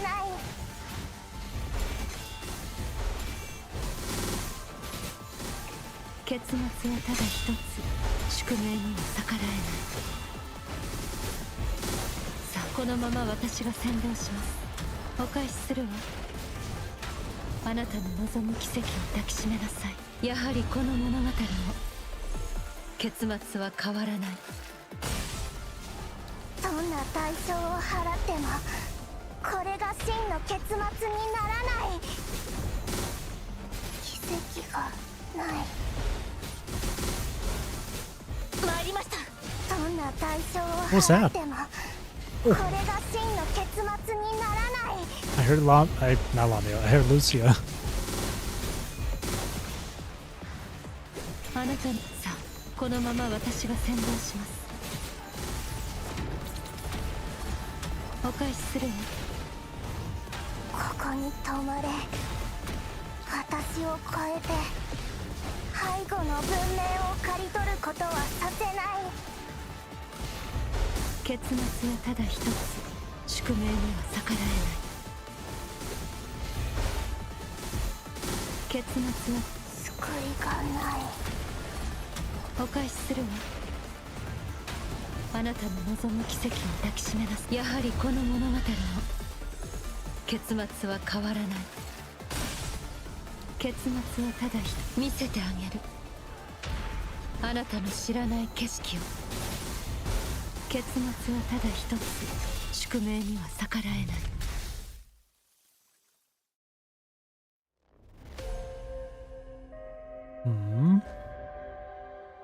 What a stubborn little one. Standing before the massive stellar ring, Ishmael flips through the book in her hands. Crimson and gold text quietly appears and vanishes, a new path now manifested on the final page. Truly, a miracle. Or perhaps it cannot be called a miracle. The twilight of civilization is now illuminated by countless sparks. Lucia, Grey Raven, Commandant, Nanami. Countless struggling wills converge at this moment, erupting with a roar that shakes heaven and earth. They refuse to meet the end once more. The gears of fate quietly turn. The woman with silver pupils reveals a peculiar smile. She sees it. She sees the sparks converging in the Commandant's mind. She sees the writings etched into the earth with their bones and blood. She sees the roar of the entire civilization. She sees it all. Driven by all of this and more, she finally sees the future of this civilization. Well then. Given this, she doesn't mind giving them a push. This may cost her dearly, but a civilization like this deserves a future worth hoping for. She is willing to stand alongside this civilization to witness the ending that is rightfully theirs. May the four-winged white raven protect us. The sound of metal colliding rings out as she shakes the dice in her hand. Nat 21.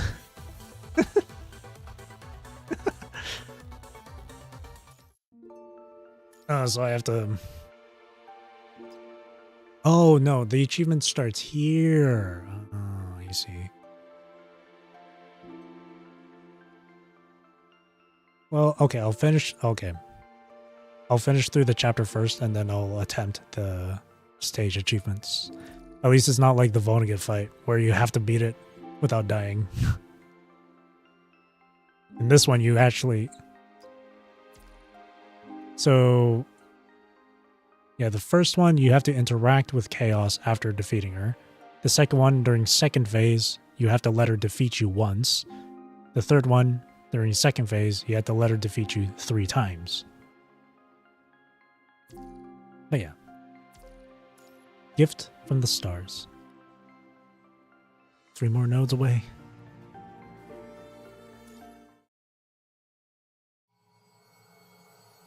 Ishmael, save us. The false daylight suddenly spins in view. Yeah, the Vonnegut stage achievements was brutal. In a daze, everything within the mind flashes through, cycling endlessly. Hey, hello there. Was this your first day at FOS? First day? FOS.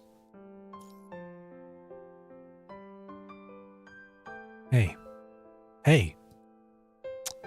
Wake up. Working so hard for the graduation mock exam, huh, Chief? Vanessa? This is...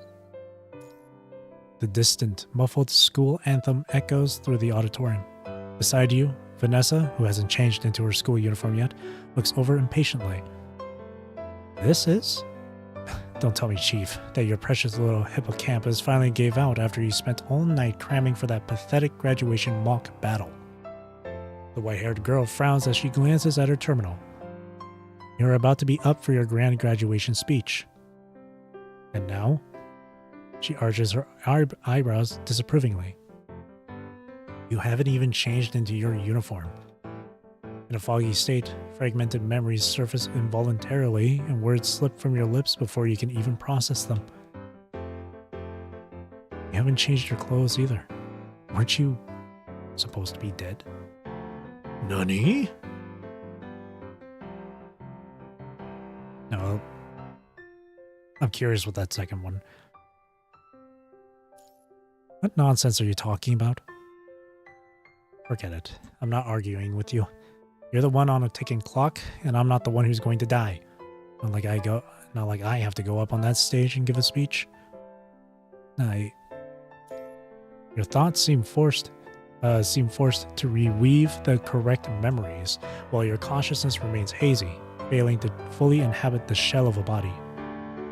You have 34 minutes, and before Vanessa finishes announcing the time, an instructor hurriedly approaches from the other side. Yusubeni, over here. Instructor? Teacher? There's an issue with your records. You'll need to go sort it out yourself with the teacher at the archive management office. My records? Yeah, I noticed while going through the files that you forgot to fill in the code on one of your reports. He gives you a look that clearly says, "Don't worry, I know your little secret, but I won't tell anyone." Code? What's wrong with you today? You're acting like a voice recording program in a terminal. I'll be borrowing your chief for a moment, and I promise to return your chief before the ceremony begins. The instructor exchanges a quick greeting with Vanessa, then hurriedly leads you toward one side of the campus. In the dimly lit room, only the archive management teacher waits there. The incandescent lights seem to be malfunctioning, flickering on and off, making it impossible to clearly see the teacher's face. Yes, these are the ones. The teacher selects several pages from various transcripts, registration forms, and reports, placing them in front of you before impatiently tapping the desk. Originally, the code on these reports should all be machine printed, but it seems several pages were missing from your records when you first enrolled. When we tried to reprint them later, you were in simulation training and couldn't be contacted, so it was delayed. Now you need to fill in the code by yourself. Shouldn't it be machine reprinted? Despite your mind already being in disarray, a peculiar sense of wrongness still rises within you.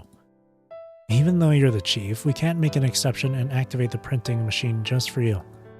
Handwritten code is perfectly valid. Just write what I say. 9, 3, 12. 9. Though these numbers couldn't be more familiar, for some reason, writing them down now feels incredibly difficult.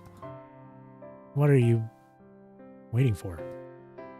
The archive room becomes shrouded in a dense white fog, and the teacher's words filter through the vast mist like echoes from the depths of your memory.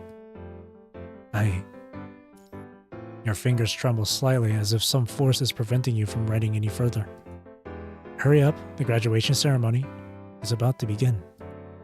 Your fingertips sting slightly, and amid the vague urge, your pen suddenly tears through the paper. 931206. The tail of the number 9 stretches long across the report code column, like a wound that can never heal, torn into the aged paper. The lights in the old archive room flicker on and off. Does FOS really have such a room? Were your records really missing pages before?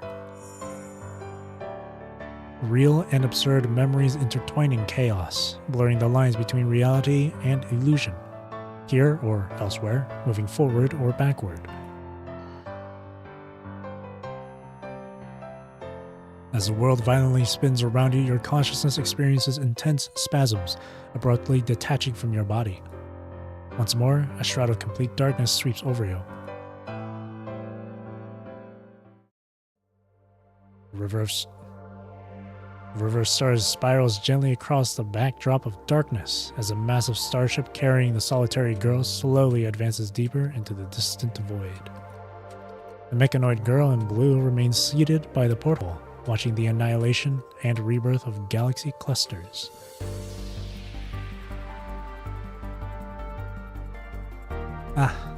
It's been a while. What a surprise to have you drop by.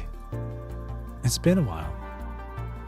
Rifts scattered across the stars silently open, and Ishmael emerges slowly from behind. You should have received it by now. That's quite clever. It's indeed impossible to find out. Beside her hand, a heterocore shard sits placed upon the table. Having endured a long journey through time, it has grown somewhat dim, but this doesn't affect the function it was originally meant to bear. What are you planning to do? At this point in time, Ishmael speaks enigmatically, hinting at her intended actions. Could be easily caught. We cannot interfere too much with the final timeline. Don't worry. Nanami is the almighty Nanami, capable of handling any difficult task. Gazing at the countless stars beyond the window, Nanami breaks into a joyful smile. I never thought that we could actually make it. Within this intricate plan spanning countless light years, a single misstep could lead them into a labyrinth of deadly traps and dire situations at every twist and turn. No one could have imagined they would struggle through to this day. So, what's your plan to avoid notice? Ishmael deliberately omits the personal pronoun. It's like what I've done before. Established history never deviates from its course. The girl flashes a crafty smile and lightly taps the heterocore shard. It's just that we need more. A nimble beam of light pierces into the heterocore shard. Redundant information? Nobody's going to be interested in useless navigation logs anyway. What a rustic approach. She has envisioned all possible methods, but never expected Nanami would opt for the simplest one. The simplest is actually the hardest to notice. Don't you agree? After a moment of thought, Nanami touches the heterocore shard again. Better add a password? What should I use? DeLorean? Or maybe 737373? Both of them feel too obvious. After racking her brain for quite some time, the girl finally makes up her mind. This is perfect. A secret that only Commandant knows. The information materializes, and Nanami solemnly writes her predetermined password in the air. Q31206. And that was the invitation! Looking at the string of numbers, Ishmael finds herself bewildered. So this is how the invitation was made, right? Shh. The girl raises her hand to open a light screen. It displays a document tagged with Copperfield Aquarium Campaign. Regardless of what happened during that time, Chico would inevitably replace Bianca and head to the sea after Bianca was injured. The light spot runs along the information tree, finally stopping at the marked location. Hakma, will you help me pack up file number 2143 and make it ready for 4-dimensional communication? There's something I'd like to send to Earth. But mankind didn't have the ability to receive 4-dimensional communications at that point of time. Besides, this would affect the timeline if they were to discover this. I know. That brief moment is our only chance. I get it now. The information has been encapsulated. Time-space coordinates locked. It will be sent out during DeLorean's wormhole warp. This is my gift to everyone. The gift of the future. Ishmael stands quietly to the side, observing this play that has already been performed once before. Whew. Nanami's journey might finally be reaching its end. But will they really be able to discover the secret? I mean, that special password you sent. Of course, Nanami trusts Commandant more than anyone. This is a little secret between Nanami and Commandant. Commandant will definitely get it. Outside the porthole, a tranquil river of stars swirls around the starship. The shooting star carrying the information will travel back in time, heading to its destination. Vision at dawn.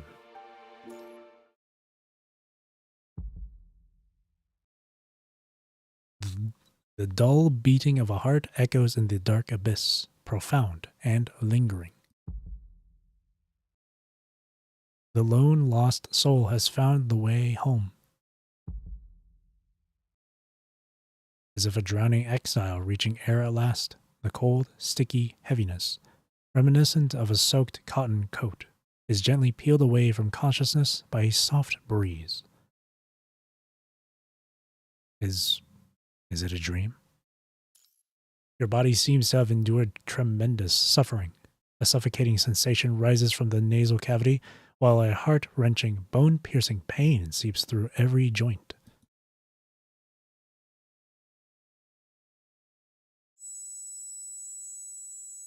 Where are you?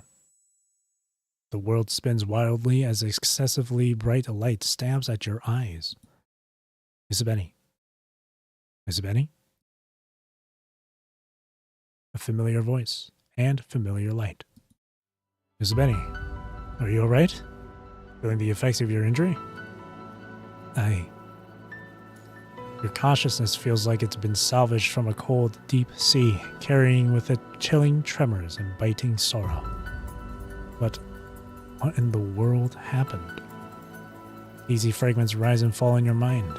It feels like countless painful experiences were endured, yet also as if they were merely an all too real nightmare. As the ringing in your ears persists, black spots fade from retinas, revealing a concerned-looking Hassan before you. Thank you for your hard work on the last mission. You mentioned in your report that Lithos has some unique insights on the Red Tide. And the Red Tide Lithos. Sorrow follows from the shadows. It feels as if something has been forgotten. Lucia. Grey Raven. Your body acts before your mind can catch up, ignoring the ongoing meeting. You push open the doors and sprint desperately toward the Grey Raven Lounge. It has to be now. It has to be at this exact time. You have to confirm it. Contact Grey Raven. The sense voice is left far behind.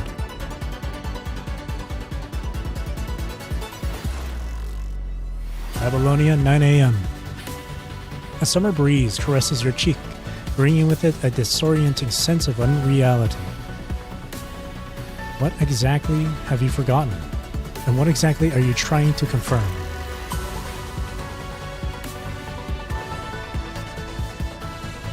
In your mind, a persistent voice keeps urging, Grey Raven Lounge. You must get to the Grey Raven Lounge. The despair from the nightmare still pursues you. If only you can reach that place. The door to the Grey Raven Lounge remains closed, as always. Your fingers quiver subtly, teeth tattering involuntarily as they're gripped by fear. Fear of something irreparable. Bang. Before there's time to think further, your body already begins executing the urgent command. Commandant. Morning light flows through the room, boldly spilling into your field of vision. What happened, Commandant? A warm hand, faster than the pursuing nightmare, reaches your shoulder. They say you were in the middle of giving a report when you suddenly fainted.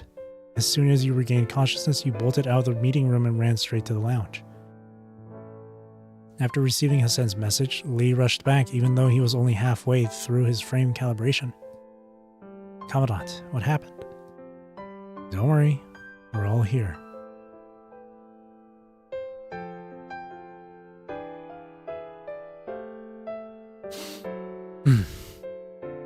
The chill is brazenly washed away by the morning light as sunshine strikes against the darkness, mocking the abyss for its impotence. By your ear, the crackling of a bonfire and sounds of crying gradually fade away, replaced by the anxious conversation of Grey Raven. Commandant. Commandant. Vital signs appear normal. Liv, run a thorough examination. No external injuries. Confirm again. I'll contact the Star of Life. Your gaze loses focus, scattering amidst the warm light filling the room. Now comes the eternal dawn. We find rebirth in our breaking. Lucia. Grey Raven. The hero's feet lie buried beneath the first ray of dawn. No one will remember the devastating price they have paid for this moment. No one will remember the pain and suffering they have endured for this miracle. But dawn is broken. The light has come. I shall traverse myriad sufferings in the darkest of nights to meet with you all. At the break of dawn, upon the first ray of light, whither to shine dawn.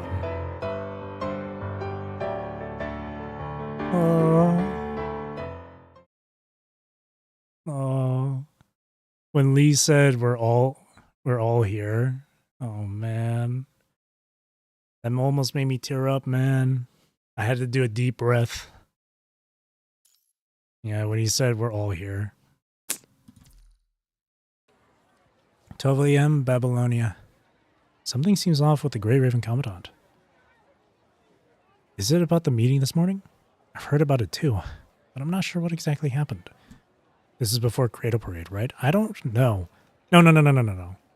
Oh wait, maybe. I'm not sure. It's definitely after Spiral of Chronos. Not too sure. I heard it might be Mind Beacon disruption during the last mission, but it was supposed to be just a routine mission. Oh, Ishmael? Back from your mission? The pink-haired woman halts in her tracks as her colleague catches a glimpse of her from the side and greets her with enthusiasm. Ah, yes. I was on quite a long mission. She speaks in a nonchalant tone. But it's over now, and fortunately, the outcome was still what I had hoped for. Well, all good if it went smoothly. It's lunchtime now. Want to join us? Sure. The pink-haired woman smiles in agreement with her colleague and walks slowly into the crowd.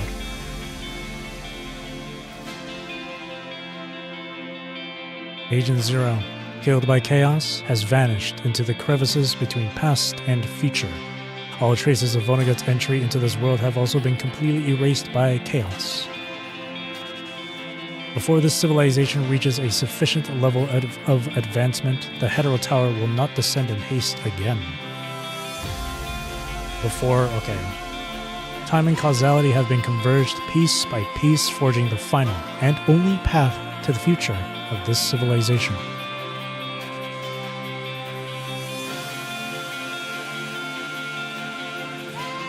Though she has paid a great price for it, she is willing to stand here and witness the future of this civilization. Everything is now as you wished, Grey Raven. So this time, what choice will humanity make?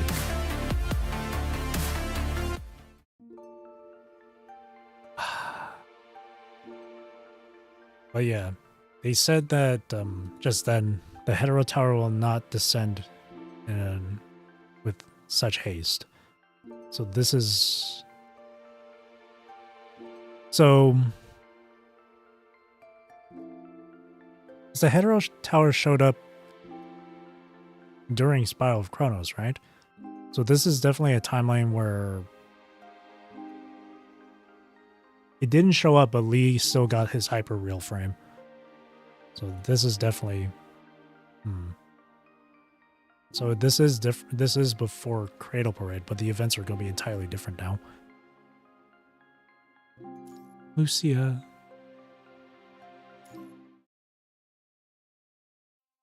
Hi. I am Lucia.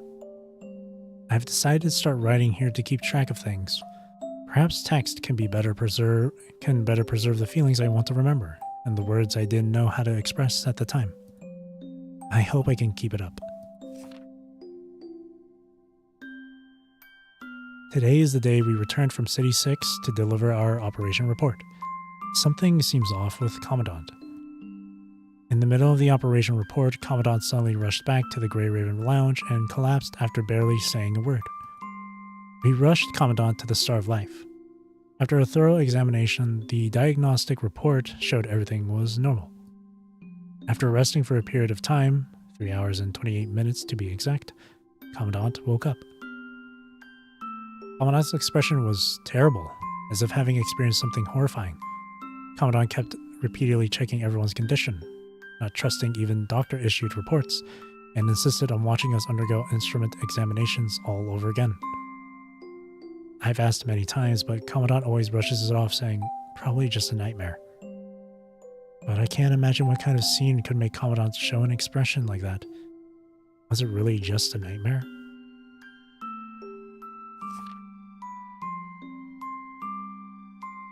Lately, there's been a lost look in Commandant's eyes, like the Commandant is sleepwalking. No, maybe it's more like dreaming, as if the entire world isn't real. I'm very worried about Commandant. So I guess Commandant doesn't remember all that shit, but they still have this underlying feeling in the back of their head, I guess. It's been 7 days since Commandant's strange incident. Perhaps this situation can't really be called strange. Commandant might really have had a long, horrifying dream. Is it really a dream, though? During sleep mode lately, I've also been dreaming about certain things.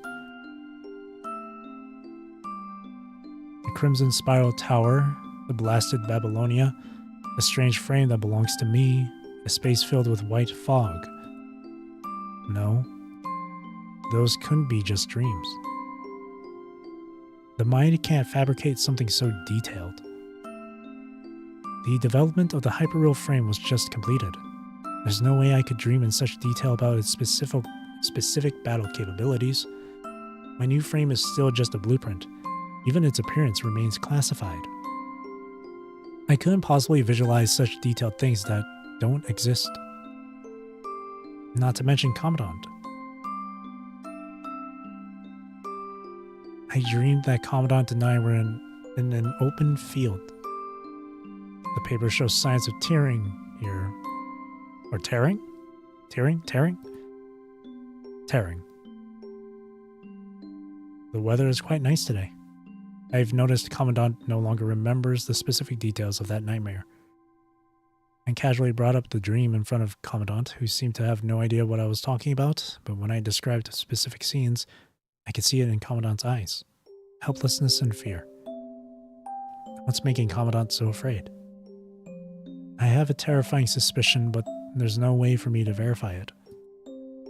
Everything in my dreams had actually happened. Those dreams are fading from my memory as time passes, but I've been trying my best to record every fragment. Unfortunately, those dreams are just scattered fragments. I can't piece together enough to form a complete picture of this nightmare. It might be a devastating battle, a mission bound to fail, or a future I don't want to face. Commandant has been carrying on alone for so long. It must have been so tough.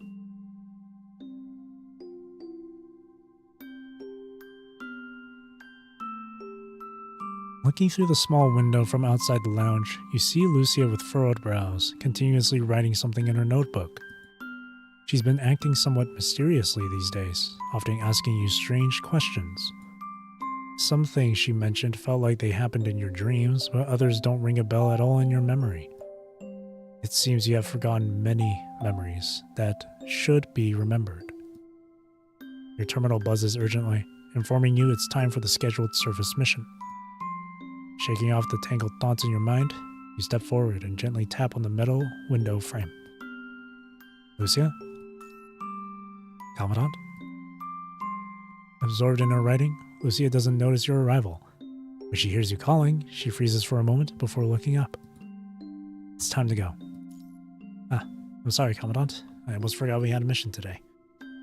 It's okay. I came back early to find you anyway. Thanks. I've already set up the combat supplies in the prep room.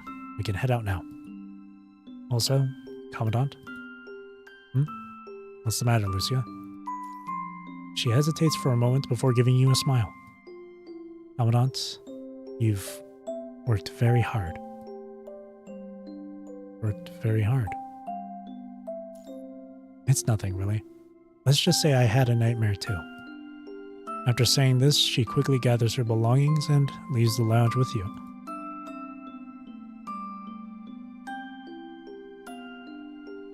What did you dream about? Lately, I've often found myself dreaming of strange, fragmented scenes. For some reason, they always remain blurry and out of reach. Given this context, you can't help but feel curious about Lucia's dream. I'll tell you more about it once we're on the transport craft, Commandant. It's alright. We have a very, very long time ahead of us.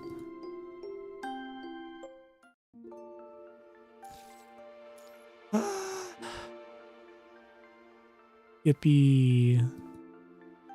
We're back to normal. Back to normal.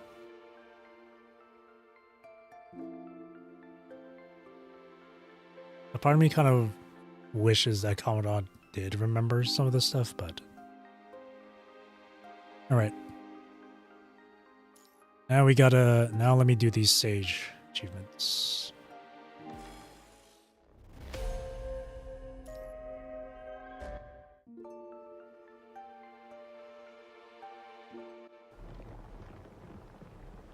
Now I gotta fighter in phase 2 for this to work. 彼らを傷つけるのは許さない。あなたの望む奇跡を抱きしめなさい。やはりこの物語も結末は変わらない。あなたの運命は悪くないわ。このまま私が先導します。瞬きしない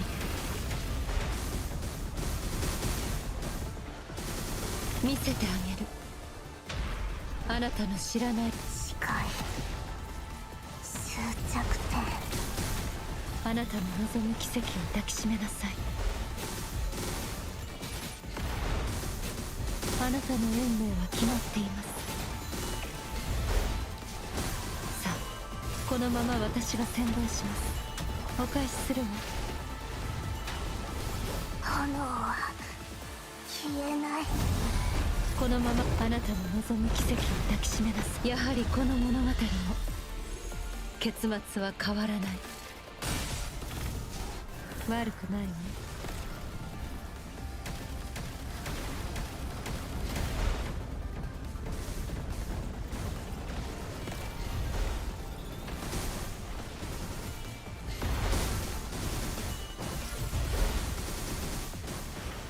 悪くないわ。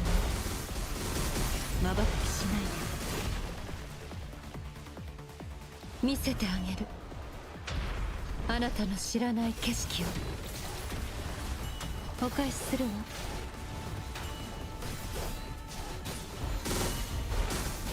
あなたの運命は決まっています。このまま私が先導します。さあ、幕を閉じましょう。お返しするわ。あなたの望む奇跡を抱きし共に地獄へ落ちましょう。 Alrighty. 結末悪くないわ。 I just gotta let her defeat me here, but let me 結 just. 末瞬きしないで。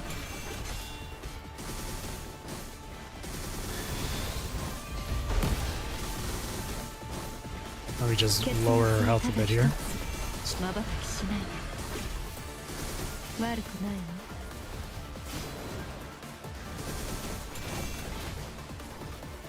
溺れよ I'll let her hit me here. 結末はただ一つ。宿命には逆らえない。少しは期待できそうね。 Wait. Hit me one more time, please. これは Thank you. これはあなたの記憶。それ私は諦めない。 They're more of just your memories. Enter the memory corridor. 皆さんはじめまして。ルシアと申します。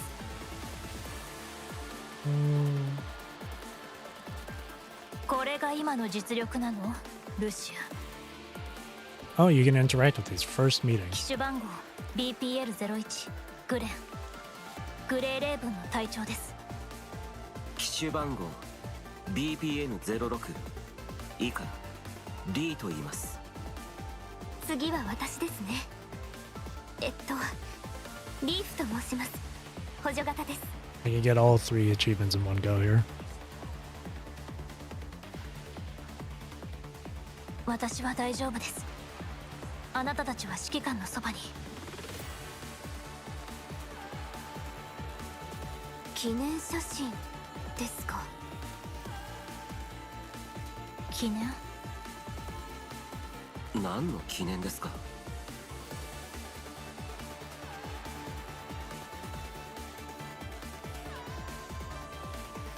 成し遂げようとするあなたの助けになりましょう。 And then we gotta let her defeat us again. Another 2 more times. We'll just do basic attacks here.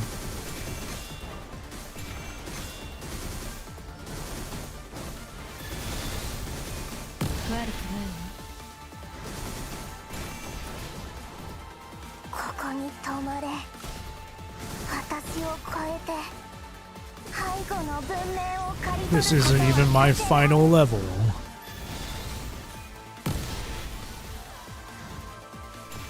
これは溺れよ Okay. 悪くないわ。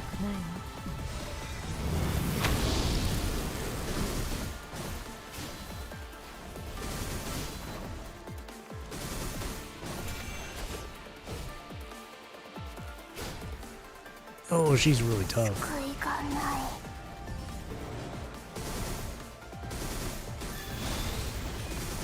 悪くないわ。結末はただ一つ。宿命には逆らえない。結末はただ一つ。宿命には逆らえない。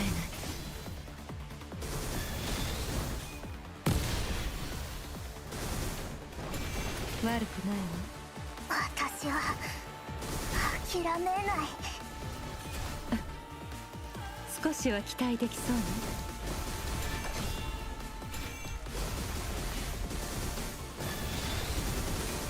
これは奇跡がない。 Oh, wait. Let me reread that thing.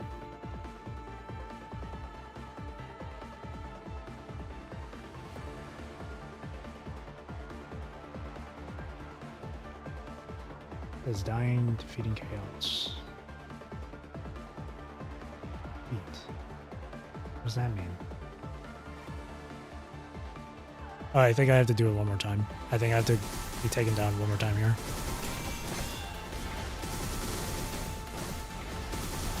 ここに止まれ。私を超えて背後の文明を刈り取ることはさせない。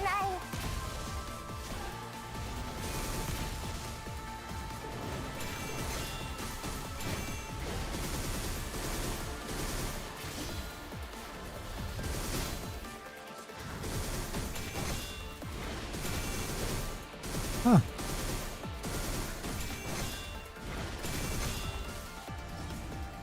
You know, this... It's very familiar, this fight. This fight's very familiar. ここに止まれ。 Reminds me of a certain other boss. 背後の文明を刈り取ることはさせない。 Seems like this boss fight's more... Seems like this boss fight's what inspired Fleur-de-Lis. It's pretty similar. ここに止まれ。私を超えて背後の文明を刈り取ることはさせない。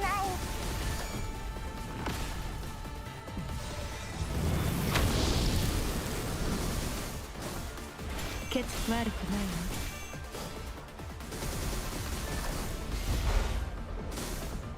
これは意外な結末ね。 Huh. It's not triggering the thing. I went down 3 times right there. 悪くないわ。見せてあげる。 That's weird. あなたの知らない景色を。さあお返しするわ。あなたの望む奇跡を抱きしめなさい。お返しするわ。このまま私が先導します。あなたの望む奇跡を抱きしめなさい。やはりこの物語も。 No, it says during phase 2. どんな体操 But it's also saying, like, これが真の it also 結末 says, 参りました。どんな体操を it also 放 says っても dying, defeating chaos, repeat. So I'm guessing that I have to actually defeat her another time here. ここに止まれ。 Which means I gotta fight her multiple times during second phase, 背 just 後の文 to... 明を刈り取ることはさせない。 結末はただ一つ。見せてあげる。あなたの知らない景色を。あなたの運命は決まっています。どんな代償を払ってもこれが真の結末に救いがない。あなたの運命は決まって、あなたの望む奇跡を抱きしめなさい。やはりこの物語も結末は変わらない。あなたの運命は決まっています。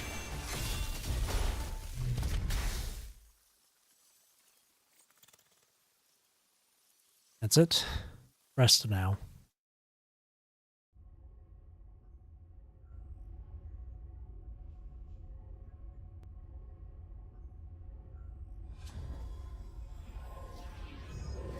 光なき隅は消え、私は新たな物語を見た。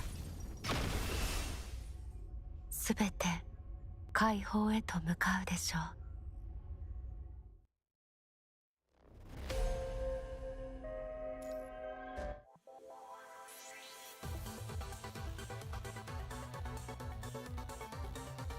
Numberless hardships execute chaos. Did that not count? It's weird.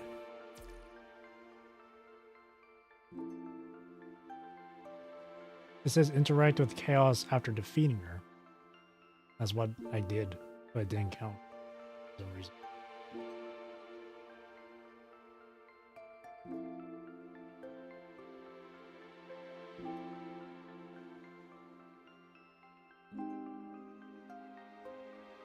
Okay, so for this past and future achievement, you do have to fight her 3 separate times just to do it.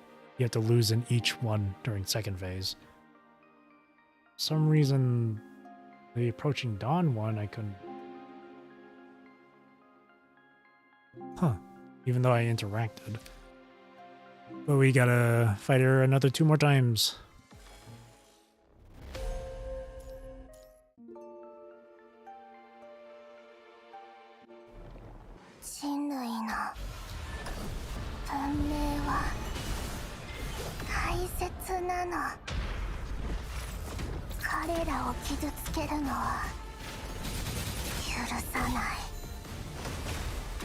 Yaはりこの物語も結末は変わらない。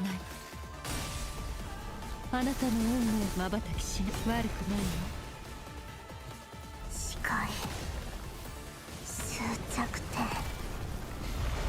結末はただ一つ。宿命には逆らえない。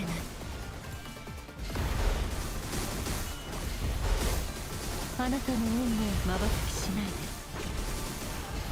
見せてあげる。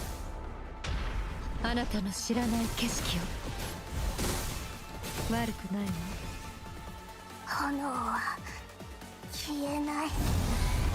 このまま私が先導します。お返しするわ。あなたの望む奇跡を抱きしめなさい。さあ、このまま私が先導します。お返しするわ。あなたの望む奇跡を抱きしめなさい。やはりこの物語も結末は変わらない。結末は共に地獄へ落ちましょう。結末はただ瞬きしないで。見せてあげる。あなたの知らない景色を。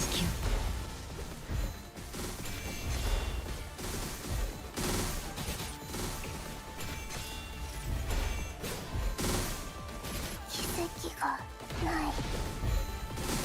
このまま私が先導します。お返しするわ。あなたの望む奇跡を抱きしめなさい。さあ、このまま私が先導します。溺れよう。あなたの望む奇跡を抱きしめなさい。やはりこの物語も結末は変わらない。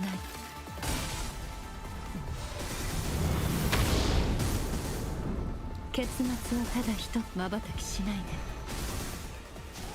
ここに止まれ。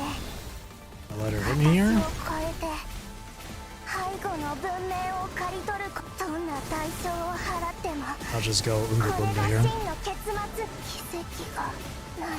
Fight with reckless abandon. No dodging. あなたの運命は決まっています。参りました。どんな代償を払ってもこれが真の結末にならない。瞬きしないで。ここに止まれ。私を超えて背後の文明を刈り取ることはさせない。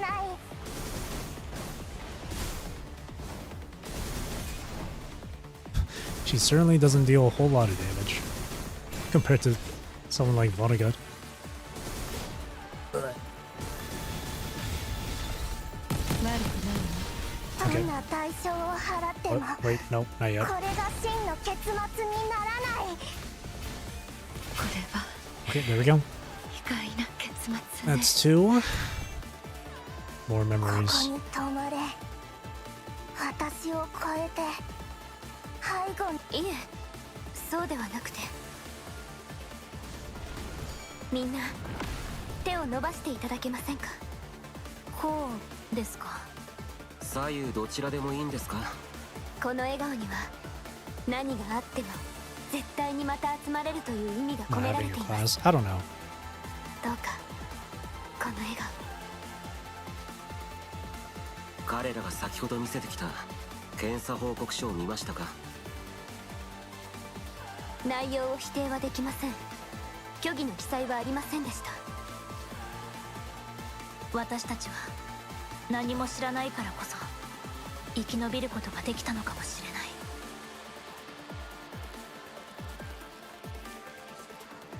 指揮官、敵の逆減装置に対する影響がかなり激しくなっています。敵の牽制に成功しました。指揮官、準備ができました。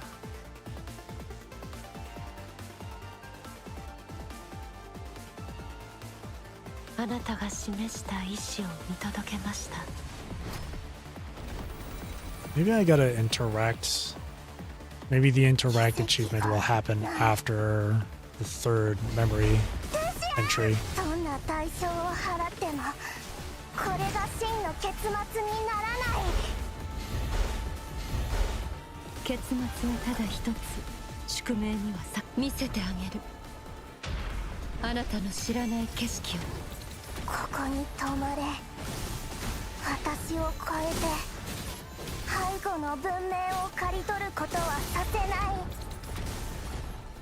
お返しするわ。あなたの望む奇跡を抱きしめなさい。さあ、このまま私が先導します。お返しするわ。あなたの望む奇跡を抱きしめなさい。 That was cinematic. やはりこの物語の結末は変わらない。どんな代償を払ってもこれが真の結末にならない。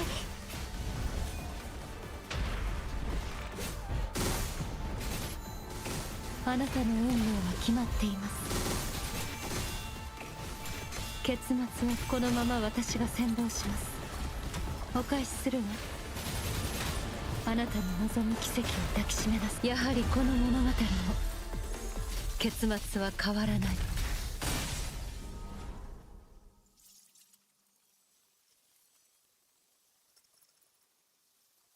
Oh, there it is. Here, I'll do that. I'll do this second choice like after beating her the oh, I have to pick that one. Everything will be all right. There it is. That's the one. I wanted to use that after the third, but that's fine. あなたたちの代償、確かに受け取りました。夜明けはもう。 Did her voice line cut off there? All right, one more go.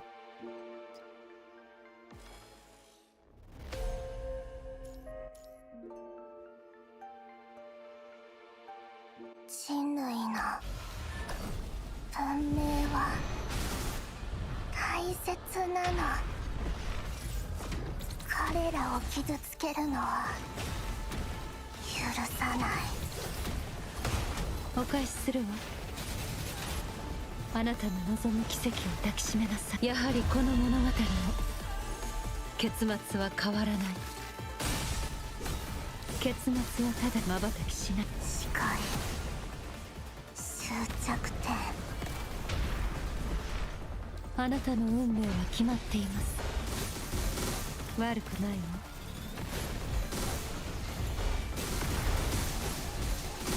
このまま私が先導します。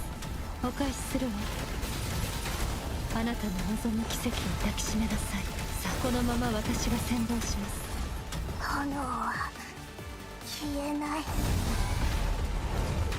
あなたの望む奇跡を抱きしめなさい。やはりこの物語の結末は変わらない。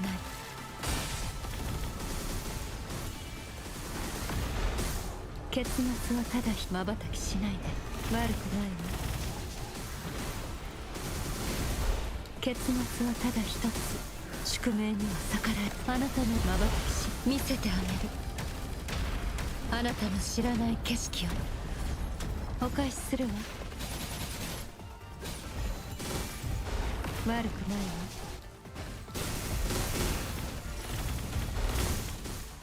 このまま私が先導します。お返しするわ。あなたの望む奇跡。共に地獄へ落ちましょう。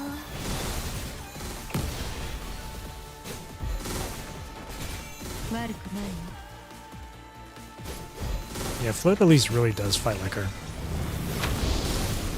And I'm saying Fleur de Lis fights like her in that order because obviously this chapter came before 奇跡がない。 Fleur de Lis, so 少しは期待 Chaos was the first.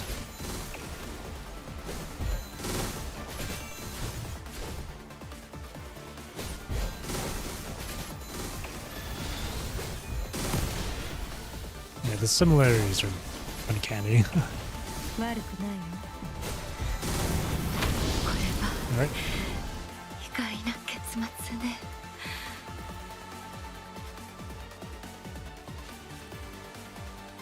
ルシアがまだ戦っています。私はまだ諦めるわけにはいきません。あなたに希望を託します。意識リンクを保ってもう一歩進むんだ。一体誰なんだ。行きましょう。支援を見つけ、あなたが安全な場所にたどり着くまで。指揮官、こんなに長い道のりをあなたと歩むことができて本当に嬉しかった。あなたに出会えたことが私にとって一番の幸運でした。 Ichiban? I'm just kidding. Ichiban mentioned? Yakuza collab? 力を私に託してください。 There you go. You have to do it 3 separate times. I see, I see. 結末はただ瞬きしないで見せてあげる。あなたの知らない景色を Ichiban playable one. あなたの望む He's the real third Nihil character. お返しするわ。あなたの望む奇跡を抱きしめます。やはりこの物語も結末は変わらない。結末はただここに止まれ。私を超えて背後の文明を刈り取ることはさせない。どんな代償を払ってもこれが真の結末にならない。奇跡がない。あなたの運命。指揮官、どんな代償を払ってもこれが真の結末にならない。お返しするわ。あなたの望む奇跡を抱きしめなさい。このまま私が先導します。お返しするわ。あなたの望む奇跡を抱きしめなさい。やはりこの物語も結末は変わらない。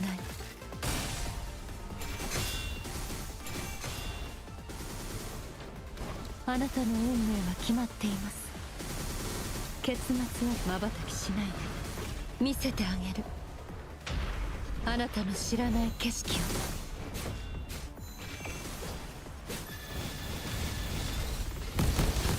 悪くない。どんな代償を払ってもこれが真の結末にならない。あなたの望む奇跡を抱きしめなさい。Dawn is almost here.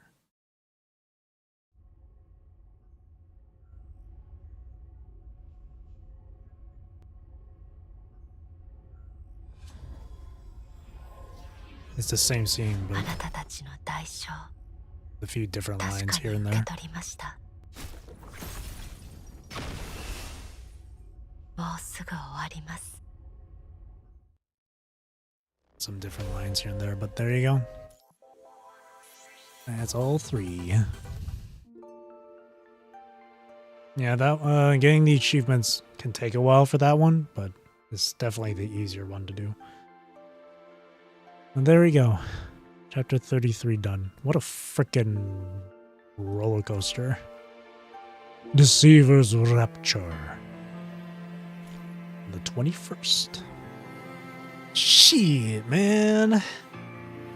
Not only that, next week is the second phase for Wua's current patch. Shit. So I don't know how I'm gonna fit Wua in this too. Since it's UTC, 7 a.m. UTC. I think I'll definitely play the Lilith next week. I'll definitely go through Lilith's chapter, her story and all that stuff next week on the weekend. That's for sure. I think because it's UTC, this Wua update's most like is going to happen. Or at least maintenance for my time is going to happen on Tuesday. So I might end up. So I'm probably going to be playing Wua on Wednesday for the patch. For the Phase 2 update of 2.3. Most likely. Which means Black Beacon will be for another time. Monday and Tuesday will be maybe Yakuza. Or actually, yeah, maybe like Monday and Tuesday will be Yakuza. Maybe. If not, then it could be like Black Beacon, Yakuza, Wua. No pre-download available on the launcher? I haven't checked. Let me see. There might be one now? No, not right now.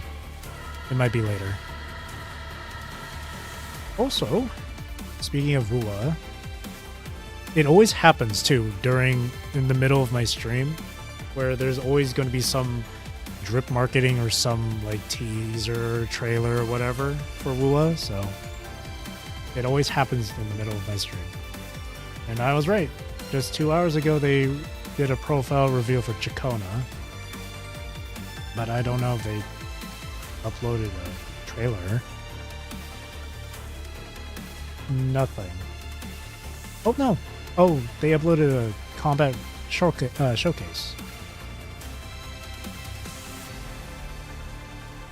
There's a combat showcase.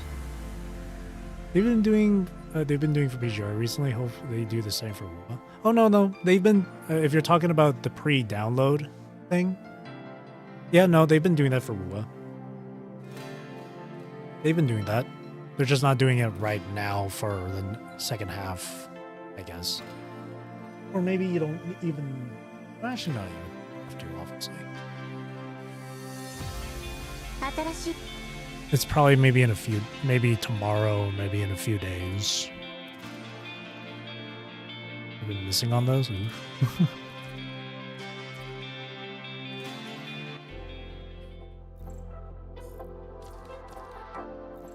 There we go. Oh yeah, I did get Ishmael. I was actually at 59 out of 60 pity for her. And for my selector, I was gonna go for Han Ying, but then I ultimately ended up picking Unk here. But yeah, I got her right here. She just needs to be SS. And I do have separate memory sets for her.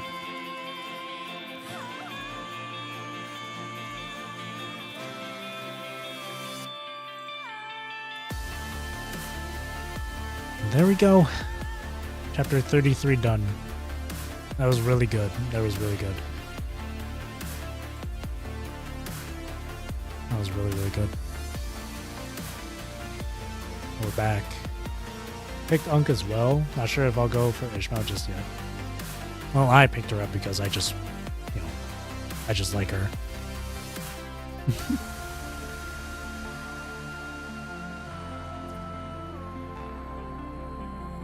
And I finally got Feral as well too. Thanks. Thank you, Kuro, for the free Feral. Immediately worked on her. And that free alpha too. SSS! My first S rank at SSS. Insane.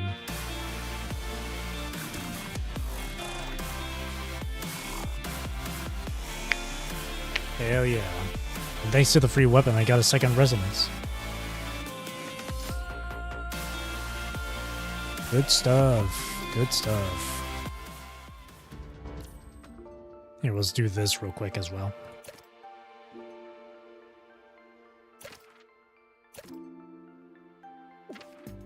Let's have some fun.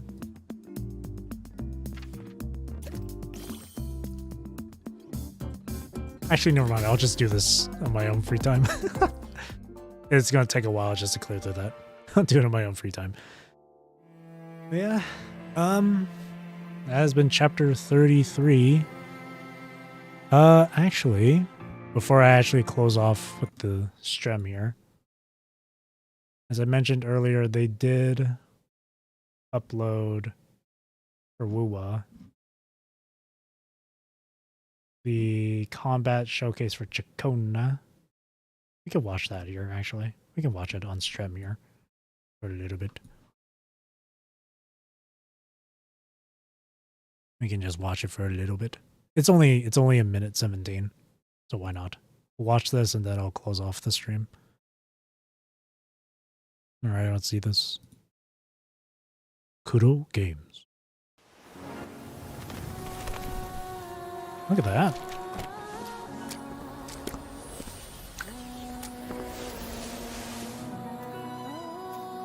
It's so majestic. Off we go. May my poems light the way on your path ahead.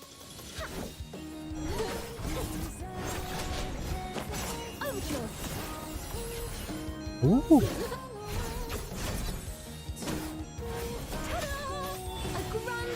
I gotta watch closely for when she whips out the pistols.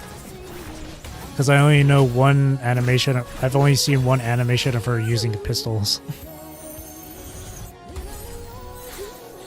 Let the show begin. Annihilation. Oh.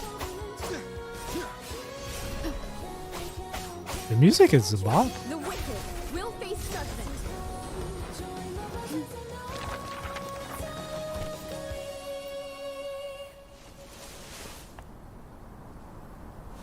Divinity, can you hear the poems I recite and the songs I sing?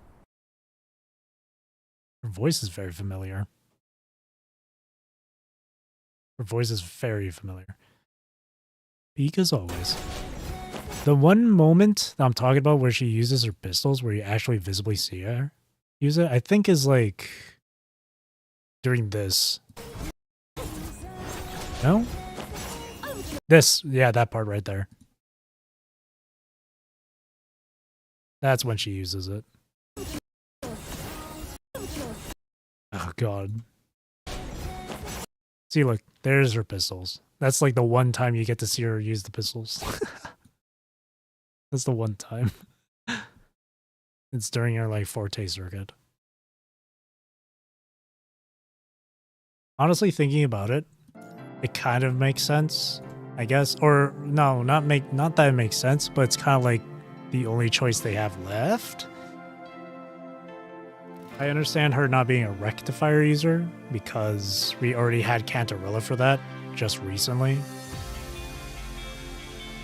I understand not being Broadblade because the way she's using her microphone stand as a weapon is way too quick and agile for it to be Broadblade. It wouldn't be the short sword because her microphone stand is too long for that. And it's obviously not gauntlets that would not fit her. So it does seem like pistols was like the only thing they could go for her weapon.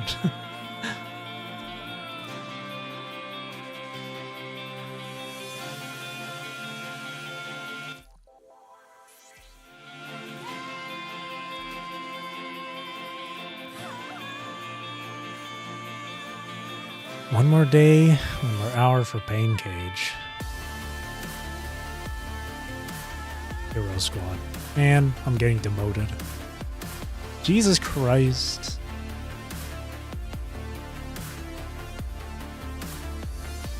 Alrighty. That's it then. Chapter 33. Done, done, done, done, done.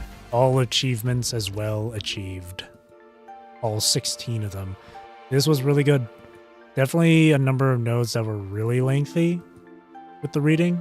But again, I personally don't mind long bits of reading during these notes. I don't mind if it's like half an hour long, as long as the story is really good and interesting.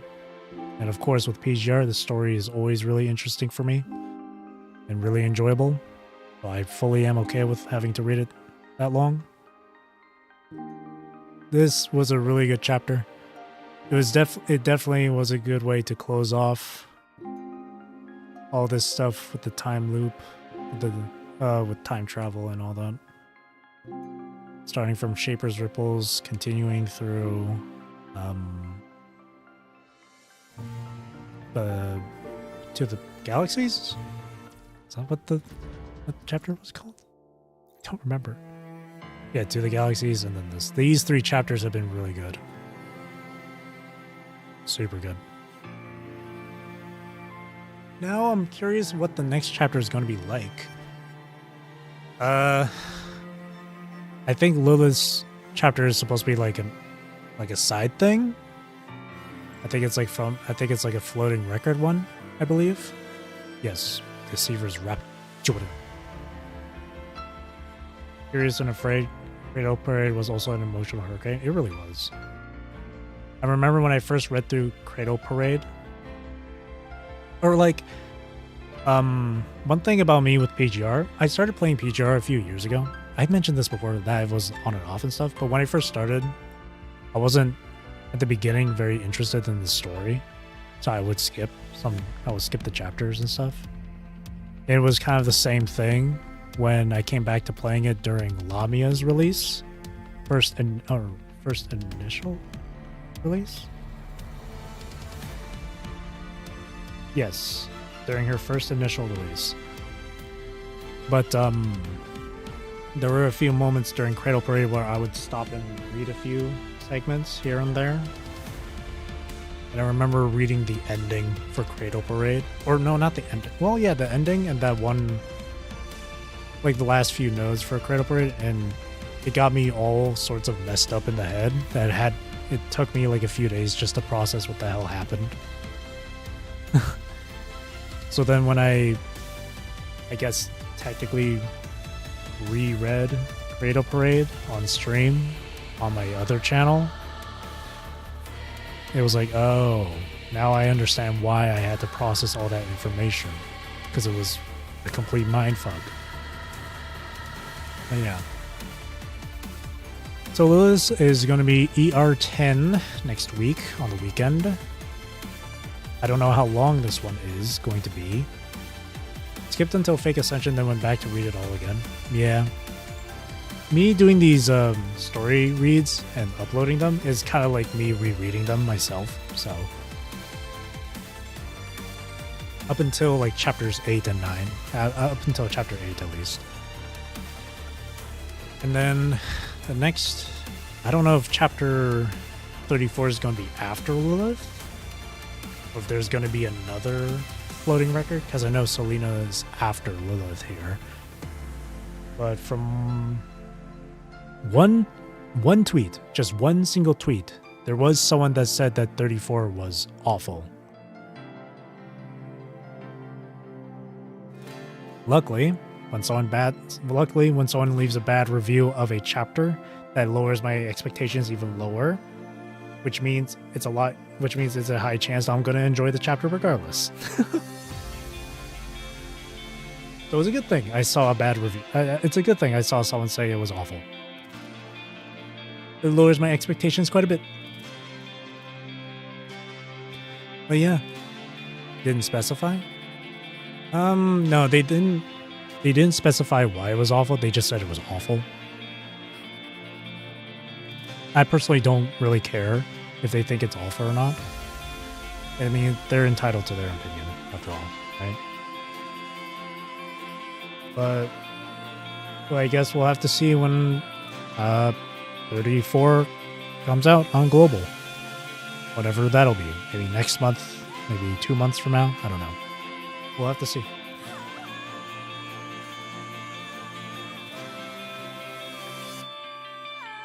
I also don't know if Vera's chapter is either a floating record or a main story chapter either.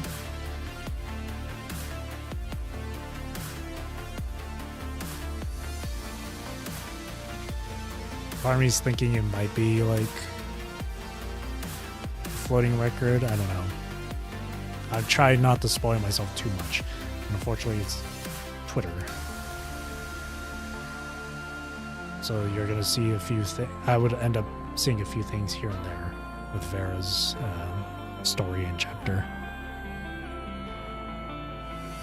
But yeah, I'll have to see with 34 to really understand why it's not the greatest chapter for a main story. But yeah, they didn't specify why it was bad. They just said it was bad.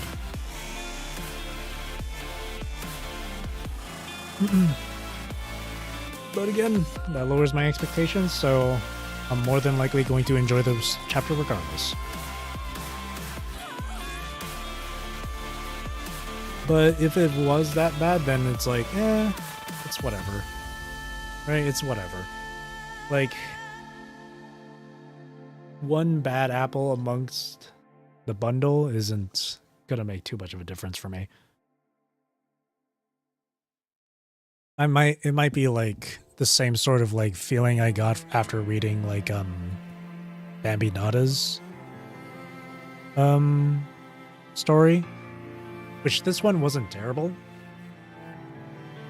at all, but this is one of those chapters that really did feel like it was a filler chapter and stuff. But again, I didn't mind it.